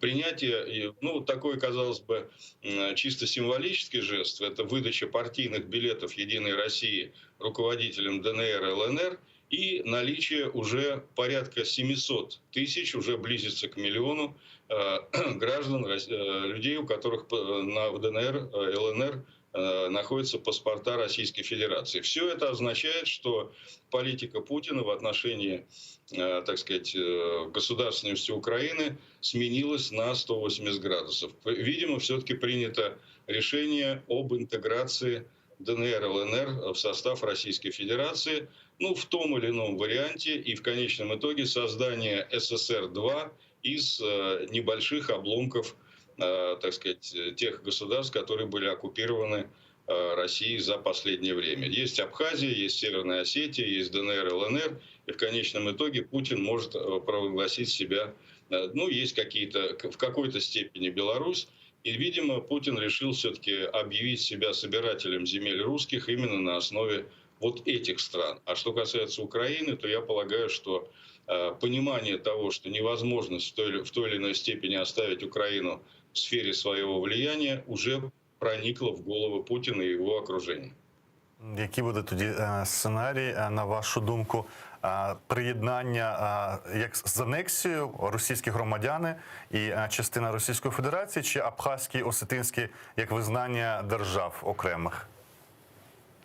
Ну, я думаю, что касается Абхазии и Южной Осетии, то там эти территории с удовольствием вступят, по крайней мере, политическое руководство этих территорий с удовольствием вступит в Российскую Федерацию для того, чтобы решить свои финансовые, ну и политические проблемы. Что касается ДНР и ЛНР, тоже с огромным удовольствием это все воспринято. Имеется в виду руководство и та часть населения, которая там осталась. Что касается России, то последние внутриполитические изменения в нашей стране полностью исключили влияние российского общественного мнения на действия политического руководства. В России больше нет ограничений на фальсификации выборов, в России больше нет ограничений на подавление протеста. Поэтому, так сказать, вот в известной степени мнение россиян, позиция россиян по любому вопросу, она сейчас в настоящий момент имеет пока що крайне больших значень. Давайте подивимося і на слабкі сторони для України цих обіцянок карколомних санкцій по відношенню до Російської Федерації в разі вторгнення. От CNN з повідомленням, посилаючись на джерела в адміністрації в оточенні президента Зеленського, кажуть про те, що оці обіцянки надати зброю, запровадити санкції після початку широкомасштабного наступального наступальної операції, вони будуть марними вже для України, бо це треба робити до того, як Росія зробила. Якщо не зрозуміло українською, я на русском еще раз скажу. CNN со ссылкой на источник в окружении Зеленского говорит о том, что вот эти обещания обещания Запада поддержать Украину летальным оружием и ввести очень жесткие санкции в отношении российской экономики, они будут уже запоздалыми, если интервенция произойдет. То есть все это вооружение и эти санкции нужны до и сейчас. Прокоментуєте ли ви? До Боже, пане Ігор, пропоную вам коментувати цю інфу. Потім пан Олександр, пан Ігор. Давайте. Спасибо. Ну, в первую очередь, я не согласен с тем, что это будет слишком запоздалый эффект. Почему? Потому что, напомню, что в 2013 году ВВП Российской Федерации превышал 2,3 триллиона. На сегодняшний день он не дотягивает до 2 триллионов. В 2015 это было 1,2 триллиона. Проводились подсчеты того, что бы было с российским ВВП, если бы не были введены в 2014 году санкции, какой бы был его уровень и, в принципе, какие потери ВВП составили в России с 2014 по 2020 год. Потери, еще раз внимание, составили более чем 5,5 триллиона долларов. Это колоссальные на самом деле объемы. Это колоссальные средства, которые не пошли на развитие социальной, на развитие финансовой составляющей. В Российской Федерации в 2013 году было более 890 банков. На сегодняшний день, по состоянию на ноябрь 2021, их 331 частная финансовая установа. На мой взгляд, когда мы говорим о санкциях, мы должны понимать о том, что они имеют в первую очередь долгоиграющий эффект. Во вторую очередь, они никогда не бывают запоздалыми. Лично для меня всегда был другой вопрос. Почему, например, Соединенные Штаты регулярно вводят санкции против Российской Федерации, но при этом Европейский Союз, он лишь продлевает те, которые были введены. Именно ограничение режима, непозволение ему расширять свои возможности по реваншистским амбициям дальше, не только в Украине, но и в мире, должны и сдерживать вот этот процесс самоутверждения тоталитарности, вот этой неототалитарности нынешнего руководства Российской Федерации. Поэтому нет, санкции запоздалыми в данном случае быть не могут. Поддержка западных партнеров Украины осуществляется даже сейчас. Можете попросту даже посмотреть доступные в открытых источниках 24/7 ресурсы, такие как Flight Radar, и увидеть, сколько рейсов стран НАТО поступает сейчас во Львов и в Киев с разного рода грузом. То есть в этом плане военно-технического сотрудничества поддержка имеется. Экономический момент, скажу так, вот я думаю, что Игорь мне не даст возможности даже и соврать. На сегодняшний день в Российской Федерации более 21 миллиона граждан России признаны фактически нищими. Это люди, которые живут за чертой бедности. Этого не было бы, если бы Российская Федерация в 2014 году не пошла на вот эти свои реваншистские амбиции. То есть 21 миллион нищих. Это серьезный показатель для страны, которая занимает первое место по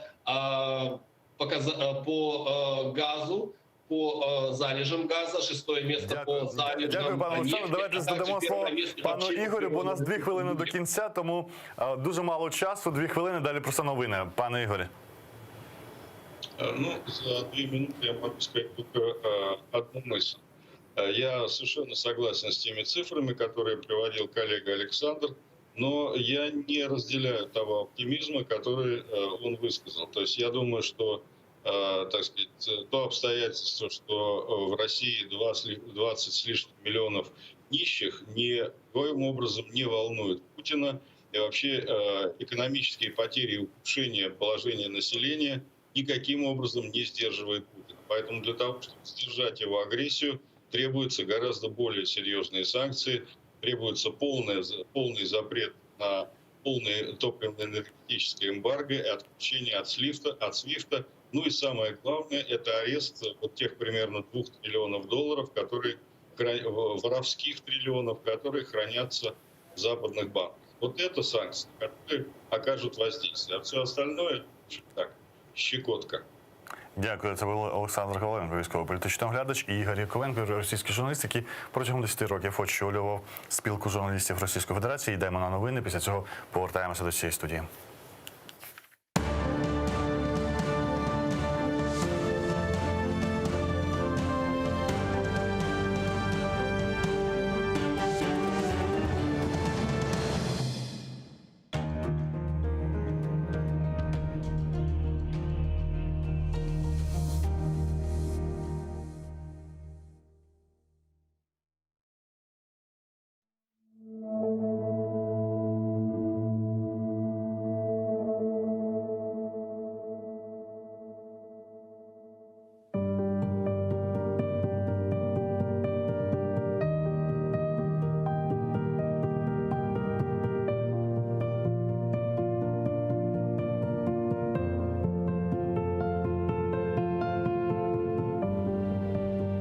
Қырым-татарым, бұл бұйық бір ғұрырымдыр.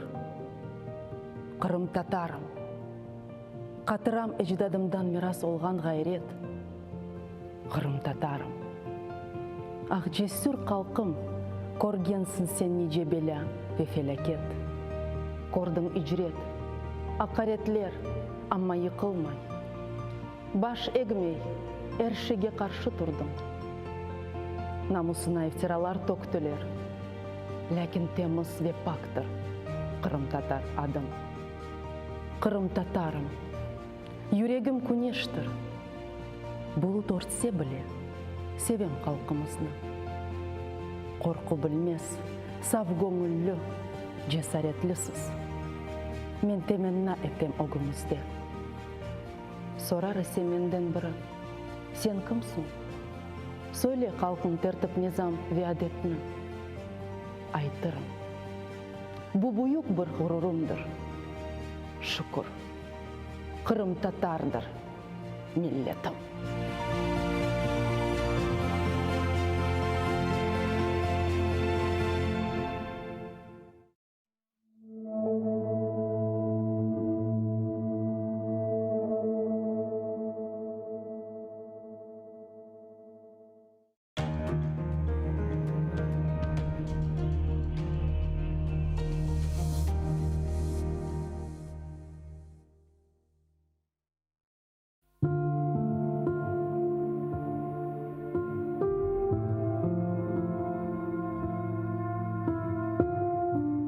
Қартлық үч sevmeyim. Яшлық мені бегенмей. Миллетке қол аяқлıyım, амма о да үч білмей.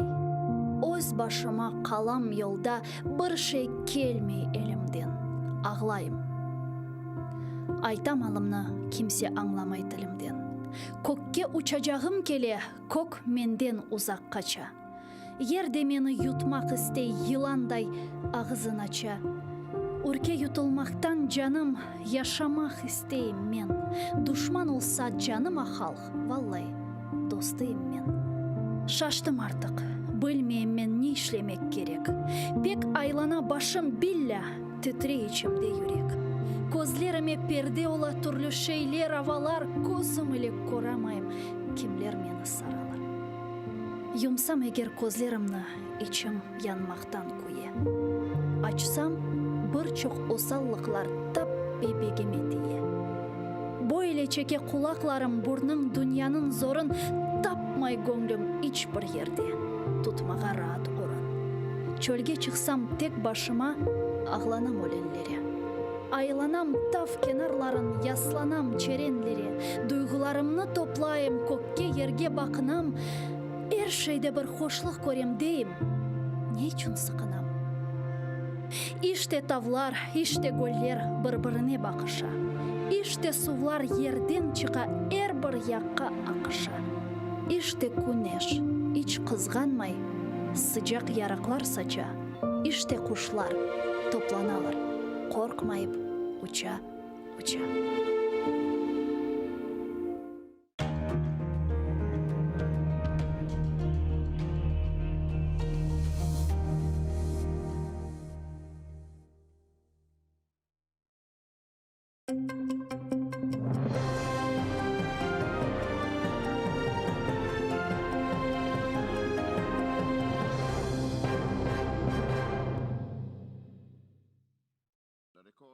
Генасамблея ООН схвалила посилену резолюцію щодо мілітаризації Криму Росією. Цьогоріч ключовими нововведеннями стали відображення в назві резолюції статусу Криму як тимчасово окупованого півострова, підтримка співпраці у Кримській платформі, наголос на відповідальності Росії за дотримання прав кримських татар як корінного народу Криму, вимога скасувати вироки, винесені заочно щодо лідерів кримсько-татарського народу та кримських татар. Резолюція закликає Росію припинити перекидання на півострів зброї та військових, припинити порушення свободи мореплавства у Чорному та Азовському морях, зокрема умисне перешкоджання судноплавству з порушенням міжнародного права, розширення військово-морських баз Чорноморського флоту у Росії у Криму, проведення військових навчань у регіоні, будівництво мосту через Керченську протоку тощо. У резолюції також є заклик до усіх держав та міжнародних організацій утримуватися від будь-яких відвідин Криму, які не узгоджені з Україною. Цього року документ підтримали 63 країни, 22 проголосували проти і 55 утрималися. Окупувавши півострів і перетворивши його на потужну військову базу, Росія порушила і порушує основні норми та принципи міжнародного права і насамперед статут ООН. Сьогодні на території Криму розміщено непропорційно велику кількість озброєння. Росія регулярно організовує навчання з активними маневрами в Криму, що дестабілізує військово-політичну обстановку в регіоні. Сьогодні Україна стикається з ще більшою загрозою, ніж раніше. Нарощування військового контингенту біля нашого кордону становить 40 тактичних батальйонних груп, які можуть бути розгорнуті в рамках потенційної наступальної операції. Жодних дискусій щодо України без України. Президент США Джо Байден зателефонував українському президентові Володимиру Зеленському. Розмова глав держав тривала трохи більше, ніж 1,5 години. Президент Байден розповів подробиці своєї онлайн-зустрічі з російським президентом Путіним. Крім того, обговорили питання членства України в НАТО, російську загрозу та як на неї реагувати. В ефірі програми «Право на владу» очільник Офісу президента заявив про бажання Вашингтону долучитися до врегулювання війни на сході України. Я думаю, що наступного тижня в Брюсселі відбудеться зустріч президента Зеленського з президентом Макроном і з новим канцлером Німеччини. І я думаю, що ми будемо продовжувати працювати над тим, щоб проведений саміт лідерів нормандського формату, але Сполучені Штати прийняли для себе чітке рішення – бути активним ігроком в цьому процесі. У Білому домі пояснили, що Джо Байден своїм дзвінком хотів укотре продемонструвати, що без України не буде жодних домовленостей щодо України. Також президент Сполучених Штатів наголосив на підтримці територіальної цілісності нашої держави. Президент Байден хотів обговорити свої глибокі занепокоєння щодо нарощування російських військ біля українського кордону та його зобов'язання рішуче реагувати в разі російської військової ескалації. Ми тісно співпрацюємо з Україною протягом усього цього процесу на усіх рівнях. Ми у щоденному тісному контакті з вищими українськими посадовцями. Сам президент Байден прокоментував свою розмову з Путіним. Він заявив, що чітко пояснив господарю Кремля наслідки за ескалацію агресії проти України. Під час зустрічі з Путіним я був дуже прямолінійним. Жодних стримувань у виразах. Вічливо, але чітко я дав зрозуміти, якщо він справді вторгнеться в Україну, наслідки будуть важкими. Це серйозні економічні наслідки, яких він ще ніколи не бачив. Він негайно відповів, що все зрозумів. Росія намагається змусити кримських татар та українців покинути Крим. Для цього вона використовує репресії та насильство проти тих, хто демонструє нелояльність до окупантів. До 73-ї річниці Загальної декларації прав людини президія Меджлісу кримсько-татарського народу ухвалила заяву про порушення прав людини в окупованому Криму. У ній йдеться про те, що у найтяжчому становищі перебувають кримські політв'язні, яких каральні органи Росії катують у місцях місцях позбавлення волі та позбавляють їх права на лікування. Під час масових арештів та затримань кримських татар у вересні-грудні поточного року окупаційні силовики захопили більше 100 людей, включаючи багатодітних матерів, неповнолітніх дітей та адвокатів. Кількість переслідуваних у політично мотивованих справах в окупованому Криму становить 234 людини, з яких 121 людина незаконно позбавлена волі. Одночасно Російська Федерація, порушуючи Женевську конвенцію від 12 серпня 1949 року про захист цивільного населення під час війни та з метою зміни демографічного та етнічного складу населення окупованого нею Криму, перемістила близько 1 мільйона власних громадян на територію півострова. РФ як окупуюча держава відверто та нахабно ігнорує рішення та рекомендації, що приймаються міжнародними організаціями, не виконує рішення Міжнародного суду ООН про скасування російською окупаційною владою заборони діяльності Меджлісу кримсько-татарського народу, представницького органу корінного кримсько-татарського народу. У вересні 2021 року, через 10 днів після проведення у Києві першого саміту Кримської платформи, в якому взяли участь 46 офіційних делегацій країн та міжнародних організацій, каральні органи РФ розв'язали чергову масштабну операцію з переслідування кримських татар, початком якого стали арешти першого заступника голови Меджлісу кримсько-татарського народу Нарімана Джеляла та громадських активістів Асана Ахтемова і Азіза Ахтемова. При цьому їх місце знаходження ховалося від родичів і адвокатів більше доби, протягом якої незаконно заарештовані кримські татари зазнали найжорстокіших фізичних тортур і психологічного тиску. Президія Меджлісу кримсько-татарського народу звертається у День прав людини до всіх міжнародних організацій, до урядів та парламентів держав із закликом вжити жорстких заходів економічного, політичного та дипломатичного тиску на РФ з метою негайного звільнення окупованих нею територій України, Криму та окремих районів Донецької та Луганської областей.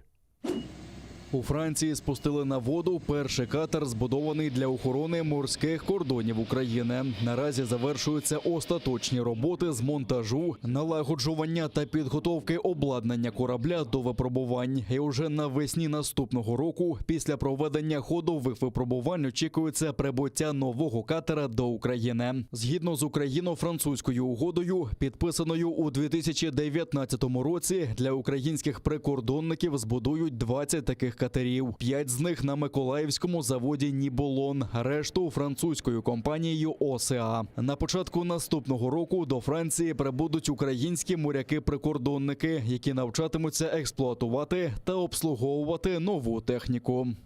Катер довжиною 32 метри, розвиває швидкість близько 30 узлів, але це ми побачимо вже в період випробування, які будуть відбуватися, після чого прибуде екіпаж катера і на протязі 4 тижнів буде проводитися навчання фахівцями підприємства. Буде проведена церемонія передачі прапора і після цього катер буде завантажений на вантажне судно, доставлено в Україну.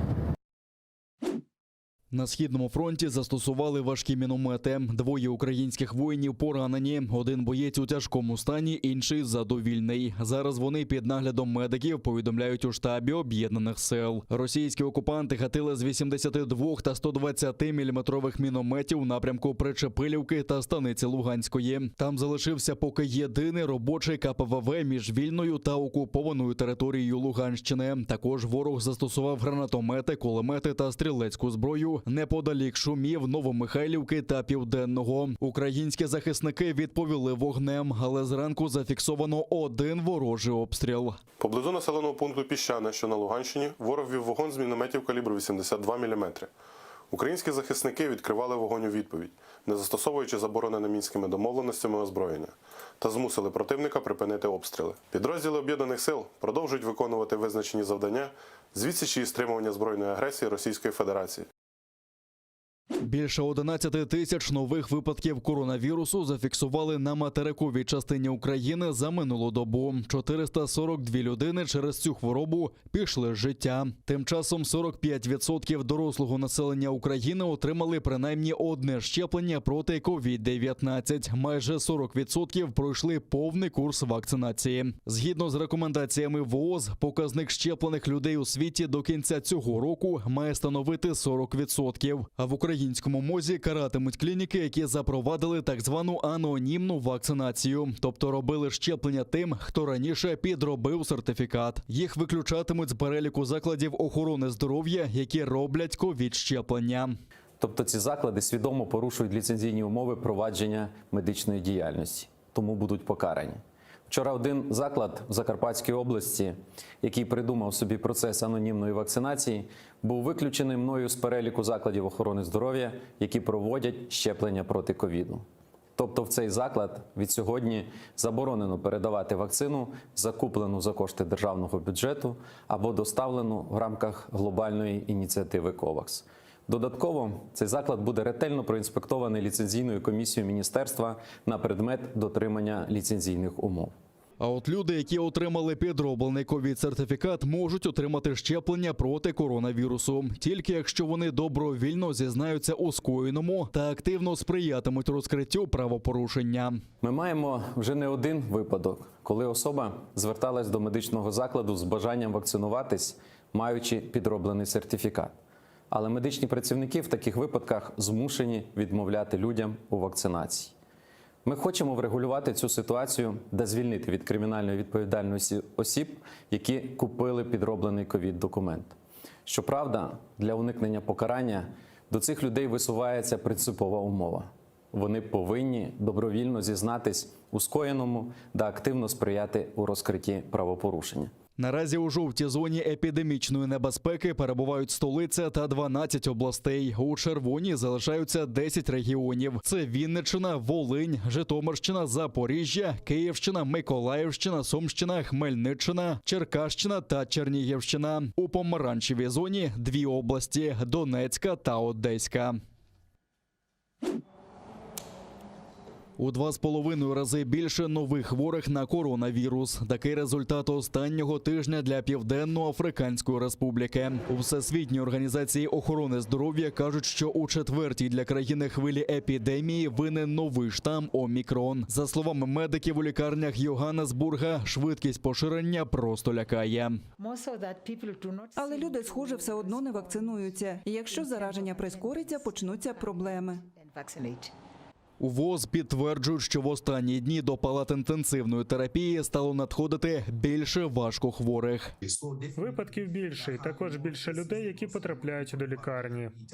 При цьому експерти зазначають, що штам Омікрон хоч і заразніший, але рідше спричиняє важкі форми захворювання. Це підтверджують і у кількох лікарнях країни. Менше третини пацієнтів, що надходять, перебувають у критичному стані. Для порівняння, під час першої та другої хвилі тяжких хворих серед пацієнтів було близько 65%. За даними ВООЗ, Омікрон, який вперше виявили у ПАР та Гонконгу, сьогодні потрапив уже до 60 країн. Усього виявлено близько 1000 випадків захворювання саме цим штамом, і майже половина з них в Африці.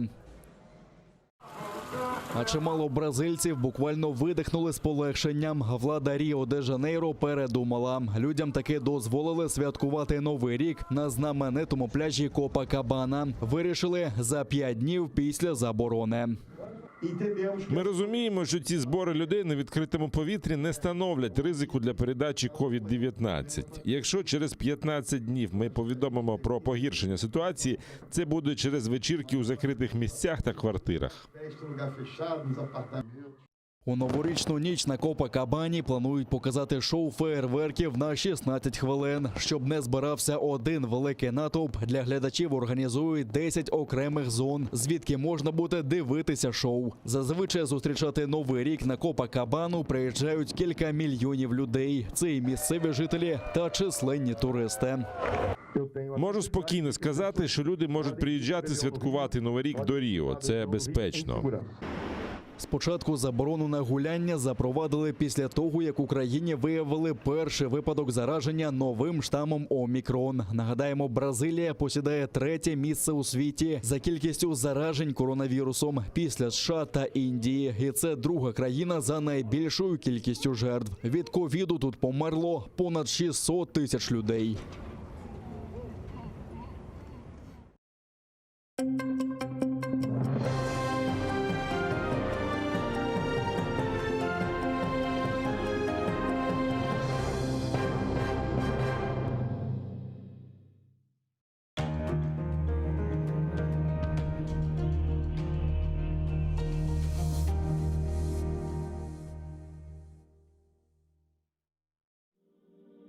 Пророк Мухаммед, да благословит его Аллах и приветствует, сказал: «Каждая умра после предыдущей служит искуплением совершенных между ними грехов. Что может быть прекраснее того, чтобы совершить путешествие к двум святыням ислама в Мекке и Медине, ощутить спокойствие и умиротворение на земле, по которой когда-то ступал наш любимый пророк? Да благословит его Аллах и приветствует.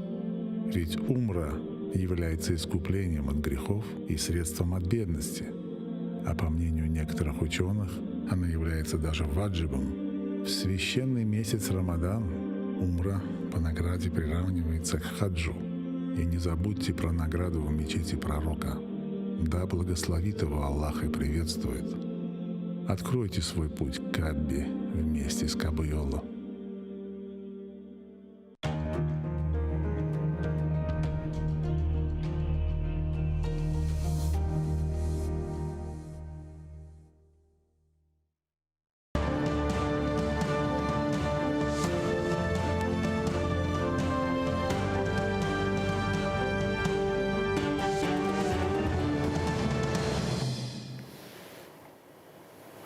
Гарла Акшамлар, доброго вечора. Це друга частина вечірнього блоку «Вогонь» на телеканалі АТР. У нас Олег Дунда, фракція «Слуга народу», голова підкомітету з питань проєктування Комітету Верховної Ради з організації місцевої влади.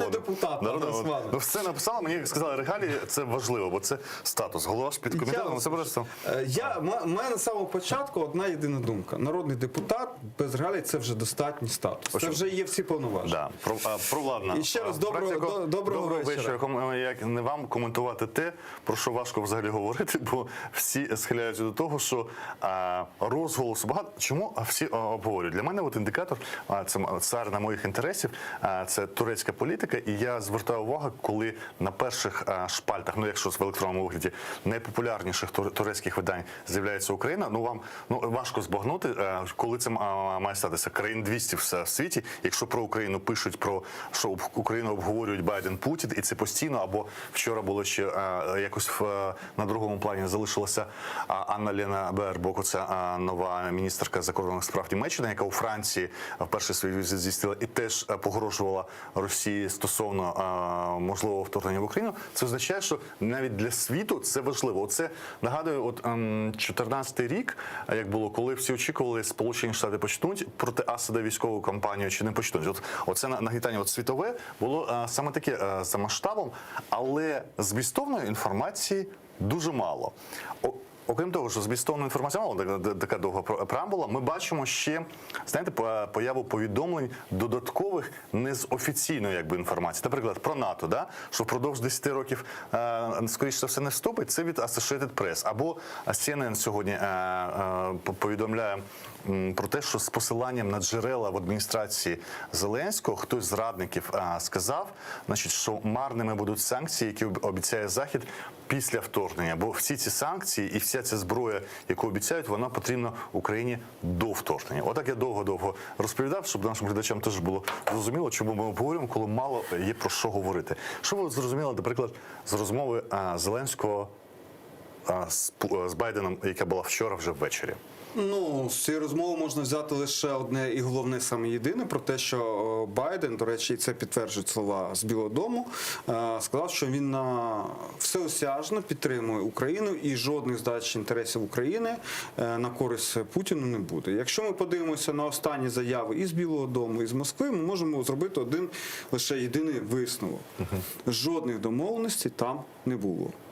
Кожна сторона висловила своє бачення ситуації, і Вашингтон визначив про те, що він підтримує Україну, і не справа Росії вирішувати питання, чи бути Україні в НАТО, чи ні. Це питання України і країн НАТО. І більше того, що жодної, скажімо так, до речі, Саліван про це і сказав, що Вашингтон готовий задіяти ті інструменти, до яких він не готовий був у 2014 році. І це дуже важливо. Ну, а відповідно, скоріш за все, Путін, як очільник Москви, заявив про те, що він там є, в нього зауваження до України, що нібито Україна щось не виконує, що Україна не може бути членом НАТО і те, що на цьому сторони розійшлися до наступних перемовин, мовно кажучи. Навіщо? Тому нічого такого, нічого якихось таких бурхливих новин ми не чуємо, нема про що розмовляти. Навіщо американцям довелося додатково давати інформацію, що США не тиснуть на Україну в питанні надання автономії окремим районам Донецької, Луганської області? І тут жарти в Фейсбуці, якщо говорять додатково, що не тиснуть, це значить, що щось на цю тему було. Ні, скоріш за все, бо це тому, що після цих перемовин деякі та ж Associated Press або інші там видання, які нема про що говорити, бо новин немає, вони починають так званих джерел невідомих, а це, до речі, велика проблема, анонімні джерела на сьогоднішній день, видавати якусь інформацію, наздоганяючи якусь новину, щоб їх читали. Ну, це сутні ЗМІ. Їх повинні читати, для цього вони повинні давати якісь дуже такі гарячі факти, гарячі новини, навіть якщо вони дуже часто не підкріплюються реальністю. І тому для того, щоб це одразу спростувати, бачачи, і Білий дом вийшов з такою заявою, що жодного тиску і жодних пропозицій відносно автономії Донбасу не існує, нема чого. До речі, якщо ви зважите, Російська Федерація дуже вміло знає, як користуватися демократичними ЗМІ, як закидувати їм ту чи іншу інформацію, ту чи іншу провокацію. До речі, дуже цікава була історія з Білдом, який на тому тижні видав інформацію, нібито карту агресії Російської Федерації. І ми з вами до ефіру розмовляли, я вас питав, а ви в 2014 році бачили, щоб щось, хоч якесь видання дало інформацію або мапу вторгнення Російської Федерації? Нічого не було. Бо це була абсолютно секретна операція, ніхто її не розголошував. В даному випадку, скоріш за все, Москва через своїх агентів просто її злила, цю мапу, для того, щоб підготувати переговорчу платформу, позицію до переговорів з Байденом. От і все. А щодо думки, що ці обіцянки Заходу, дуже жорсткі санкції, дуже допомагати Україні в разі військового вторгнення, і що вони марні після вторгнення, і що вони потрібні насправді і ці санкції, і ця допомога потрібна до вторгнення, прямо зараз, сьогодні і вчора, і до публікації цих мап. Ви до цього як ставитеся? Ну, це знову ж та ж сама нісенітниця, так це воно не працює, і ті ж Сполучені Штати багато чого казали про те, що вони не хочуть провокувати Російську Федерацію, але якщо вона почне агресивні дії, то ми введемо ці санкції, так чи інакше. І Саліван же, ще раз повертаємо, Саліван же сказав, що Вашингтон на сьогоднішній день готовий до тих санкцій, які вони не зробили у 2014 році. До речі, в моїй думці, це дуже сумно було чути, бо якщо б вони зробили такі санкції і такі дії, як вони пропонують зараз, коли було вторгнення Російської Федерації, то ми б, скоріш за все, отримали лінію розмежування зараз не там, де ми її зараз маємо, а на нашому реальному юридичному державному кордоні з Російською Федерацією. Якщо ви подивитесь, Російська Федерація як робить? Знову ж згадуємо цей злощасний 2014 рік. Вони роблять яким чином? Вони роблять перший рух, промацують історію і дивляться на реакцію. Ага, реакції не було. Згадаємо референдум, так званий референдум у 2014 році. Коли вони сказали, буде референдум спочатку? Спочатку в кінці травня, потім переносили. Подивилися на реакцію. Немає реакції. Переносимо. Ще раз дивимося на реакцію. 2 тижні. Немає реакції. Знов переносимо і так далі. Тобто вони перевіряють реакцію опонентів. Якщо опонент не реагує, не показує свою спроможність до опору, вони починають далі протискати перевіряти далі рух. В даному випадку була та сама історія. Вони зробили один крок, подивилися, є реакція? Ага, є реакція. Сполучені Штати сказали, що вони ведуть санкції, такі, які схожі на Іран і Ірак свого часу на початку 90-х.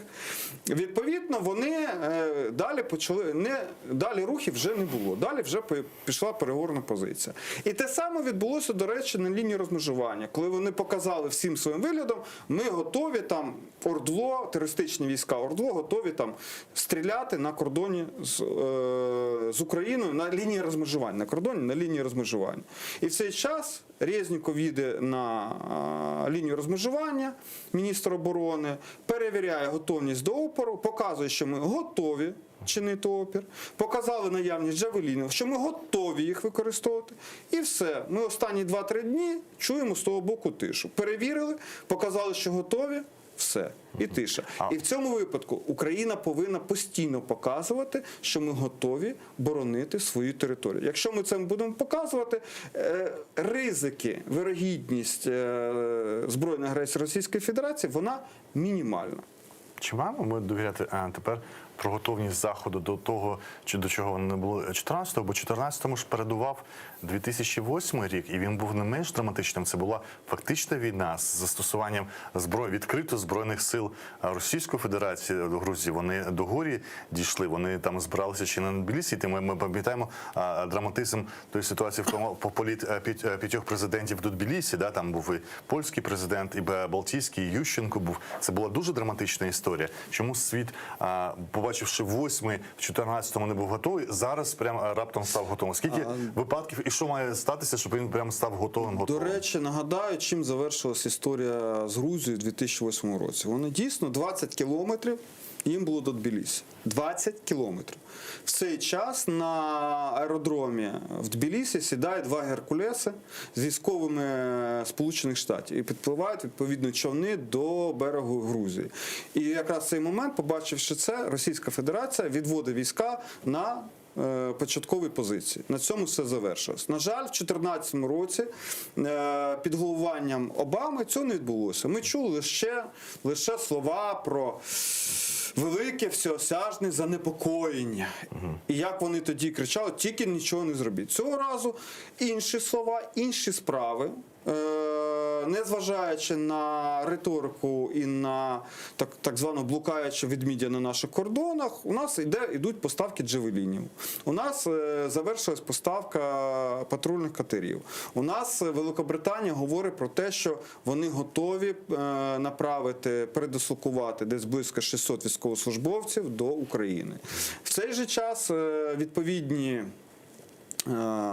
очільники Сполучених Штатів говорять про те, що вони готові направити додаткові батальйони, додаткові військовослужбовців на всяк випадок до східних кордонів НАТО.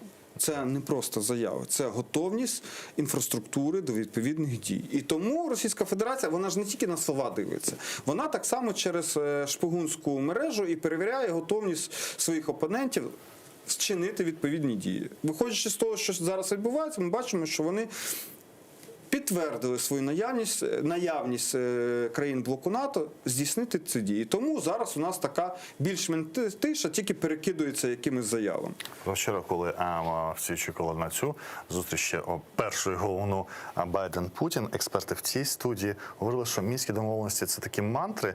Насправді, ніхто особливо не очікує їхніх виконань, ані Захід. Україна 6 років їх тягне, може не витягувати. А де і Росія особливо теж не збирається. Коли пояснювали позицію Росії, чому Росії теж не особливо потрібно, бо тут скидають на стратегічну мету Російської Федерації, на слова ще, здається, мюнхенські, да, слова це Путіна про велику геополітичну катастрофу, розпад Радянського Союзу. А значить, якщо це велика помилка, то виправлення цієї помилки – це в якомусь вигляді відновлення. От російський журналіст, який очікував опозиційний, який очолював російську спілку журналістів, Ігор Яковенко, він сказав, скоріш за все, зараз Радянський Союз буде у вигляді тої економічної інтеграції так званих ДНР, ЛНР, терористичних угруповань, і Абхазії, Осетії в такому скороченому вигляді. Але стратегічно для них важлива вся Україна, і тому загроза нападу існує всі ці роки, з 2014 року, чи можна передбачити тоді, коли Росія, до якого часу буде чекати на вікно можливості, щоб це здійснити? Чи взагалі... Вона буде чекати, по-перше, до того часу, поки вона існує. В тому стані, який вони є. Ну, от Сербія ж якось порішала, потім вже не намагається створити велику Сербію з країн колишньої Югославії. Ну, це на сьогодні. Це на сьогодні, тому що кордони країни завжди змінюються. Всю історію людство воювало один з одним. Ну, слухайте, більш кривавої землі, ніж Ельзасу Лотарінги, в Європі не існує. На сьогоднішній день там мир і там немає кордонів. На щастя, там є Європейський Союз, і Європейський Союз вирішив це питання. Це по-іншому зараз завоює. Навіть територія там Пуерто-Ріко, яка фактично інкорпорована в Сполучені Штати, вони зараз самі Сполучені Штати не дуже хочуть її включати в якості штату. Да? Це Пуерто-Ріко зараз хоче, а було навпаки, було колись. Зараз світ же інакше завойовує територію. Я поясню. У нас є Російська імперія. Ну, реально Російська Федерація – це імперія. Умовно кажучи, не існує якогось взаємозв'язку між Санкт-Петербургом і Дагестаном. Або, наприклад, Бурятією та Карелією. Ну, жодного зв'язку там не існує. Це велика імперія, яку завоювали або зібрали зі всього, що воно було. І коли сьогодні ці очільники, які є там на чолі з Путіним, прийшли до влади, перед ними поставили, нагадаю, 90-ті роки. Коли Єльцин кричав: беріть суверенітет, скільки ви візьмете. І тоді так і відбулося. Тобто кожна республіка, той же Башкортостан або там Калмикія, це була окрема фактично держава. І вони тоді шукали, яким чином їм зібрати оце все докупи, на чому тримати. Іншої історії, ніж ідеології, не існує. І вони вигадали ідеологію руського міру. Тобто там так звані скрепи, і ця ідеологія, вони тримаються за рахунок того, що є російська мова, є російська культура і є там трохи там православ'я, там це російське православ'я. І вони вважають про те, що де є російська мова, це є територія інтересів Російської імперії. Відповідно, де розмовляють російською мовою, це є як мінімум васал Російської імперії, як максимум це повинна бути провінція безпосередньо Російської імперії. І, до речі, і Путін нещодавно в цьому році казав про те, що Велика Росія, це з його точки зору, це Росія по кордонах Радянського Союзу. Це туди Молдова, і Прибалтика, і Казахстан і так далі. Про що він, до речі, казав і, здається, 17 березня про те, що для нього Україна, Білорусь і Казахстан – це квазідержава, яких не повинно існувати. До нас долучається Маріна Авдєєва, але я хочу нашим режисерам сказати, що у нас не працюють монітори, і ми не будемо не чути, не бачити пану Марію, тому до виправлення це буде просто якось незручно. Вибачте, що мені доводиться технічні речі оголошувати в ефірі. А про вікно можливостей Російської Федерації, воно завжди, все, скільки вона існує, поки вона є. І в такому вигляді, поки вона є. Вона є в такому вигляді, як Російська імперія, з такими кордонами, поки вона не стане національною державою. А в таких кордонах можна бути демократичною країною? Очільники Москви вважають, що ні. Що тримати на демократичних засадах таку державу неможливо. Бо я ж кажу, і вони це розуміють, що цей регіон абсолютно різні, і їх нічого не поєднує. Абсолютно. І тому вони тримають на ідеології, на страху. Інше вікно можливостей – це які буде шукати Україна, тому що нам трошки за цей місяць скоротили, називається, терміни. Там, я пам'ятаю, коли у нас були з вами ефіри місяць-два тому, тоді лунало і колишньої президентки Естонії, і ще когось, не пам'ятаю, когось з американців, про 20-річну перспективу НАТО, але зараз знизили хоча б, кажуть, наступні 10 років, вдвічі скоротили. Османе, я б на це не зважав взагалі. Ні, а знаєте, 20 років ми жартуємо, це називається політичний вік, рідко в кого, там в Путіна, в Ердогана 20 років вже майже. Це рідко так буває в світі, тому це означає не за мене, не за мого часу, от можна сказати зараз щось, а буде, не буде, чи не важливо. 20 років це, здається, про те, що це майже ніколи, а 10 років це, здається, що це вже не так і довго, окупації вже майже 8 років. Коли мені говорять там 20 20-10 років, я наводжу один приклад. Пригадайте 89-й рік. Якщо б хтось вам сказав, що через 2 роки СРСР не буде, ну, що б ви подумали? Ну, покрутили пальцем у скроні, сказали, ну, якийсь божевільний. У нас світ настільки змінився і настільки швидко він плине. Більше того, в країнах Західної Європи відбуваються такі потужні процеси, тектонічні, з їхньою свідомістю. І ми через 5 років з точки зору ідеології, з точки зору електоральних виборів, електоральних переваг виборців їхніх, ми вже не впізнаємо те, що було 5-10 років тому. Дуже змінюється. І вважати про те, що через 5 років не зміниться думка Західної Європи про Україну, а саме Старої Європи. Бо нова Європа, вона там Прибалтика, Польща, там Румунія та інше, вони залюбки вже готові прийняти Україну до НАТО. Вони про це говорять. Британія готова прийняти. Те, що ви кажете, це дуже цікаво, бо знаєте, я бачу це постійно у турків, не бачу в наших дослідженнях, хоча ми з вами останні сперечалися по рейтингах КМІСу, дивіться, по електоральних дослідженнях, вони окремо завжди досліджують і партія влади, і опозиція, так зване покоління Z, та людей до 25 років, і їм цікаво їхні мотивації, їхні дії, вони дуже сильно відрізняються, дуже велика різниця між 25-річними до 25 і 30-річними, між нібито 5 років, але як таке зовсім як інше покоління, зовсім з іншими цінностями, ставленнями одного до одного, вони дуже, до речі, інтегровані і всі дуже схожі по світу один на одного. Тобто, якщо ці покоління 30-річних в кожній країні от таке своє, да, оце покоління Ютубу чи як його Тіктоку, воно дуже... Тут є ще великі нюанси. По-перше, я хочу запевнити вас, ті дослідження, я трошки займаюся соціологією, ті дослідження, що роблю я, і я дивлюсь, мене не цікавить рейтинги. До речі, це саме рейтинги, врешті-решт, це саме цікаві тенденції, да? Тенденції і цікавлять думки людей. Що вони думають? Я хочу знати, де країна, де держава буде через 5-10 років про те, що говорити. І те, що я бачу, я можу вам сказати, що українці, як європейська нація, вона відбулася. Якщо ми порівнюємо українців і росіян, ми абсолютно різні. Росіяни, вони більш такі колективістичні, держава понад усе, головна громада, індивідуальність немає ні на що права. У їхніх 25-річних теж може статися таке? Вони теж можуть стикнутися? Поки ні, в цьому іде лінія такого розмежування між нами, ми абсолютно різні. Вони більше колективні, вони більш схожі до Китаю. Вони більше в той бік, до Азіатщини. Ми більше до європейців, ми більше індивідуалістичні. Знаєте, на кого ми більше схожі? На американців. Тобто американець нам предстає в такому... А Західна Європа?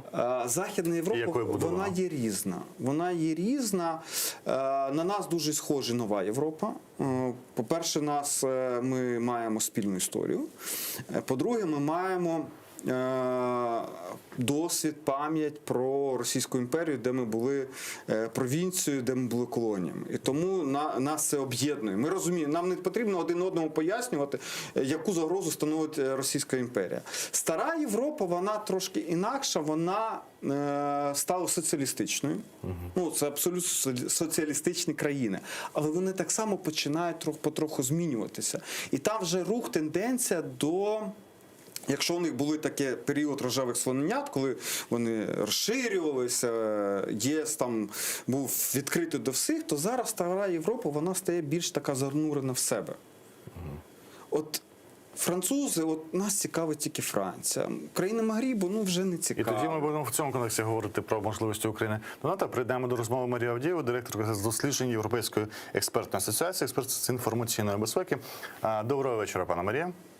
Рада вас бачити, чути. Навзаєм. Пана Олега, він з Харкова тільки повернувся, був у нас тут на Харківському безпековому форумі. А ми тут з паном Олегом жартуємо і до ефіру жартував, не тільки з ним, про те, що ми 3-й день обговорюємо те, про що взагалі важко говорити, бо ніхто ніякої змістовної інформації з цих президентських розмов і Байден-Путін, і Байден-Зеленський не отримує. Якісь загальні фрази, що Путіну відмовили в червоних лініях, Україну підтримують. І тому питання, що ви зрозуміли з цих розмов?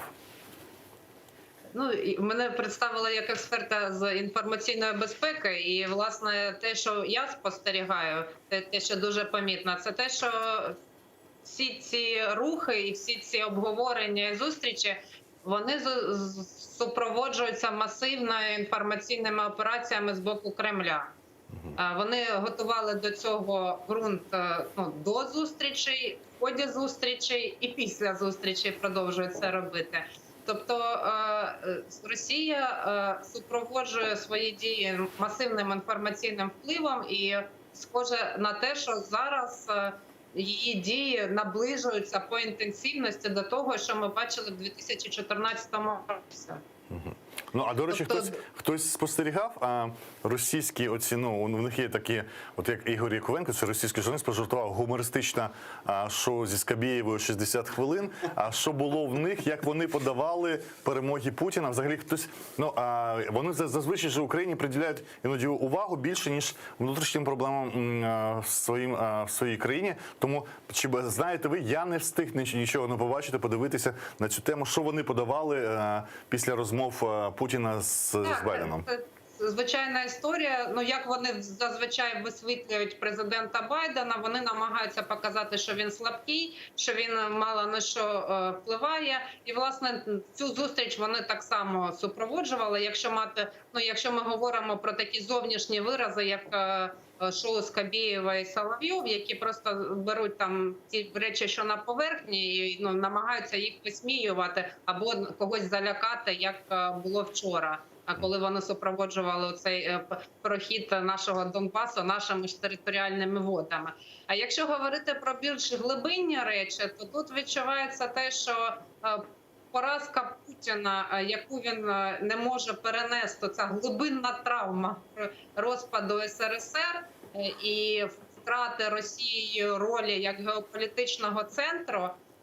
Після цього поразка 2014 року, коли він зрозумів, що Україна вийшла з-під сфери впливу Росії і віддаляються усе далі, дві оці речі, вони здійснюють суттєвий вплив на російську інформаційну повістку. І, власне, вони намагаються якось це виправити і діють тут по декільком напрямкам. Один з них – це зображуючи Україну таким собі агресором. Причому це не тільки, наприклад, в російському інформаційному полі, а й в білоруському, тобто для білоруської аудиторії. І інше – це дегуманізація українців. Тобто, з цього ми сміємося, тут в Україні фашисти і нацисти, але там живе своїм життям, і росіяни далі його використовують і підкидують туди постійно нові якісь речі для того, щоб підживлювати оцей наратив. Я, можливо, помиляюся, ви мене виправите, пані Марія. Ви кажете про інформаційні, і пан Олег теж казав, вкиди з боку інформаційну кампанію російську, але от чомусь вона мені не здається такою ефективною. Я вже кажу після пост-розмовні речі, бо я спостерігав там окрему частину, це, наприклад, турецькі. Да? І те, що там з'явилося путінське висловлювання, яке теж було на перших шпальтах, те, що відбувається на Донбасі, схоже на геноцид. Я відкрив, почитав, думаю, якось і ніякого пояснення, що за геноцид, хто його здійснює, цей геноцид, як він виглядає цей геноцид, і хто ініціатор геноциду. Зараз це перше. Друге, значить, що, я так розумію, це ж лякають трошки турків, що отримують вони свої рахунки за те, що співпрацюють і продають технології військові. Це йдеться мова, виявляється, не тільки про Байрактар, що там у нас щось більше з Туреччиною, так я розумію, не все ми знаємо. І там проросійська частина каже, що потім нам виставлять за це рахунки, за те, що Туреччині виставлять рахунки за допомогу Україні. Ви можете коментувати? Вони вже взагалі так виставили рахунок, наскільки пам'ятаю, за збити над Сирією. Пам'ятаєте? Ну так. Там було скасування дещо безвізового режиму, яке досі для турків не відновилося. І що? Збили російський літак. Скільки гвалту було? Це ж питання про те, що ми з вами почали про Російську Федерацію. Вони роблять крок, якщо не бачать опору, вони йдуть далі. Тут вони побачили опору. Дуже ефективні ці інформаційні атаки російські. Дивіться, в даному випадку це те, що говорить Скабєєва, вона з компанією. Це розраховано в першу чергу на внутрішнього глядача Російської Федерації, показати, наскільки їхній цар великий, як його всі бояться. Для того, щоб тримати в інформаційному колі своє населення. Те, що ви кажете, свою фан-групу. Свою фан-групу. Велику, але свою фан. Але там же ж нюанс, там же працює все телебачення на це, а не окремий телеканал. Тому у них 100% інформаційне поле закрите пропагандою. Тому вони це працюють. А для інших країн це не цікаво взагалі. Ще питання відносно геноциду. Ну, слухайте, з 2014 року, здається, на будь-яких зустрічах, навіть закритих, Путін завжди говорить, що не можна пускати Україну і вони потрібні для ОРДЛО, тому що якщо Україна зайде на територію ОРДЛО, то буде Сребреніця. І вони постійно це пропагують. От Сребреніця, такі ж самі будуть криваві вбивства та інше. І на цьому спекулюють, хоча коли їм доводять, а почекайте, українська армія зайшла до Краматорську і Слов'янську, і що? І нічого. Люди ходять по КПВВ з Луганську до Северодонецьку і навпаки, або з Донецьку там до іншої частини Донецька, нічого ж не відбувається, ніхто ніколи не стріляє. Але вони намагаються це використовувати, пам'ятаючи про те, що Сребреніця дуже морально вдарила по західному світу. І вони це використовують як гачок. Пані Марія? Ну, я тут трохи би не погодилась з вами, Османе, щодо того, що воно не так ефективно. Ефективність можна замірювати, але те, що ми бачимо, це дуже велика інтенсивність. Тобто інтенсивність зросла просто в рази. І якщо ми не беремо суто українське інформаційне поле або кремлівське, то і дивимося те, що відбувається на Заході, то там активізувалися зараз всі, хто тільки мог. Тобто Росія задіяла всіх так званих путін-ферштерів, так, людей, які вони використовують для лобіювання своїх інтересів. Вони всі почали одночасно казати про те, що давайте нам потрібно порозумітися, і все не так погано, і вже Росія понесла свою підплату і потрібно вже починати повертатися до нормальних стосунків, business as usual. Вони пишуть статті відповідні, ці статті набувають дуже широкого поширення, це один напрямок. Інший напрямок – це коли вони через редакційні матеріали намагаються впливати, те, про що ви згадували, тобто підкидують журналістам якусь інформацію, яку вони потім публікують. І третій напрямок, як би він не виглядав дивно або смішно, це коли працюють все-таки в ці троли-ферми, так, от фабрики, коли у впливових виданнях під їх публікаціями починають з'являтися російські тролі, які пишуть коментарі про російського спрямування, а потім Росія ці самі коментарі використовує вже і переносить у власне інформаційне поле. Наприклад, вони пишуть, як написав читач газети The Guardian, там Україна, наприклад, має агресивні плани щодо Донбасу. І далі розвивають цю тему. Тобто дуже інтенсивна інформаційна кампанія, і поки що вона на спад не йде. Хочете що задати? Так, тут я погоджусь. Є велика проблема з так званими людьми в Західній Європі, які розуміють Путіна. Тут правильно сказали.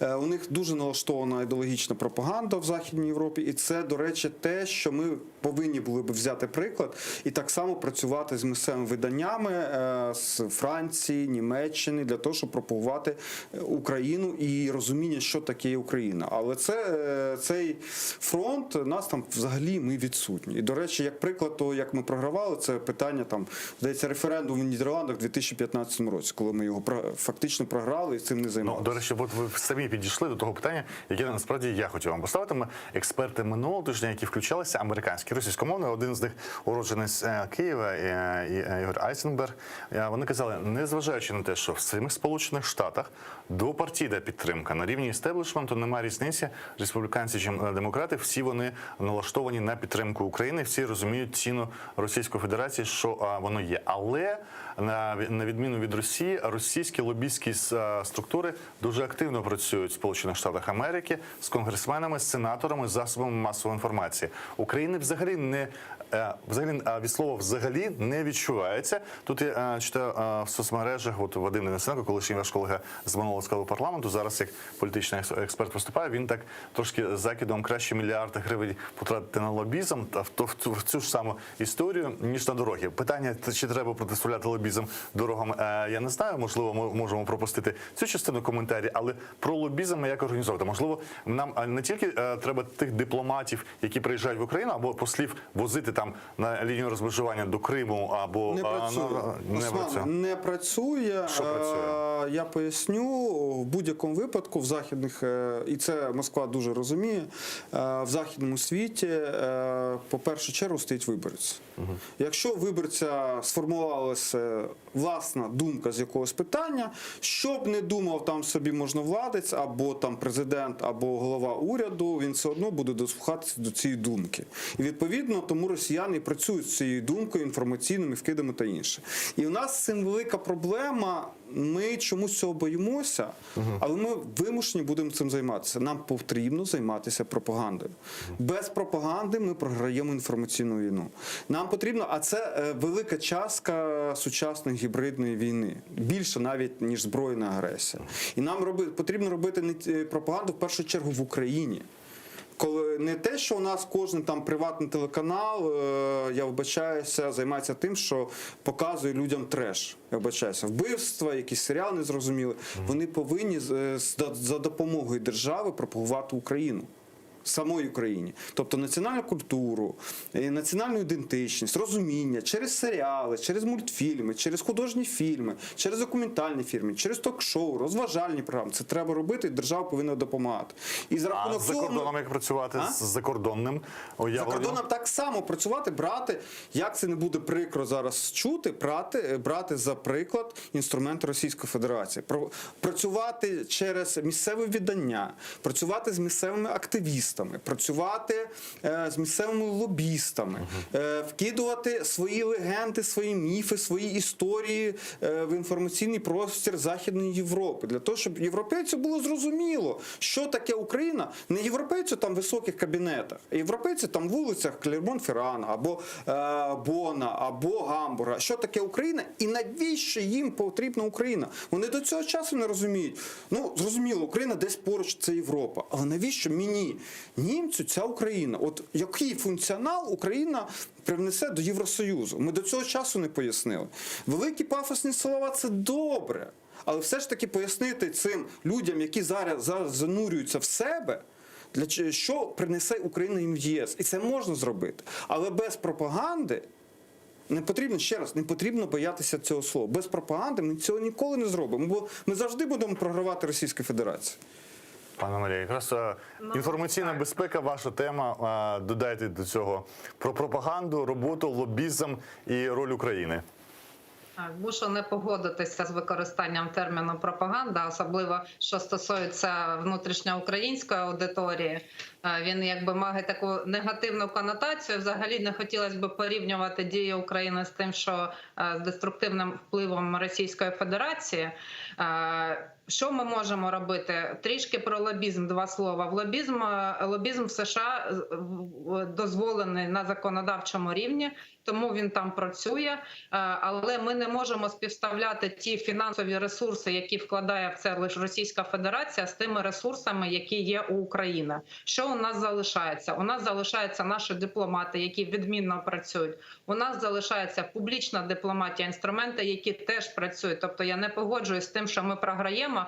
Порівняно з 2014 роком ми просто зробили неймовірний крок вперед і на Україну рівняється, на те, як працюють українські інститути громадського суспільства, як ми вміємо свою точку зору представляти. На більшості переважні міжнародних конференцій, на яких, наприклад, я дивлюся або за якими слідкую, важливий голос України чутно і нас чують і бачать. І є висококваліфіковані українські експерти, які гідно представляють нашу точку зору.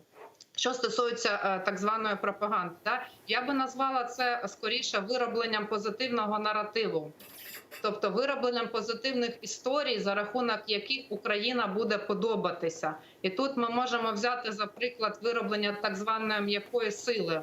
Працювати через м'яку силу, через те, щоб ми подобались, щоб Україна приваблювала. Щоб, згадайте цю «Батько наш Бандера» пісню, так? Скільки вона мала поширення. Зараз мем оцей, який дуже такий поширений в соцмережах, там, де людина, яка живе поряд з Росією, повністю з червоною головою, він набрав там вже мільйони репостів. Це прості речі, але вони працюють. Тобто потрібно створювати своє, яке буде приваблювати, і за рахунок цього впливати на ті країни, які нам важливі. Але я би казала, що це має бути наша позитивна повістка. Тоді по 30 секунд ще, бо у нас хвилина до кінця ефіру. Давайте. І тези, я згоден з позитивним наративом, і не треба боятися слова пропаганда. Слово пропаганда від слова пропагувати, просувати. А просувати можна будь-що. Можна негативне просувати наративне, можна позитивне. Пропаганда як слово, як інструмент не має жодної конотації. Це ми так вирішили, що пропаганда – це погано. Ні, це не пропаганда. Це непогано, і цим займаються усі. А відносно, як використовувати лобізм, експерти і так далі, я зауважу, якщо б прості німці вважали, і ми їм донесли, пропагували про те, що Північний потік-2 – це погано, ніколи б Меркель та інші очільники Німеччини не погодили Північний потік.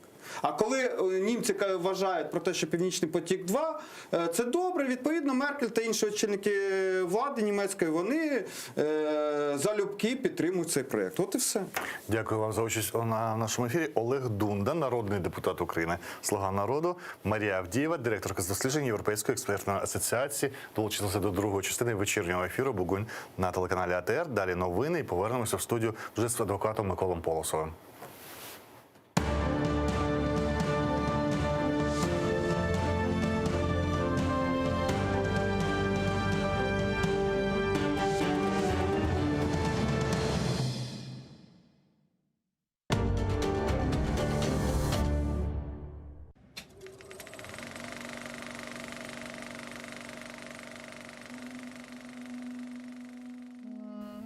История национального движения крымско-татарского народа драматична.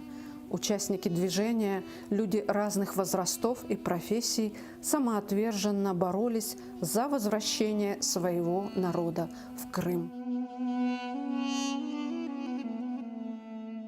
Объединенные единой целью – вернуть свой народ в Крым, они столкнулись с советской репрессивной системой, жестокой, коварной и хитрой, чрезвычайно близко.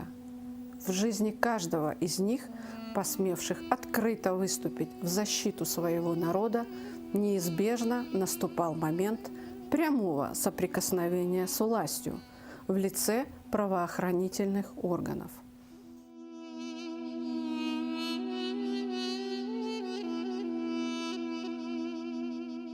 Смотрите выходные в 18:00 в программе «Тарих Седасы» с Гульнарой Бекировой на телеканале АТР.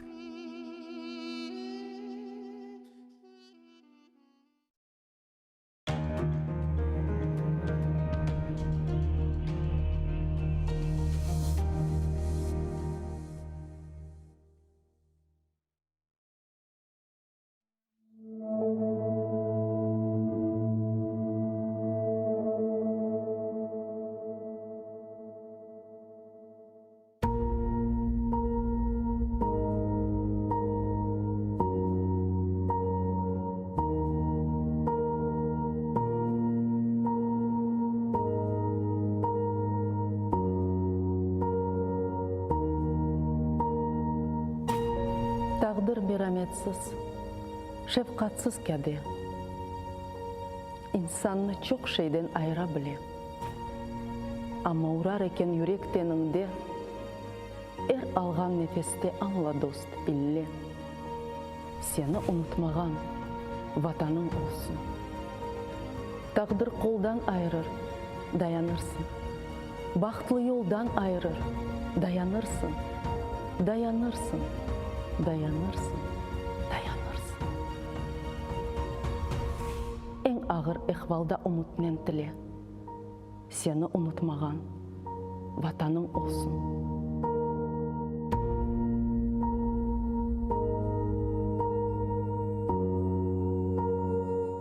Аяқсыз жүргенлер жоқ mu dünyada? Bebeksiz көргенлер жоқ mu dünyada? Açlıqtan ölgenler yok mu dünyada? Ama бақытлы олар ватаны ile. Seni unutmаған ватаның olsun. Kozumның bebeği nursuzlanacak. Omur ne? Altın mı? Kırsızlanacak. Ebedi ne şöhret ne şan kalacak. Unutma kendini bilgenden bile. Seni unutmаған ватаның olsun.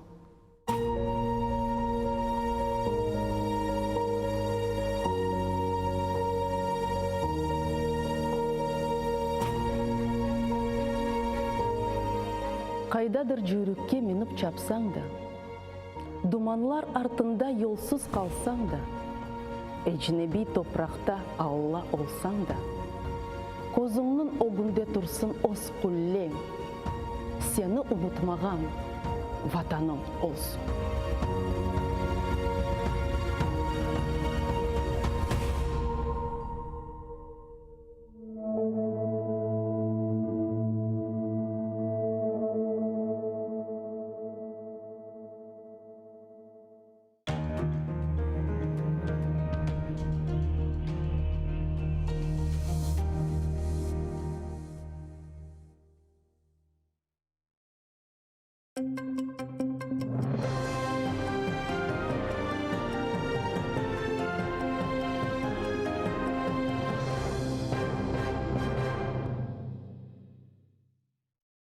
Навіть після багатьох десятиліть з дня ухвалення Декларації прав людини, вільні люди змушені боротися за зафіксовані у міжнародних документах та національних законодавствах права та свободи. Перший заступник голови Меджлісу Наріман Джелял, заарештований окупаційними силовиками за надуманими звинуваченнями, передав із адвокатом листа з нагоди Міжнародного дня прав людини. Джелял підкреслив, що для українських громадян в окупованому Криму першочерговим залишається завдання вистояти перед російською ідеологічною навалою та зберегти свою приналежність до вільного світу.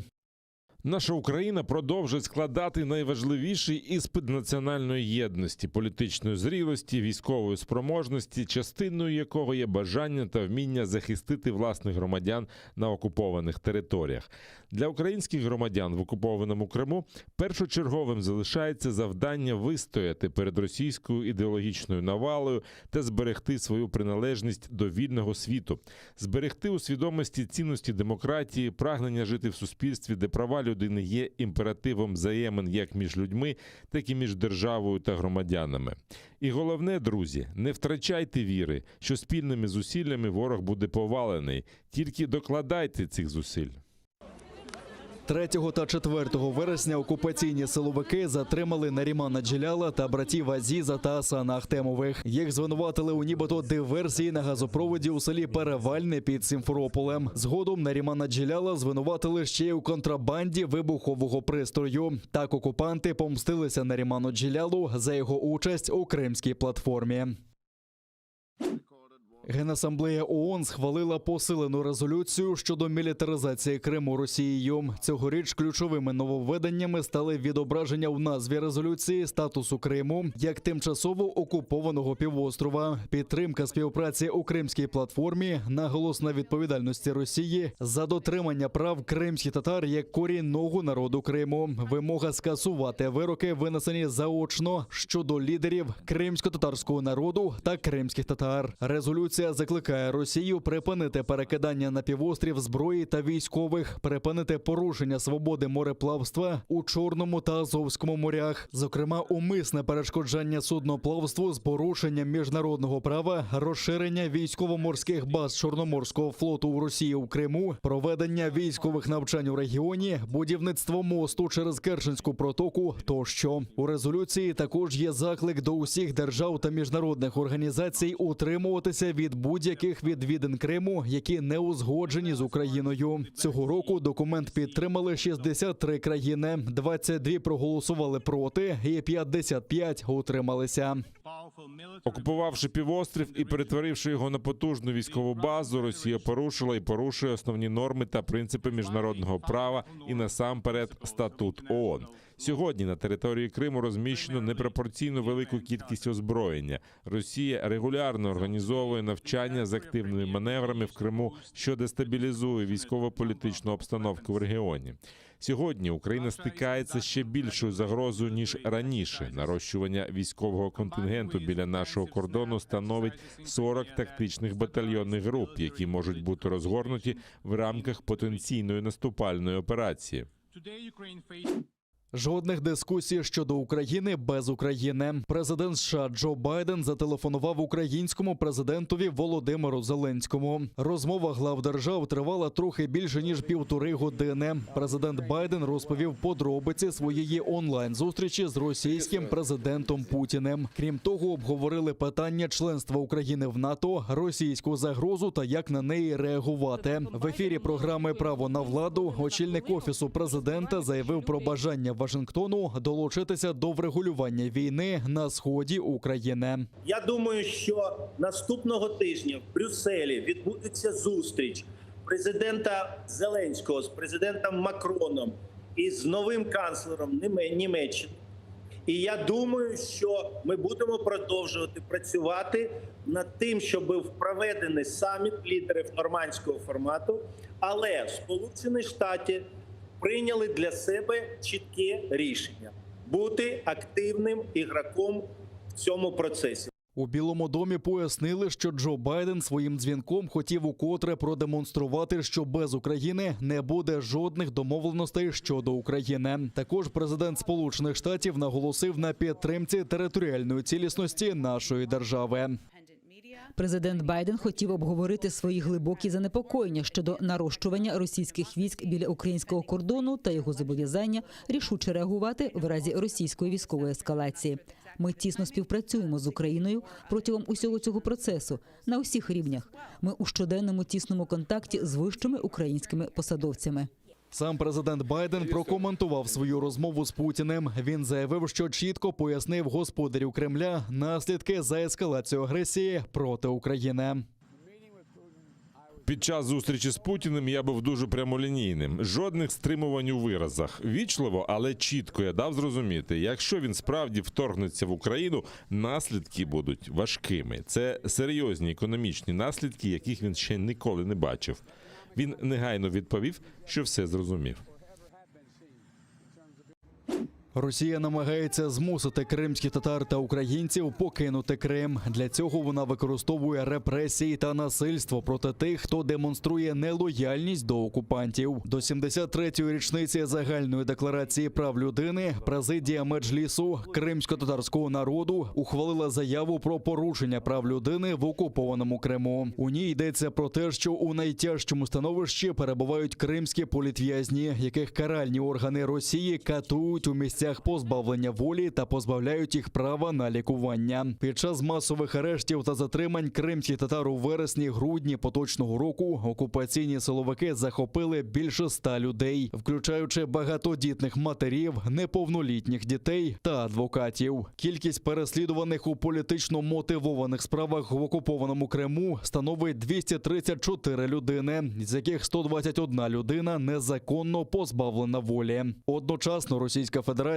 порушуючи Женевську конвенцію від 12 серпня 1949 року про захист цивільного населення під час війни та з метою зміни демографічного та етнічного складу населення окупованого нею Криму, перемістила близько 1 мільйона власних громадян на територію півострова. РФ як окупуюча держава відверто та нахабно ігнорує рішення та рекомендації, що приймаються міжнародними організаціями, не виконує рішення Міжнародного суду ООН про скасування російською окупаційною владою заборони діяльності Меджлісу кримсько-татарського народу, представницького органу корінного кримсько-татарського народу. У вересні 2021 року, через 10 днів після проведення у Києві першого саміту Кримської платформи, в якому взяли участь 46 офіційних делегацій країн та міжнародних організацій, каральні органи РФ розв'язали чергову масштабну операцію з переслідування кримських татар, початком якого стали арешти першого заступника голови Меджлісу кримсько-татарського народу Нарімана Джеляла та громадських активістів Асана Ахтемова і Азіза Ахтемова. При цьому їх місце знаходження ховалося від родичів і адвокатів більше доби, протягом якої незаконно заарештовані кримські татари зазнали найжорстокіших фізичних тортур і психологічного тиску. Президія Меджлісу кримсько-татарського народу звертається у День прав людини до всіх міжнародних організацій, до урядів та парламентів держав із закликом вжити жорстких заходів економічного, політичного та дипломатичного тиску на РФ з метою негайного звільнення окупованих нею територій України, Криму та окремих районів Донецької та Луганської областей.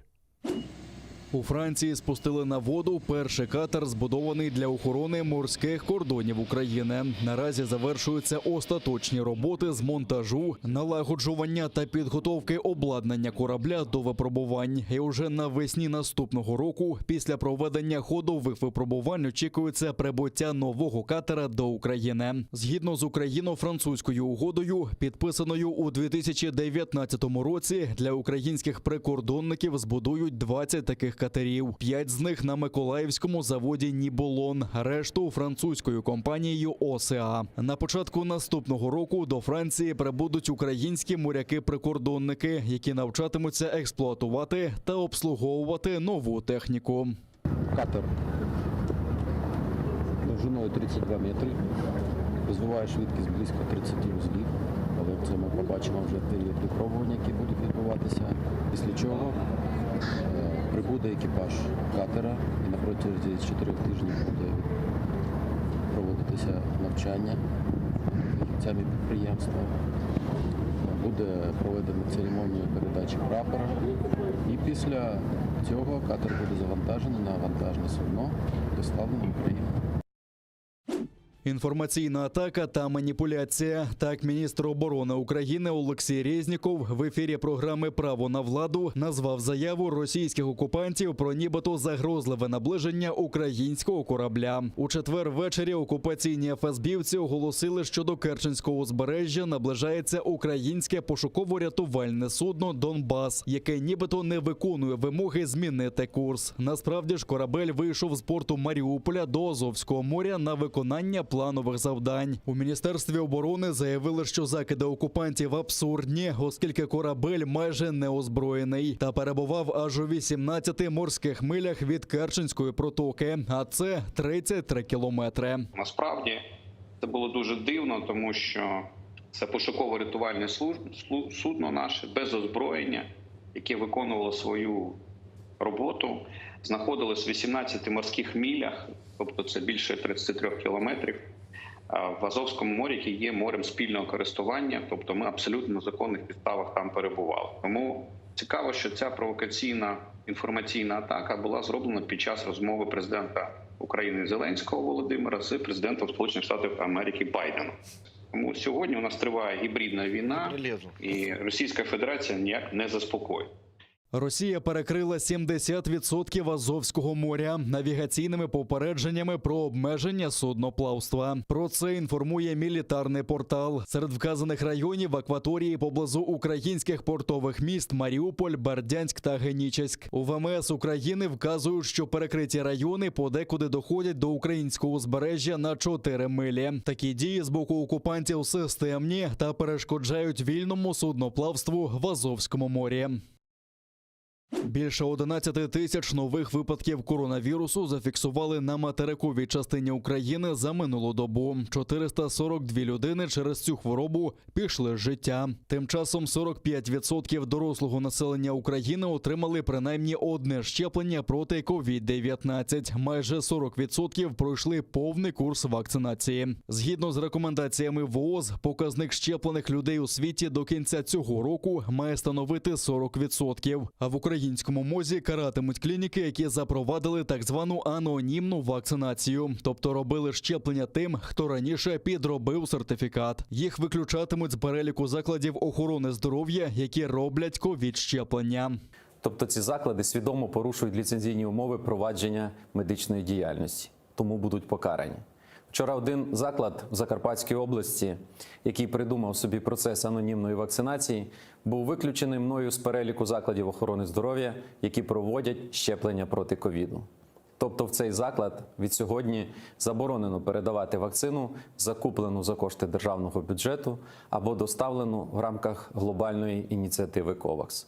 Додатково, цей заклад буде ретельно проінспектований ліцензійною комісією міністерства на предмет дотримання ліцензійних умов. А от люди, які отримали підроблений ковід-сертифікат, можуть отримати щеплення проти коронавірусу, тільки якщо вони добровільно зізнаються у скоєному та активно сприятимуть розкриттю правопорушення. Ми маємо вже не один випадок, коли особа зверталась до медичного закладу з бажанням вакцинуватись, маючи підроблений сертифікат. Але медичні працівники в таких випадках змушені відмовляти людям у вакцинації. Ми хочемо врегулювати цю ситуацію, де звільнити від кримінальної відповідальності осіб, які купили підроблений ковід-документ. Щоправда, для уникнення покарання до цих людей висувається принципова умова. Вони повинні добровільно зізнатись у скоєному та активно сприяти у розкритті правопорушення. Наразі у жовтій зоні епідемічної небезпеки перебувають столиця та 12 областей. У червоній залишаються 10 регіонів. Це Вінниччина, Волинь, Житомирщина, Запоріжжя, Київщина, Миколаївщина, Сумщина, Хмельниччина, Черкащина та Чернігівщина. У помаранчевій зоні 2 області – Донецька та Одеська. У 2,5 рази більше нових хворих на коронавірус. Такий результат останнього тижня для Південно-Африканської Республіки. У Всесвітній організації охорони здоров'я кажуть, що у 4-й для країни хвилі епідемії винен новий штам Омікрон. За словами медиків у лікарнях Йоганнесбурга, швидкість поширення просто лякає. Але люди, схоже, все одно не вакцинуються. І якщо зараження прискориться, почнуться проблеми. У ВОЗ підтверджують, що в останні дні до палат інтенсивної терапії стало надходити більше важкохворих. Випадків більше, і також більше людей, які потрапляють до лікарні. При цьому експерти зазначають, що штам Омікрон хоч і заразніший, але рідше спричиняє важкі форми захворювання. Це підтверджують і у кількох лікарнях країни. Менше третини пацієнтів, що надходять, перебувають у критичному стані. Для порівняння, під час першої та другої хвилі тяжких хворих серед пацієнтів було близько 65%. За даними ВОЗ, Омікрон, який вперше виявили у ПАР та Гонконгу, сьогодні потрапив уже до 60 країн. Усього виявлено близько 1000 випадків захворювання саме цим штамом, і майже половина з них в Африці. А чимало бразильців буквально видихнули з полегшенням. Влада Ріо-де-Жанейро передумала. Людям таки дозволили святкувати Новий рік на знаменитому пляжі Копакабана. Вирішили за 5 днів після заборони. Ми розуміємо, що ці збори людей на відкритому повітрі не становлять ризику для передачі COVID-19. Якщо через 15 днів ми повідомимо про погіршення ситуації, це буде через вечірки у закритих місцях та квартирах.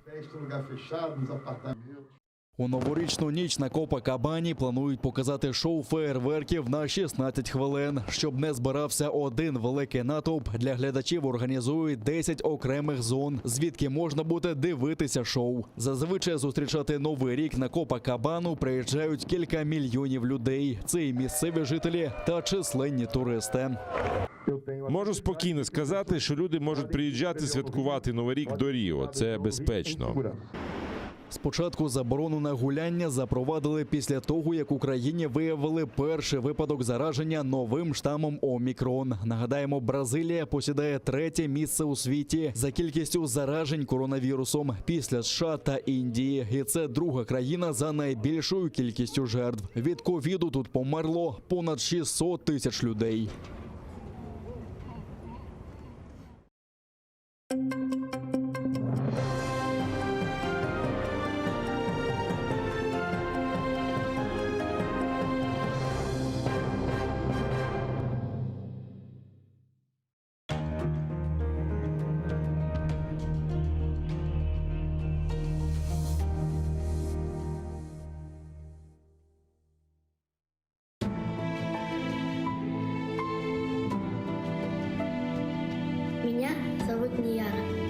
семья вынуждена была покинуть Крым. Это было утро после дня рождения моего двоюродного брата. После этого мы с ним больше не виделись. Я хочу знать, когда я еще смогу поиграть со своими братьями и сестрами.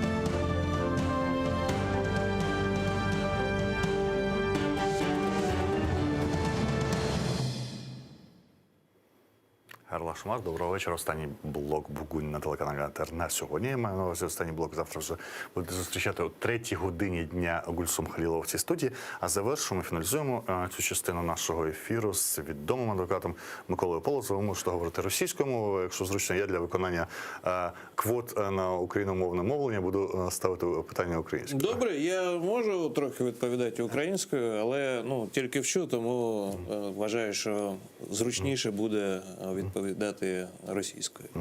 А ви зараз більшу частину знову проводите в Криму? Да. Последние месяцы, прежде всего это связано с делом Наримана Джелялова и активными следственными действиями, которые идут по этому делу. Большую часть времени я нахожусь там, на оккупированной территории. Дополнительно там есть ряд других дел, в частности, дело Мустафы Джемилева, поэтому фактически все робочее время провожу там.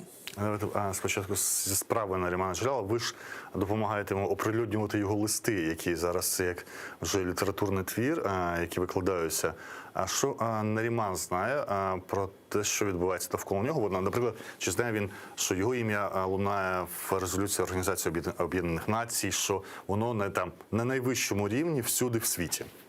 Здесь важно понимать, что российские власти, помещая Наримана вот в эти условия следственного изолятора, специально сформировали среду наиболее болезненную для него, а именно поместили его в информационный вакуум. То есть человек, который много пишет, много читает, много думает, для него вакуум это страшнее, чем, наверное, физические какие-то пытки. В то время как он лишен возможности получать новости от кого-либо, кроме своих адвокатов, когда он с ними видится. То есть в камере нет телевизора, нет радиоприемника. Хотя это дозволено, да? Это, скажем так, соответствует нормі закону. Але з іншого боку, якщо б він навіть мав, він би отримав тільки пропагандистські канали, які мовлять в Росії, правильно? Даже, скажем так, из вот этих источников можно отделять какие-то зерна и хотя бы понимать, в каком направлении движется информационная повестка. Самое главное, его лишили возможности вести корреспонденцию, переписку, то есть получать письма, отправлять письма. Почему ему не можно переписываться? Потому что ему просто не приносят письма. Просто не приносят. Это законно? Незаконно. Ограничивать право на переписку нельзя, но с момента его ареста он получил всего 8 писем. Хотя мне известно, что сотни людей, причем не только из Крыма, не только из Украины, со всего мира пишут ему письма. Это намеренно делается, администрация СИЗО объясняет таким образом, что цензор загружен работой, вот он сколько может, столько он передает. У нас другой ставки цензора нету. И совершенно понятно, что это искусственное ограничение, потому что, например, его сосед по камере получал письма. Це той сусід, який свідок Єгови, про який він писав, в своєму одному з листів. Наскільки можна довіряти, що це, там нельзя никому доверять вообще. Но, по крайней мере, Нариман придерживается такой позиции, что он не обсуждает дело, он не обсуждает какие-то подробности, которые могли бы навредить ему. То есть они находятся в таком бытовом общении со своим сокамерником. Що ж якісь пропозиції вам, як адвокату, чи Наріману роблять? І є побажання владні, чи йдуть просто по кримінальній справі, а от як по кримінальній справі? Нет, они совершенно в тупую фабрикуют это уголовное дело. Сегодня Нариману предъявили окончательное обвинение. Фактически оно не изменилось с предыдущим, добавили только значительный ущерб от взрыва газопровода. То есть это пункт А, пункт Б части 1 статьи 281 диверсия. это обвинение в хранении взрывного устройства, и это обвинение в контрабанде взрывного устройства. Все в составе организованной группы. При том, что даже по версии следствия Нариман к этой взрывчатке, к этой якобы диверсии отношения не имел. Но поскольку он состоял в преступной группе с братьями Ахтемовыми и другими неустановленными лицами, то объединенный общим умыслом и желая наступления этих последствий, ему вменяют и контрабанду, и перевозку, и так далее, и так далее. То есть по совокупности этих статей, ну там по 20 лет может выйти приговор. То есть это серьезно. А як він брав участь в цій групі? Як це доводиться? Як фабрикується справа? Фабрикуется таким образом. Нариману отводится роль вербовщика, то есть что... Він шукав людей для організованного злочинного угруповання. Да, что якобы некий Реза из Киева поручил ему найти людей, которые что-то сделают, не посвящая Наримана. Потом Наримана якобы посвятили в том, что он сделал. И он этих людей якобы предоставил. И, конечно же, все пробелы следствия быстренько закрыло секретными свидетелями, их как минимум 3 в деле. Потому что у нас было 3 опознания Наримана, то есть прямо как в кино, со статистами, с номерком, он стоит, вот такое большое зеркало, окно, и вот этот невидимый свидетель приходит и говорит... И впізнали вони його, да? Все 3 опознали, что вот это Нариман. И мы видели, пока материал дела мы еще не видели, ознакомление у нас начнется в ближайшее время, то есть это говорит о том, что предварительное расследование завершено, и теперь уже стадия ознакомления с материалами дела.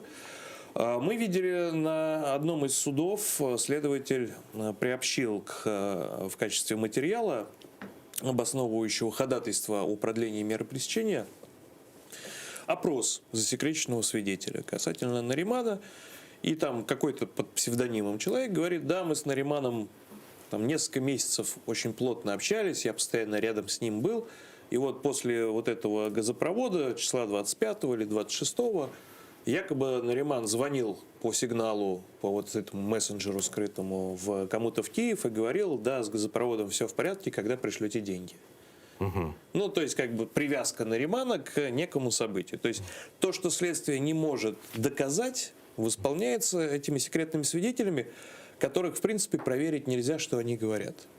Это просто слова, да? Вот, конечно. Слова. Ніяких записів нема. Абсолютно. Это просто слова. И проверить, был ли этот секретный свидетель в тот момент, про который он говорит, рядом с Нариманом, ну, мало ли, вдруг он на видеокамеры где-то попал, невозможно, потому что суды все эти вопросы отводят как направленные на установление личности свидетеля, которому поступали угрозы и которого в целях безопасности вот так вот легендировали. Тобто перший заступник голови Меджлісу, який розуміє, що 8 років він перебуває під щільним наглядом, ну, тобто будь-яким меншого штибу, я думаю, активісти і колишні журналісти, вони і то мають наружку, якусь наружне спостереження, це те, що називається, да, зовнішнє спостереження, бо ми розуміємо, як це працює, бо Україна теж недалеко відійшла, ці практики тут теж існували по відношенню до журналістів і адвокатів, да, що таке, ми розуміємо, в Росії це тотально.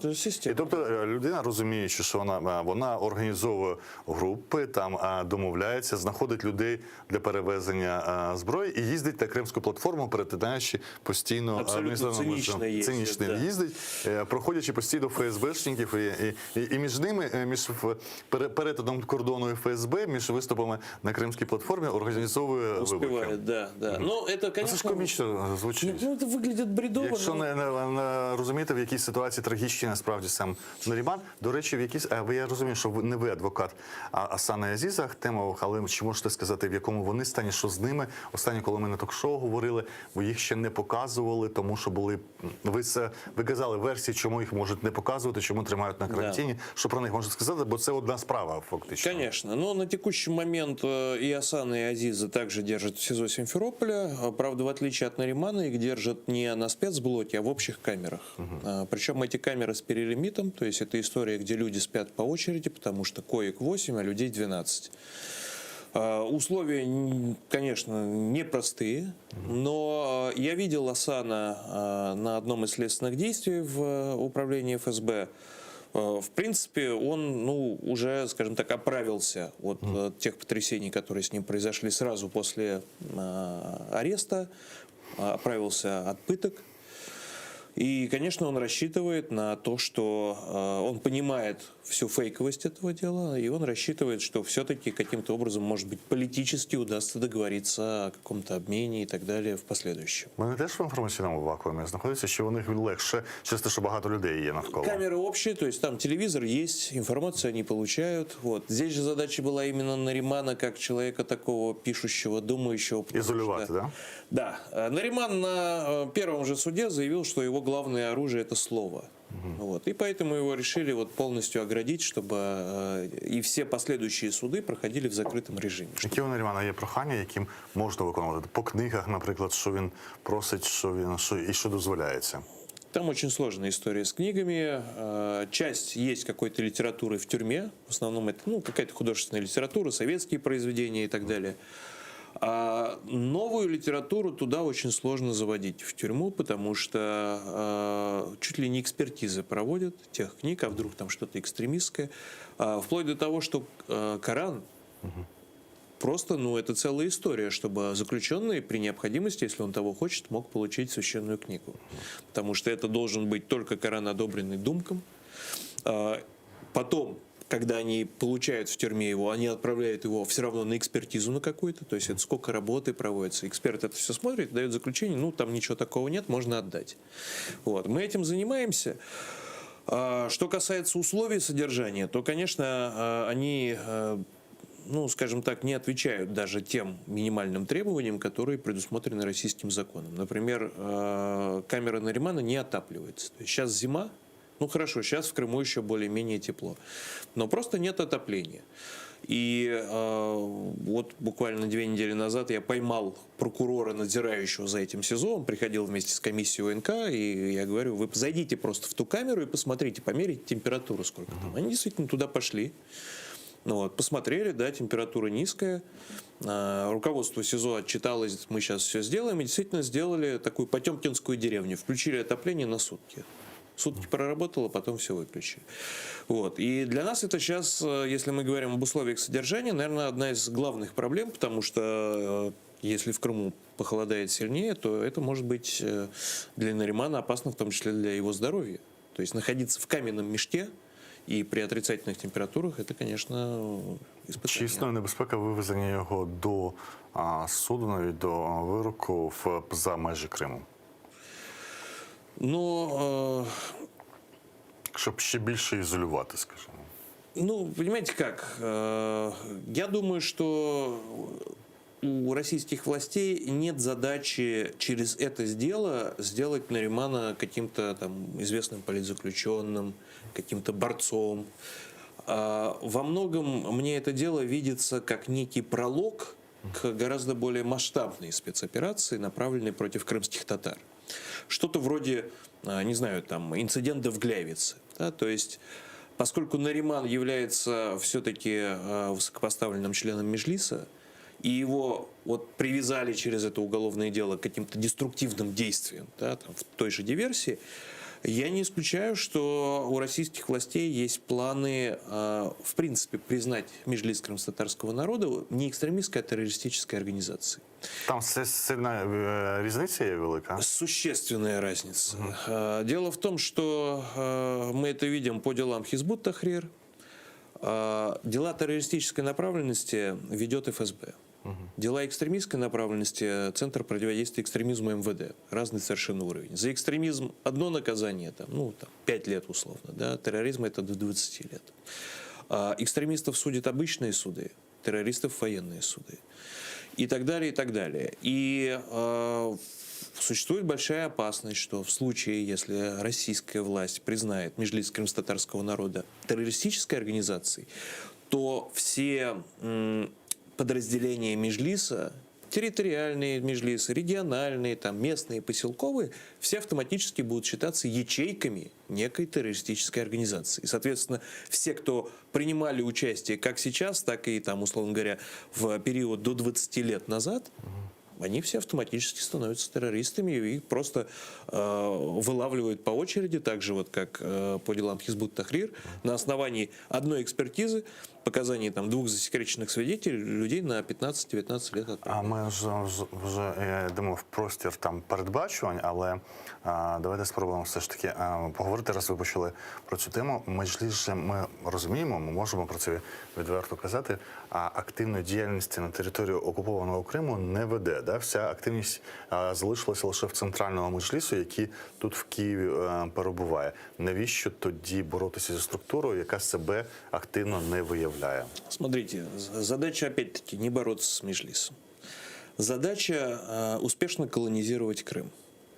И этой успешной колонизации сейчас противостоит, фактически позиция крымских татар. Да, она не активная позиция, она такая глухая позиция, да, когда люди там дома обсуждают, что происходит. Потому что там нельзя активная позиция, это сразу под прицелом оказывается человек. Когда преследуют людей по делам Хизбут Тахрир, отношение такое, да, вот они такие специфические, да, всякое может быть, их преследуют, и это порождает страх, но это не порождает тотальное ощущение бессилия, тотальное ощущение того, что эта машина может...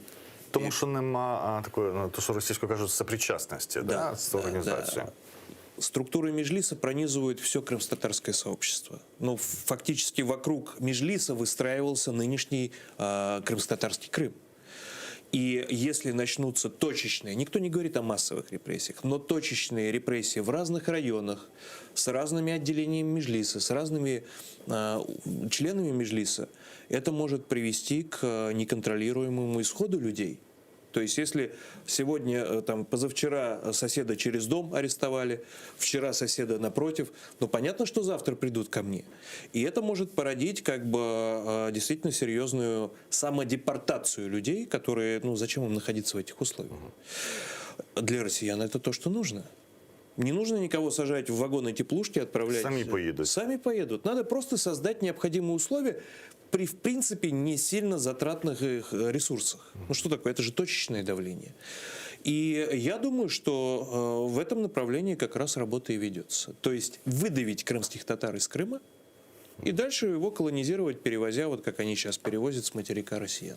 Як ви думаєте, світ буде звертати на це увагу, чи на саму депортацію не зверне і на точкові репресії не будуть так приділяти увагу? Світ розуміє, коли вже геноциди відбуваються, такі класичні, да?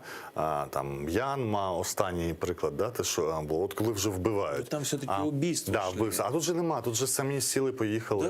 Да, сами. То есть создается такая атмосфера страха, да, атмосфера безысходности, когда люди просто не могут там оставаться. И что делать, если, условно говоря, здесь окажется 10 тысяч беженцев из Крыма, 20 тысяч?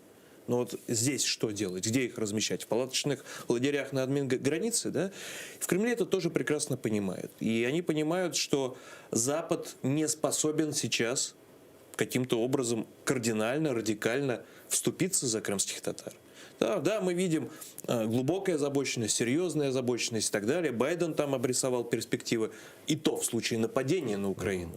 А то, что происходит в Крыму, это уже стало таким общим местом. И, конечно же, Кремль это использует, в том числе для того, чтобы менять демографический состав оккупированного полуострова. Так може ж і без цього, в принципі, кримських татар, 300, хай буде 400 тисяч, вони завезли вже, вважається, більше з Російської Федерації. А чим можуть лякати кількість, яка складає 10-15% населення півострова? Понимаете, какая штука? В таком авторитарном государстве, как Россия, стремящемся к диктатуре, даже одно иное мнение может создавать угрозу для государства. Когда такое мнение высказывает целый народ, пускай и немногочисленный, это серьезная проблема.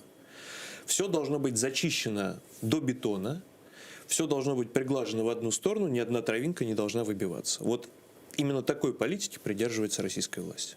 Хочу ще встигнути, поки у нас під час цього ефіру дві теми. Це український закон, я його коротко називаю про соціальний захист політв'язнів. Він в порядку денному, я не знаю, чи встигають його до Нового року проголосувати і чи підпишуть, нібито в порядку денному є. В минулі тижні не встигали, але, здається, свята наближаються, це для України свята. Друге, в розмові з Вікторією Юлєвою, останній, коли вона тут була нещодавно, десь тиждень-два Тому вона поділилася зі мною такою штукою. Я про це не дуже знав, що до багатьох кримських татар, ми знаємо, що понад 120 по Росії і по окупованому Криму вже або очікують судів, або сидять, а давайте називаємо, це сидять люди. Переслідуються. Переслідуються, що не до всіх ходять адвокати, не у всіх є адвокати, бо вони по різних регіонах Російської Федерації розкинуті. І яка небезпека? Вона каже, це зі слов, я посилаюся на те, що каже Віка, коли до людини не ходить адвокат, знущання, тортури, побиття – це буває частіше. І просто потрібно мати адвокатів, не напасешся постійними польотами, а потім треба мати місцевих адвокатів, і платити їм за те, щоб вони хоча б просто ходили раз на 2 тижні, незважаючи на те, що зараз намагаються, я чув, обмежити навіть доступ адвокатів через карантинні обмеження. Розкажіть про це і розкажіть, що взагалі відомо, чи координується взагалі, до скількох ходять адвокати, до скількох не ходять, і хто в якому стані. Ну, давайте по порядку. Что касается законопроекта, на самом деле... Про законопроект пізніше. Давайте, про закон я спитаю потім, тому що він як пов'язаний з тим. Понял. Він пов'язаний з грошовою частиною. Ми з Вікою сиділи, рахували, наскільки вистачить те, що пропонується там, тому до закону перейдемо. Те заключенные крымские татары, которые находятся в Крыму, конечно, адвокаты их стараются посещать. Тут тоже важно понимать, что ресурс адвокатов, которые занимаются по этим делам, не безграничный. У вас так само збереглося, що ви координуєте адвокатів якось?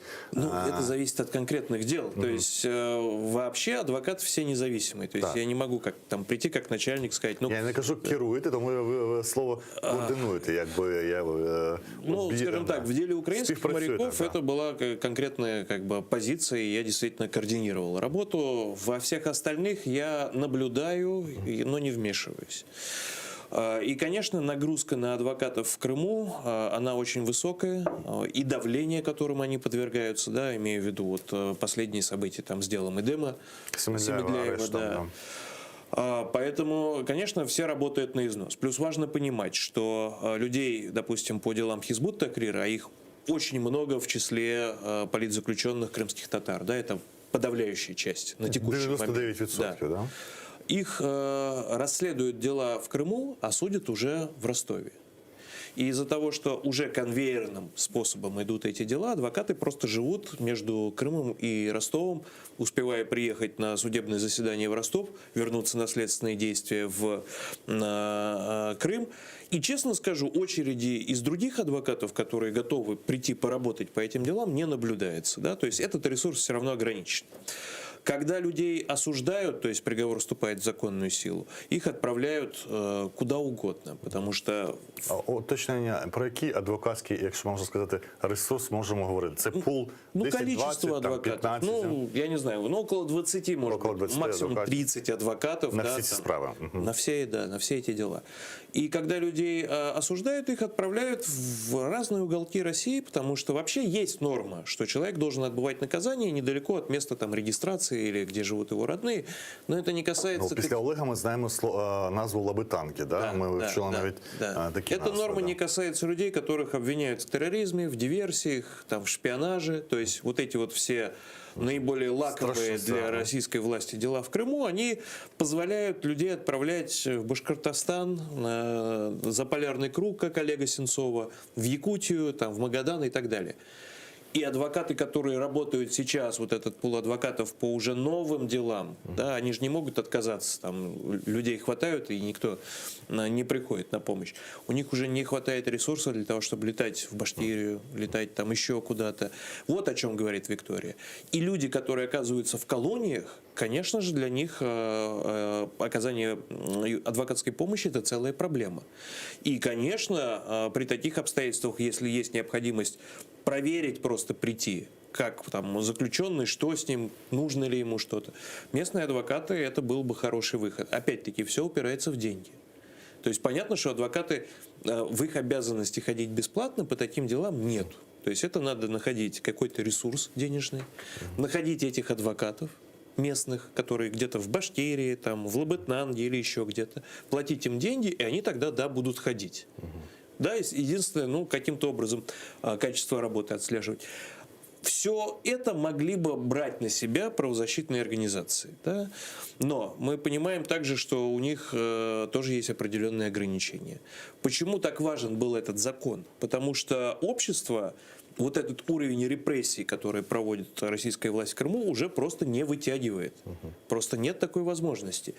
И, конечно, при таких обстоятельствах качество защиты, оно, безусловно, на каком-то этапе может снижаться. А ще уточнення по тому, що сказав, чи є зараз намагаються через нібито карантин обмежити доступ до людей, які сидять у в'язницях і в колоніях. Да. Об этом заявлялось. Естественно, российские власти используют сложившуюся обстановку с пандемией для того, чтобы максимально урезать возможности свободы, права людей, для того, чтобы государственный аппарат чувствовал себя хорошо. И последние задержания в Крыму, которые происходят вот начиная с осени, когда у судов захватывают женщин, несовершеннолетних, десятками людей хватают, они же тоже обусловлены именно пандемией.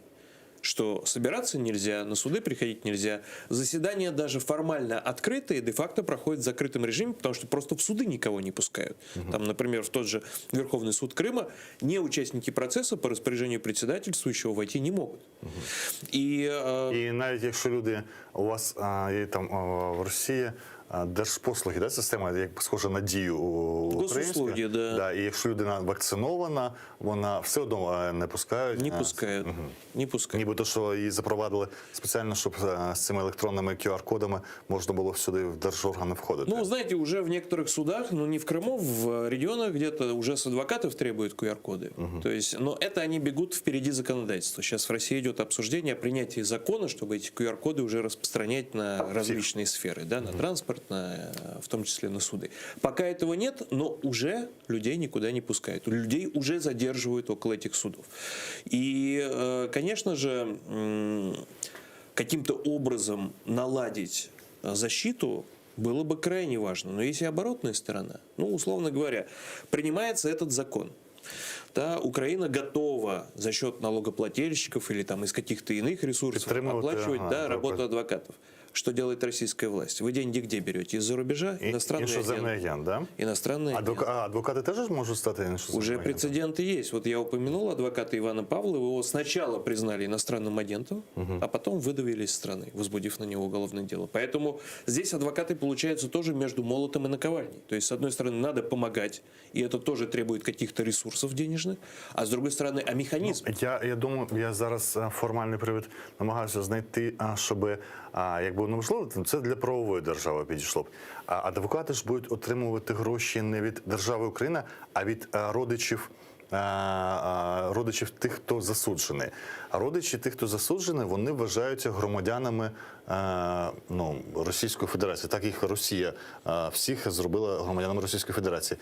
Чому тоді адвокатам загрожує, якщо вони будуть йти через кошти родичів? Родичів можуть оголосити іноземними агентами, це інша справа. А адвокати... Ну, ви думаєте, що вони не можуть прослідити движення денежних потоків? Але адвокат вже взяв гроші не за кордоном. Тому я кажу, це мій привід, і він для правової країни. Конечно. То есть, если встанет вопрос, что нужно эту лавочку каким-то образом прикрывать, российская власть это сделает моментально. Моментально. Поэтому, пока не принят закон, да, говорить о каких-то конкретных механизмах преждевременно. Плюс, надо понимать, даже если закон примут, прежде чем все необходимые там урядовые постановы будут приняты, пройдет же огромное количество. Мы же прекрасно понимаем, как эта бюрократическая система работает. Но я скажу из принципа, что лучше хоть что-то, чем ничего. Да, поэтому поддерживаю. Керівник комітету, коли він включався в нашу розмову на цьому ефірі, він пропонує не дуже, скажімо, не намагатися кошти збільшити. Бо чому пройшло питання? Ми рахували кількість, яка потрібна на адвокатів. От Віка казала, там по регіонах, щоб просто відвідав без там справ, це десь 15 тисяч рублів. Рахували 5 тисяч гривень. 2 рази на місяць це 10 тисяч гривень або 30 тисяч рублів. Тобто вся ця сума, яку передбачається в 130, вона фактично повністю піде на адвоката, який просто буде відвідувати. Це провінційного рівня адвокат. Да? Якби, провінційного рівня, я кажу, в нормальному розумінні цього слова, що невеликі міста. Це не Петербург, не Москва. Москва, не Єкатеринбург, да? не такі великі міста з іншими ставками адвокатськими. Ми розуміємо, як це різниця по Україні, але нюанс в тому, що соціальна підтримка передбачає, поки закон ніяким чином це не визначає, а специфічні родини, в них багато дітей, і вони залишилися без годувальника в родині. Тому йдеться мова, як якось допомогти і родинам, які без грошей, бо ми бачимо все складніше навіть на дітей збирати гроші. Ну, дійсно, як ви кажете, суспільство вже не витримує постійне збирання грошей. І тому питання таке, яка сума, на ваш погляд, має бути на родину, чи треба виходити все ж таки ще від кількості дітей в родині? Что касается поддержки конкретно семей, уже действует механизм, по которому семьи могут получать 100 тысяч гривен. По міжвідомчій комісії, яка, да. Но это 100 тысяч гривен на сколько? На год? А це не вистачає навіть на рік на адвокатів, мені кажуть, що... Это просто на поддержку семьи. Кто-то платит адвокату. В основном люди тратятся на передачи, потому что это тоже надо понимать, что передачи в СИЗО, передачи в тюрьмы – это довольно затратная часть, да? Поэтому говорить о каких-то конкретных цифрах я, наверное, не готов, потому что разные случаи, разные семьи, где-то 6 детей, где-то 1 ребенок. Но, на мой взгляд, подход должен быть таким образом, что важно диверсифицировать поддержку непосредственно социальную семей и ту работу, которую выполняют адвокаты по этим делам, потому что если это все смешивать, это будет ужасная мешанина, так нельзя делать. Тоді, виходячи з небезпек, які стають перед адвокатами, іншоземний агент, і ми знаємо, наскільки це небезпечно, ми знаємо, скільки вже журналістів переслідуються і покинули навіть країну за останній тільки час в Росії. Те, що відбувається, можливо, соціальна допомога має бути відкрита законна, є різні механізми навіть в демократичних країнах, є якісь закриті речі, які не публічні, і там правова допомога має бути з непублічним, з неможливістю там, верифікації іншоземними країнами, якщо це можливо, чи я марю, і це неможливо робити на публічний спосіб. В России, к сожалению, для государства многие аспекты общественной жизни прозрачные. То есть, если государство считает, что там условный адвокат получает деньги там от условных врагов, даже если он будет брать наличными и не оставлять нигде подписи, все равно существует возможность прижать его к ногтю. Я так розумію, це статус видається Мін'юстом навіть без всяких там, просто кого вирішили, того і оголошують. Да, никаких доказательств нет, а даже если кто-то идет в суд обжаловать, все же прекрасно понимают, какое решение вынесет суд. Да, то есть это секрет Полишинеля, что там они что-то могут... На том же примере мемориала мы можем наблюдать, что фактически государство уничтожает вот эту вот оставшуюся свободную часть общества, которой, в принципе, можно отнести адвоката. Поэтому, как только будут приняты какие-то механизмы, конечно, с той стороны их подробно изучат и подумают, как этому противостоять. На завершення у нас 3 хвилини до кінця, в принципі, достатньо 3 хвилини часу, щоб підсумувати все, що говорили. Десь кілька місяців тому, коли навесні, можливо, коли ми говорили тут у дворі АТРу, ви так песимістично все описували, куди рухається Росія, в який бік.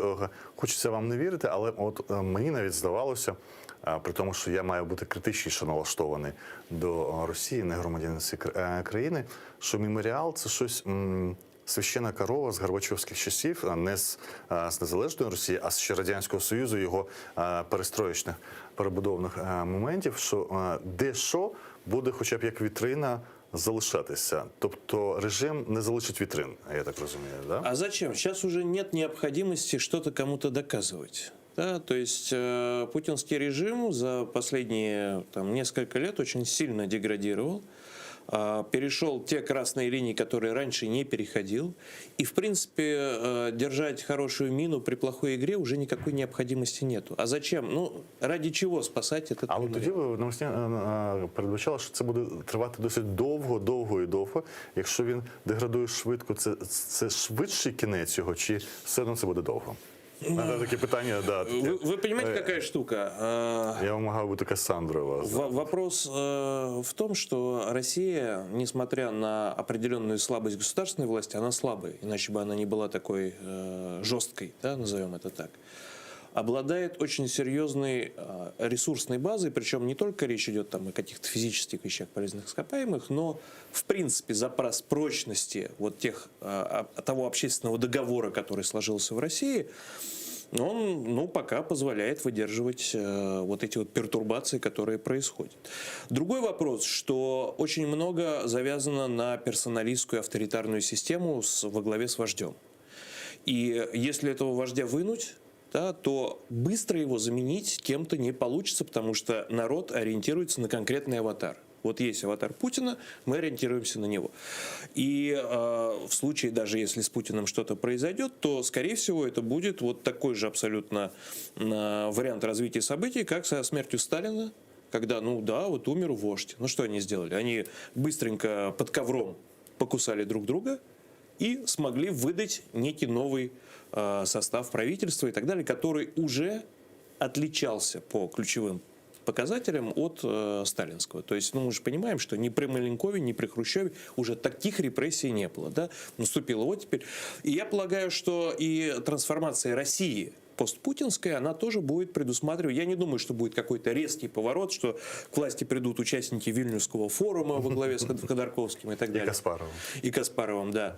Это будет все равно внутренняя смена элит, но всегда в таких условиях есть надежда и шанс, что...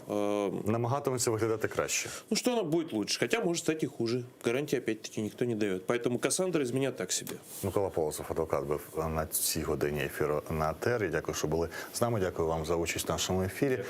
І помилися не завтра. Зустрічаємося з вами вже з наступного тижня, з понеділка. Завтра вихідний. Гарних вихідних.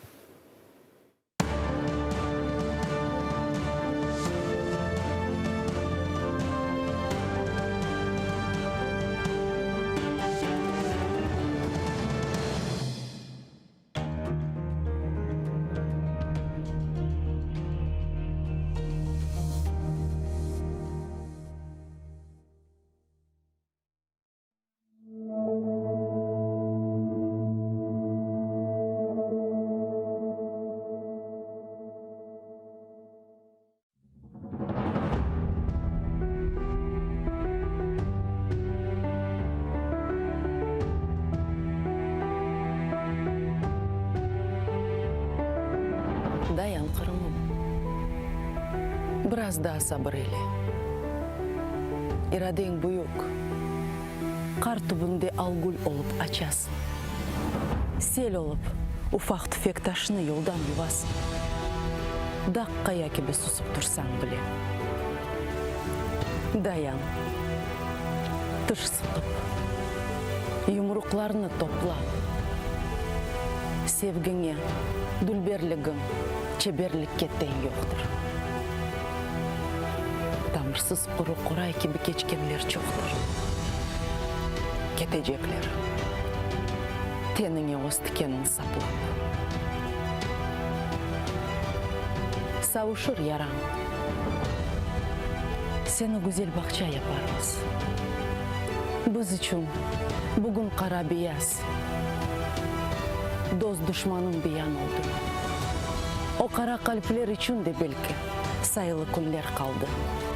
Evladım, kartal kalkın, kanat yayarız.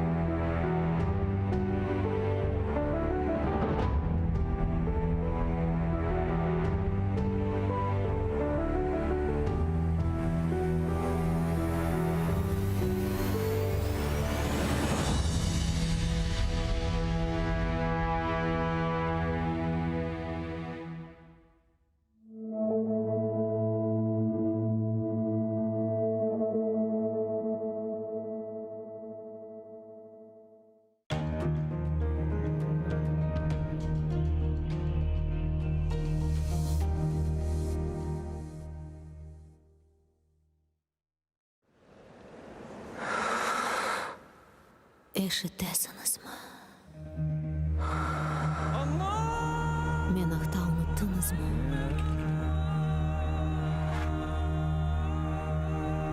Мен мында. Бұл менің топырағым. Менің қырымым.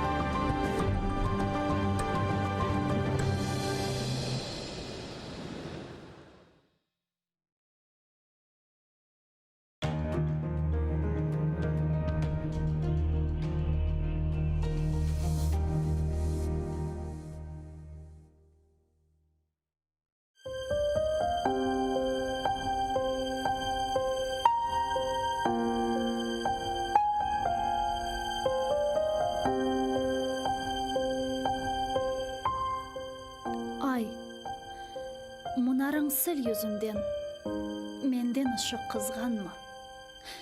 Мен бір ғарип yolcu едім, қалдым қарадағыларда. Yol шашырдым, күн ашырдым, сана бақып ағыларда, ақ чекерім.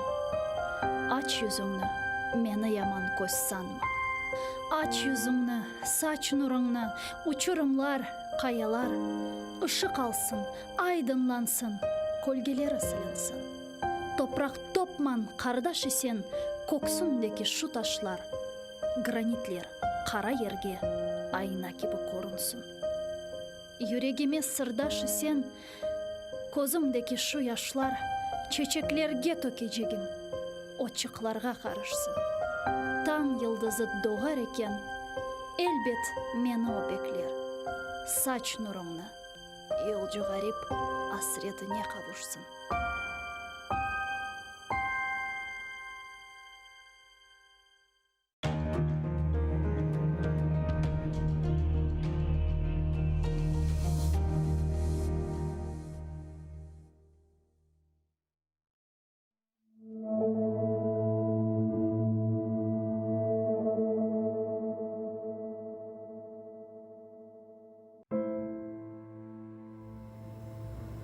Мені кім қорчалар екен бұл дүнияда? Мені кім парчалар екен бұл дүнияда? Мені кім қырпалар екен бұл дүнияда? Қырымым, егер сен олмасаң дүнияда. Сені кім сызлатыр екен бұл дүнияда? Сені кім ерлатыр екен бұл дүнияда? Сені кім ағлатыр екен бұл дүнияда? Қырымым, егер мен олмасам дүнияда. Сен мені қорчала, мұқаддес Қырымым. Қалбімні парчала, мұқаддес Қырымым. Сесімні парчала, мұқаддес Қырымым. Саңа құл олырым, сақ қалсам дүнияда. Юртыңа құл олмақ бақыттыр бұл дүнияда. Ватанлы бақытсызлар жоқтыр бұл дүнияда. Қырым, сен менің үшін тақтсың бұл дүнияда. Сенің үшін өлерім, сақ қалсам дүнияда.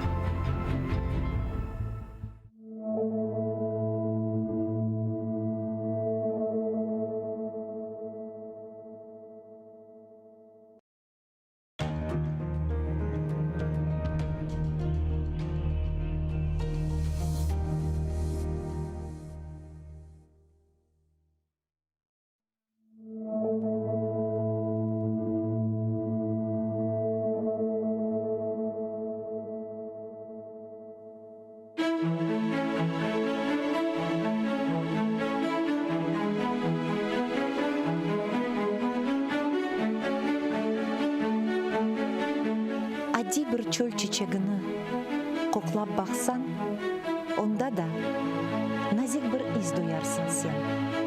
Диққатыңа қарсы. башлыт. Жүрегіңні аңлап олсан, ен яман деп белеген кішіңде де, илле бардыр, аз олса да, яқшылық.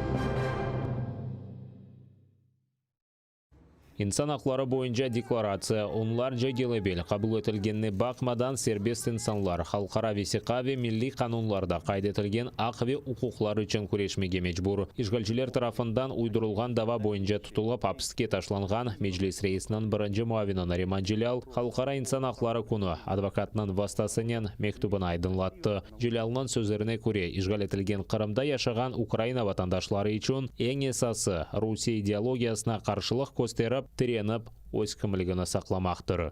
Наша Україна продовжить складати найважливіший іспит національної єдності, політичної зрілості, військової спроможності, частиною якого є бажання та вміння захистити власних громадян на окупованих територіях. Для українських громадян в окупованому Криму першочерговим залишається завдання вистояти перед російською ідеологічною навалою та зберегти свою приналежність до вільного світу, зберегти у свідомості цінності демократії, прагнення жити в суспільстві, де права людини є імперативом взаємин як між людьми, так і між державою та громадянами. І головне, друзі, не втрачайте віри, що спільними зусиллями ворог буде повалений. Тільки докладайте цих зусиль.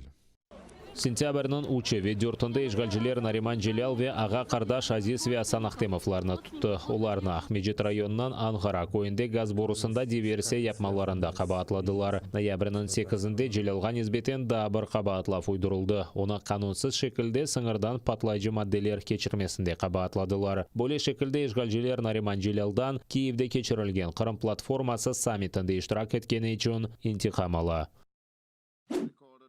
Бірлешкен Миллетлерінің Баш Ассамблеясы Қырым Русия тарафындан арбелештірулі ваққында яңартылған резолюцияны қабыл етті. Бұл сене Қырым статусы вақтынша ишгал етілген территория оларақ көстерілді. Қырым платформасы черчевесінде ишбірлікке қол тұтылды. Русия ярмаданын тамыр халқы Қырым татарларының ақлары бұзылмасында месулетлі олғаны қайдетілі. Онен берабер Қырым татар халқының етекчілерінің низбеттен шығарылған үкімлер лягу етілмесі чағыруы бар. Резолюцияда Русия ярмадаға силя кетіріп ерлештірмесіні тоқтатмасы, Қараве азақ деңізлерде гемілер юрушне кедер етмемеге чағыруы бар. Резолюцияда дегер мемлекет векіллеріні ишгал етілген Қырымны зиярет етмемеге тепсие етелер. Бұл сені резолюцияға 63 мемлекет векілі қол тұтты, 22 векілі қаршы чықты, 55 рей бермектен вазгечті.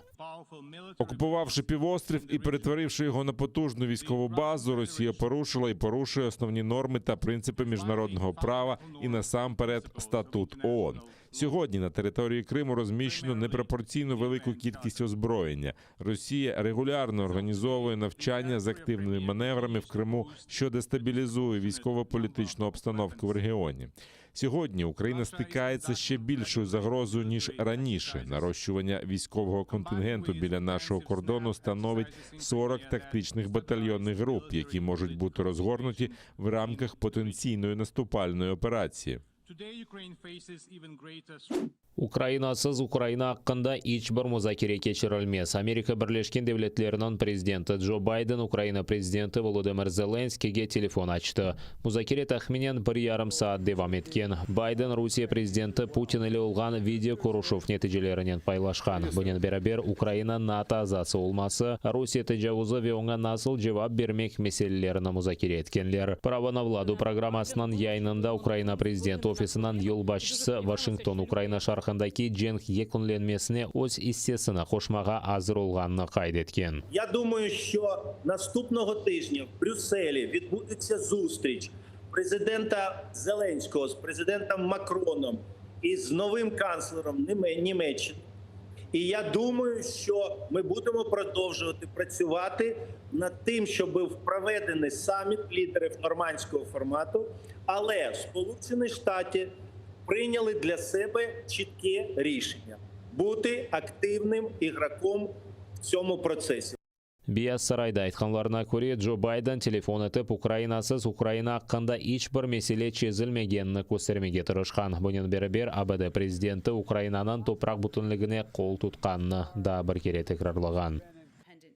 Президент Байден хотів обговорити свої глибокі занепокоєння щодо нарощування російських військ біля українського кордону та його зобов'язання рішуче реагувати в разі російської військової ескалації. Ми тісно співпрацюємо з Україною протягом усього цього процесу на усіх рівнях. Ми у щоденному тісному контакті з вищими українськими посадовцями. Байден өзі Путин еле олған музакире аққанда тариф еткен. О Путинге Украинаға низбетен тежавуз девам еттірілмесінің ақыбетлері аққанда аңлатмаға тырышқан. Під час зустрічі з Путіним я був дуже прямолінійним. Жодних стримувань у виразах. Вічливо, але чітко я дав зрозуміти, якщо він справді вторгнеться в Україну, наслідки будуть важкими. Це серйозні економічні наслідки, яких він ще ніколи не бачив. Він негайно відповів, що все зрозумів. Русия Қырым-татар ве украинлерні işgal етілген Қырымна терк еттірмеге істей. Истеклерні еріне кетірмек үшін işgalжилерге қаршылық көстергенлерге репрессиялар қоланып, инсанларны азапларға чектірелер. Инсан ақлары бойынша халықара декларацияның 73-ші еллығы мұнасебетінен Меджлис işgal етілген Қырымда инсан ақлары бозылмасы бойынша бейанат айдынлатты. Анда işgalжилер тарафындан апсханелерге атылған сияси мабуслер чекіштірілгені қайдетілі. Сентябрь-декабрь айлары арасында işgalжилер ичбір себепсіз юзден зияде Қырым татарына тұтты. Олар арасында чоқ балалы аналар, чағына етмеген балалар, адвокат ве журналистлер бар еді. Шымдылек işgal етілген Қырымда 234 кіші сияси давалар бойынша тақып етілмекте. 121 инсан апсханелерде тұтыла. Бұнен бері işgalжилер 1944 сенесі Женевада қабыл етілген женг вақтында арби олмаған инсанлар қорчалануы конвенциясыны бозмақта. Ярмаданын этник теркібіні деңіштірмек үшін Қырымға тахменен 1 миллион өз ватандашыны көчіріп кетірген. Русия тежавузжы девлет оларақ халқара тешкілетлары қабыл еткен қарар ве тепсиелеріні көзогіне алмай. Вебірлешкен милетлерінің халқара махкемесі шығарған қарарыны еріне кетірмей. Олар арасында Меджлис ясақ етіліп экстремистик оларақ танылған қарарыны лягу етмейлер.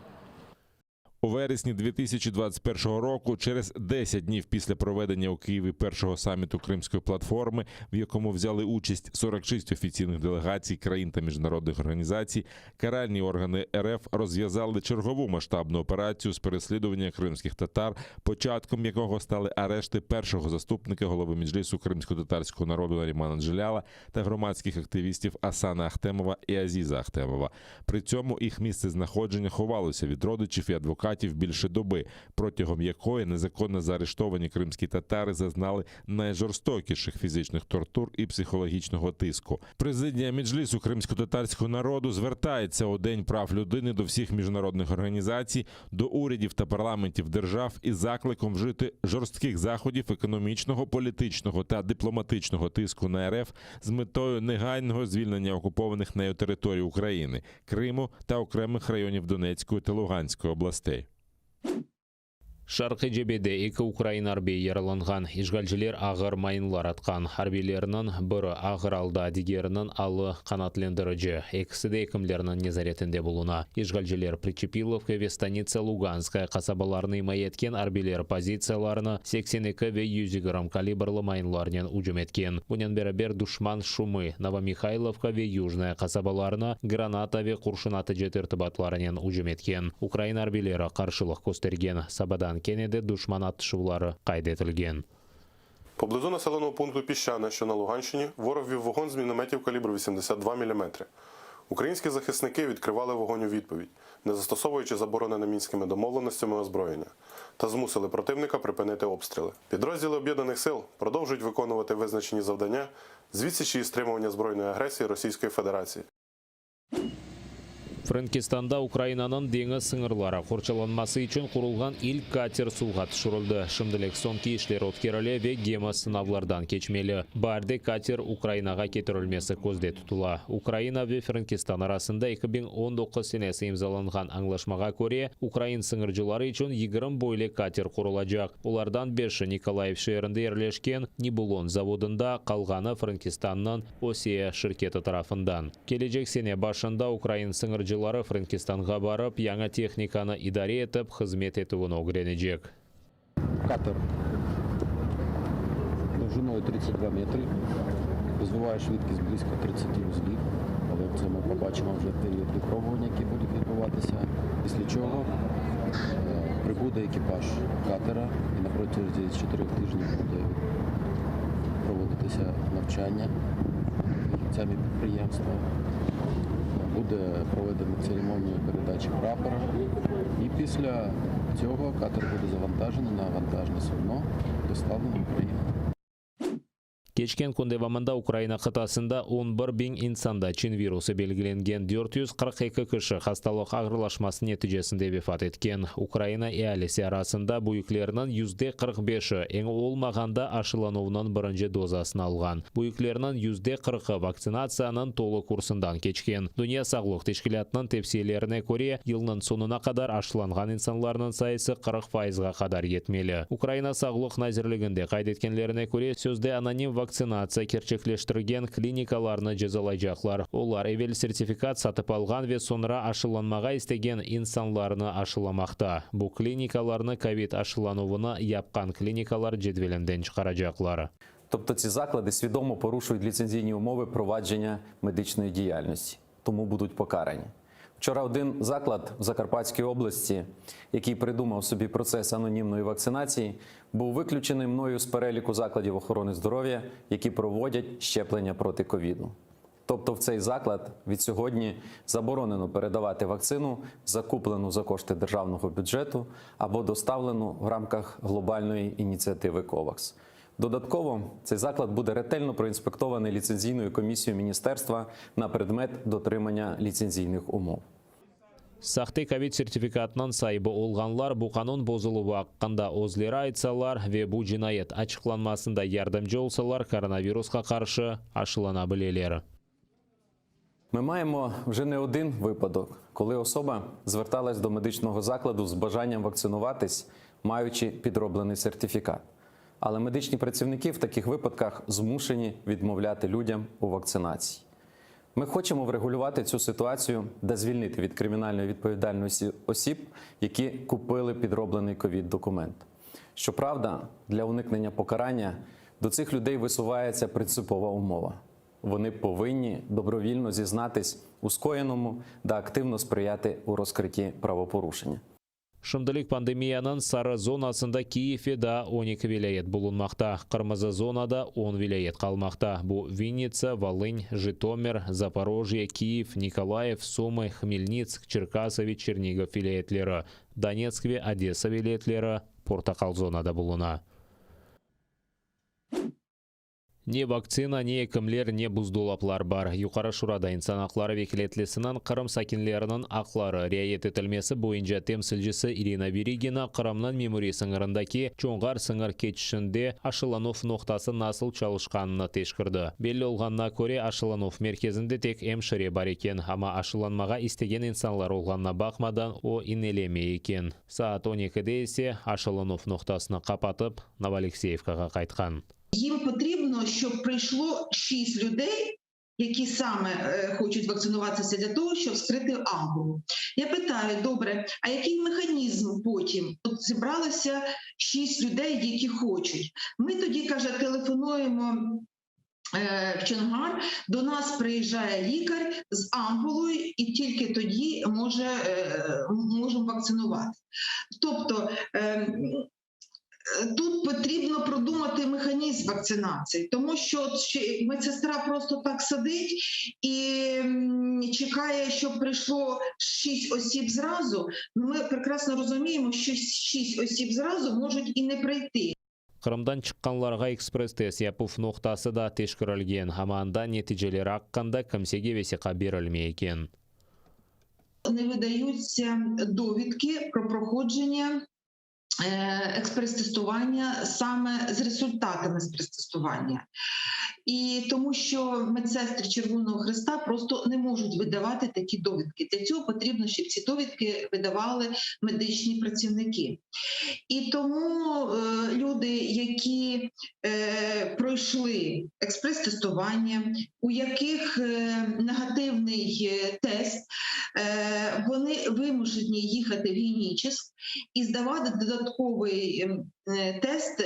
Це саме для тих людей, які хочуть подорожувати далі залізничним транспортом. Ишгалжилернин малыматына көрі, Ярмадада 490 инсанда чин вирусы белгіленген. 32 кіші хасталық ағырлашмасы нәтижесінде вефат еткен. Аққұрчы лажыларының малыматына көрі бұл рақамлар 5 кереге эксілтіліп көстерілі. Хасталарынан сайысы 2,5 кереге артты. Бұл Женеби Африка Жұмхуриетінің көстергічлерідір. Дүния сағлық тешкілятында қайдеткенлеріне көре, коронавирустан яңы омикрон штамы эпидемияның 4-ші далғасы тарқалмасына себепчі oldu. Екімлер қайдеткеніне көре мемлекетінің хастаханелерінде хасталар артмасы қорқута. Але люди, схоже, все одно не вакцинуються. І якщо зараження прискориться, почнуться проблеми. Дүния сағлық тешкілятында хабар еткенлеріне көре соңғы күнлері ағыр хасталарының сайысы пек чоқ артқан. Випадків більше, і також більше людей, які потрапляють до лікарні. Экспертлер қайдеткеніне көре омикрон штамы пек юқыншылы олса да пек сирек ағыр ақыбетлер қалдыра. Бұны мемлекетінің бір қач хастаханесінде де таздықладылар. Хасталарының учте бірі ағыр алда бұлына. Пандемияның бірінші ве екінші далғасында хасталарының %65-ші хасталықны ағыр кечіреді. Дүния сағлық тешкілятында қайдеткенлеріне көре Женеби Африка Жұмхуриеті ве Гонконгта белгіленген омикрон штамы шымдылық 60 мемлекетке тарқалған. Бұл штам тахменен 1000 хастада қайдетілген, ярасындан чоқы Африкада. Бразилиялыларға Рио-де-Жанейро хакимиеті яңа елні Копакабана пляжында қаршыламаға рұқсет берді. Да 5 күн evvel күтлеви тедбірлер кечірілуі ясақ етілген еді. Ми розуміємо, що ці збори людей на відкритому повітрі не становлять ризику для передачі COVID-19. Якщо через 15 днів ми повідомимо про погіршення ситуації, це буде через вечірки у закритих місцях та квартирах. Yılbaş gecesinde 16 dakikalık feyerverkler şousuna көстермеге isteyler. İnsanlar bir yerde toplaşmasın dep seyirciler için ayrı 10 zona teşkil edecekler. Copacabanaga yılbaş bayramına karşılamak için her yıl milyonlarının insan keli. Bu hem yerli sakinler hem de turistler. Можу спокійно сказати, що люди можуть приїжджати святкувати Новий рік до Ріо. Це безпечно. Мемлекетте омикрон штамы қайдетілген соң күтлеви тедбірлер кечірілуі ясақ етілген еді. Бразилия дүния рейтингінде коронавирус тарқалмасы бойынша Америка ве Индистандан соң 3-ші ерде. Құрбанлар сайысына көре Бразилия 2-ші ерде бұлына. Анда коронавирустан 600.000 кіші кечінді.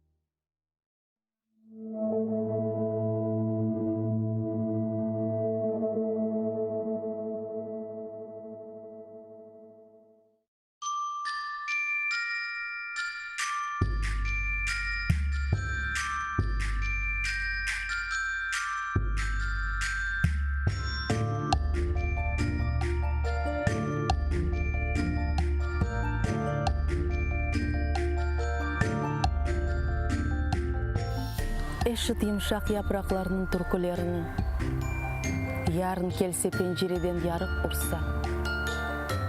Эшіт қырымымның дүлберлігіні, құшлар ерлап азбарыңдан ұчса. Эшіт, бұл қырларым көктен yüksek, құры өзенімнің қоқыларыны, гүллер ача, піші тазе отмек, Tuz kokusu, deniz dalgaları. Eşit, nasıl yüzüm sıcak yerden ose. Ozen suvu aka, güneş oynay. Kırım, hep yerlerden bana güzel. Bu sevgiden güçlü, sevgi olmay.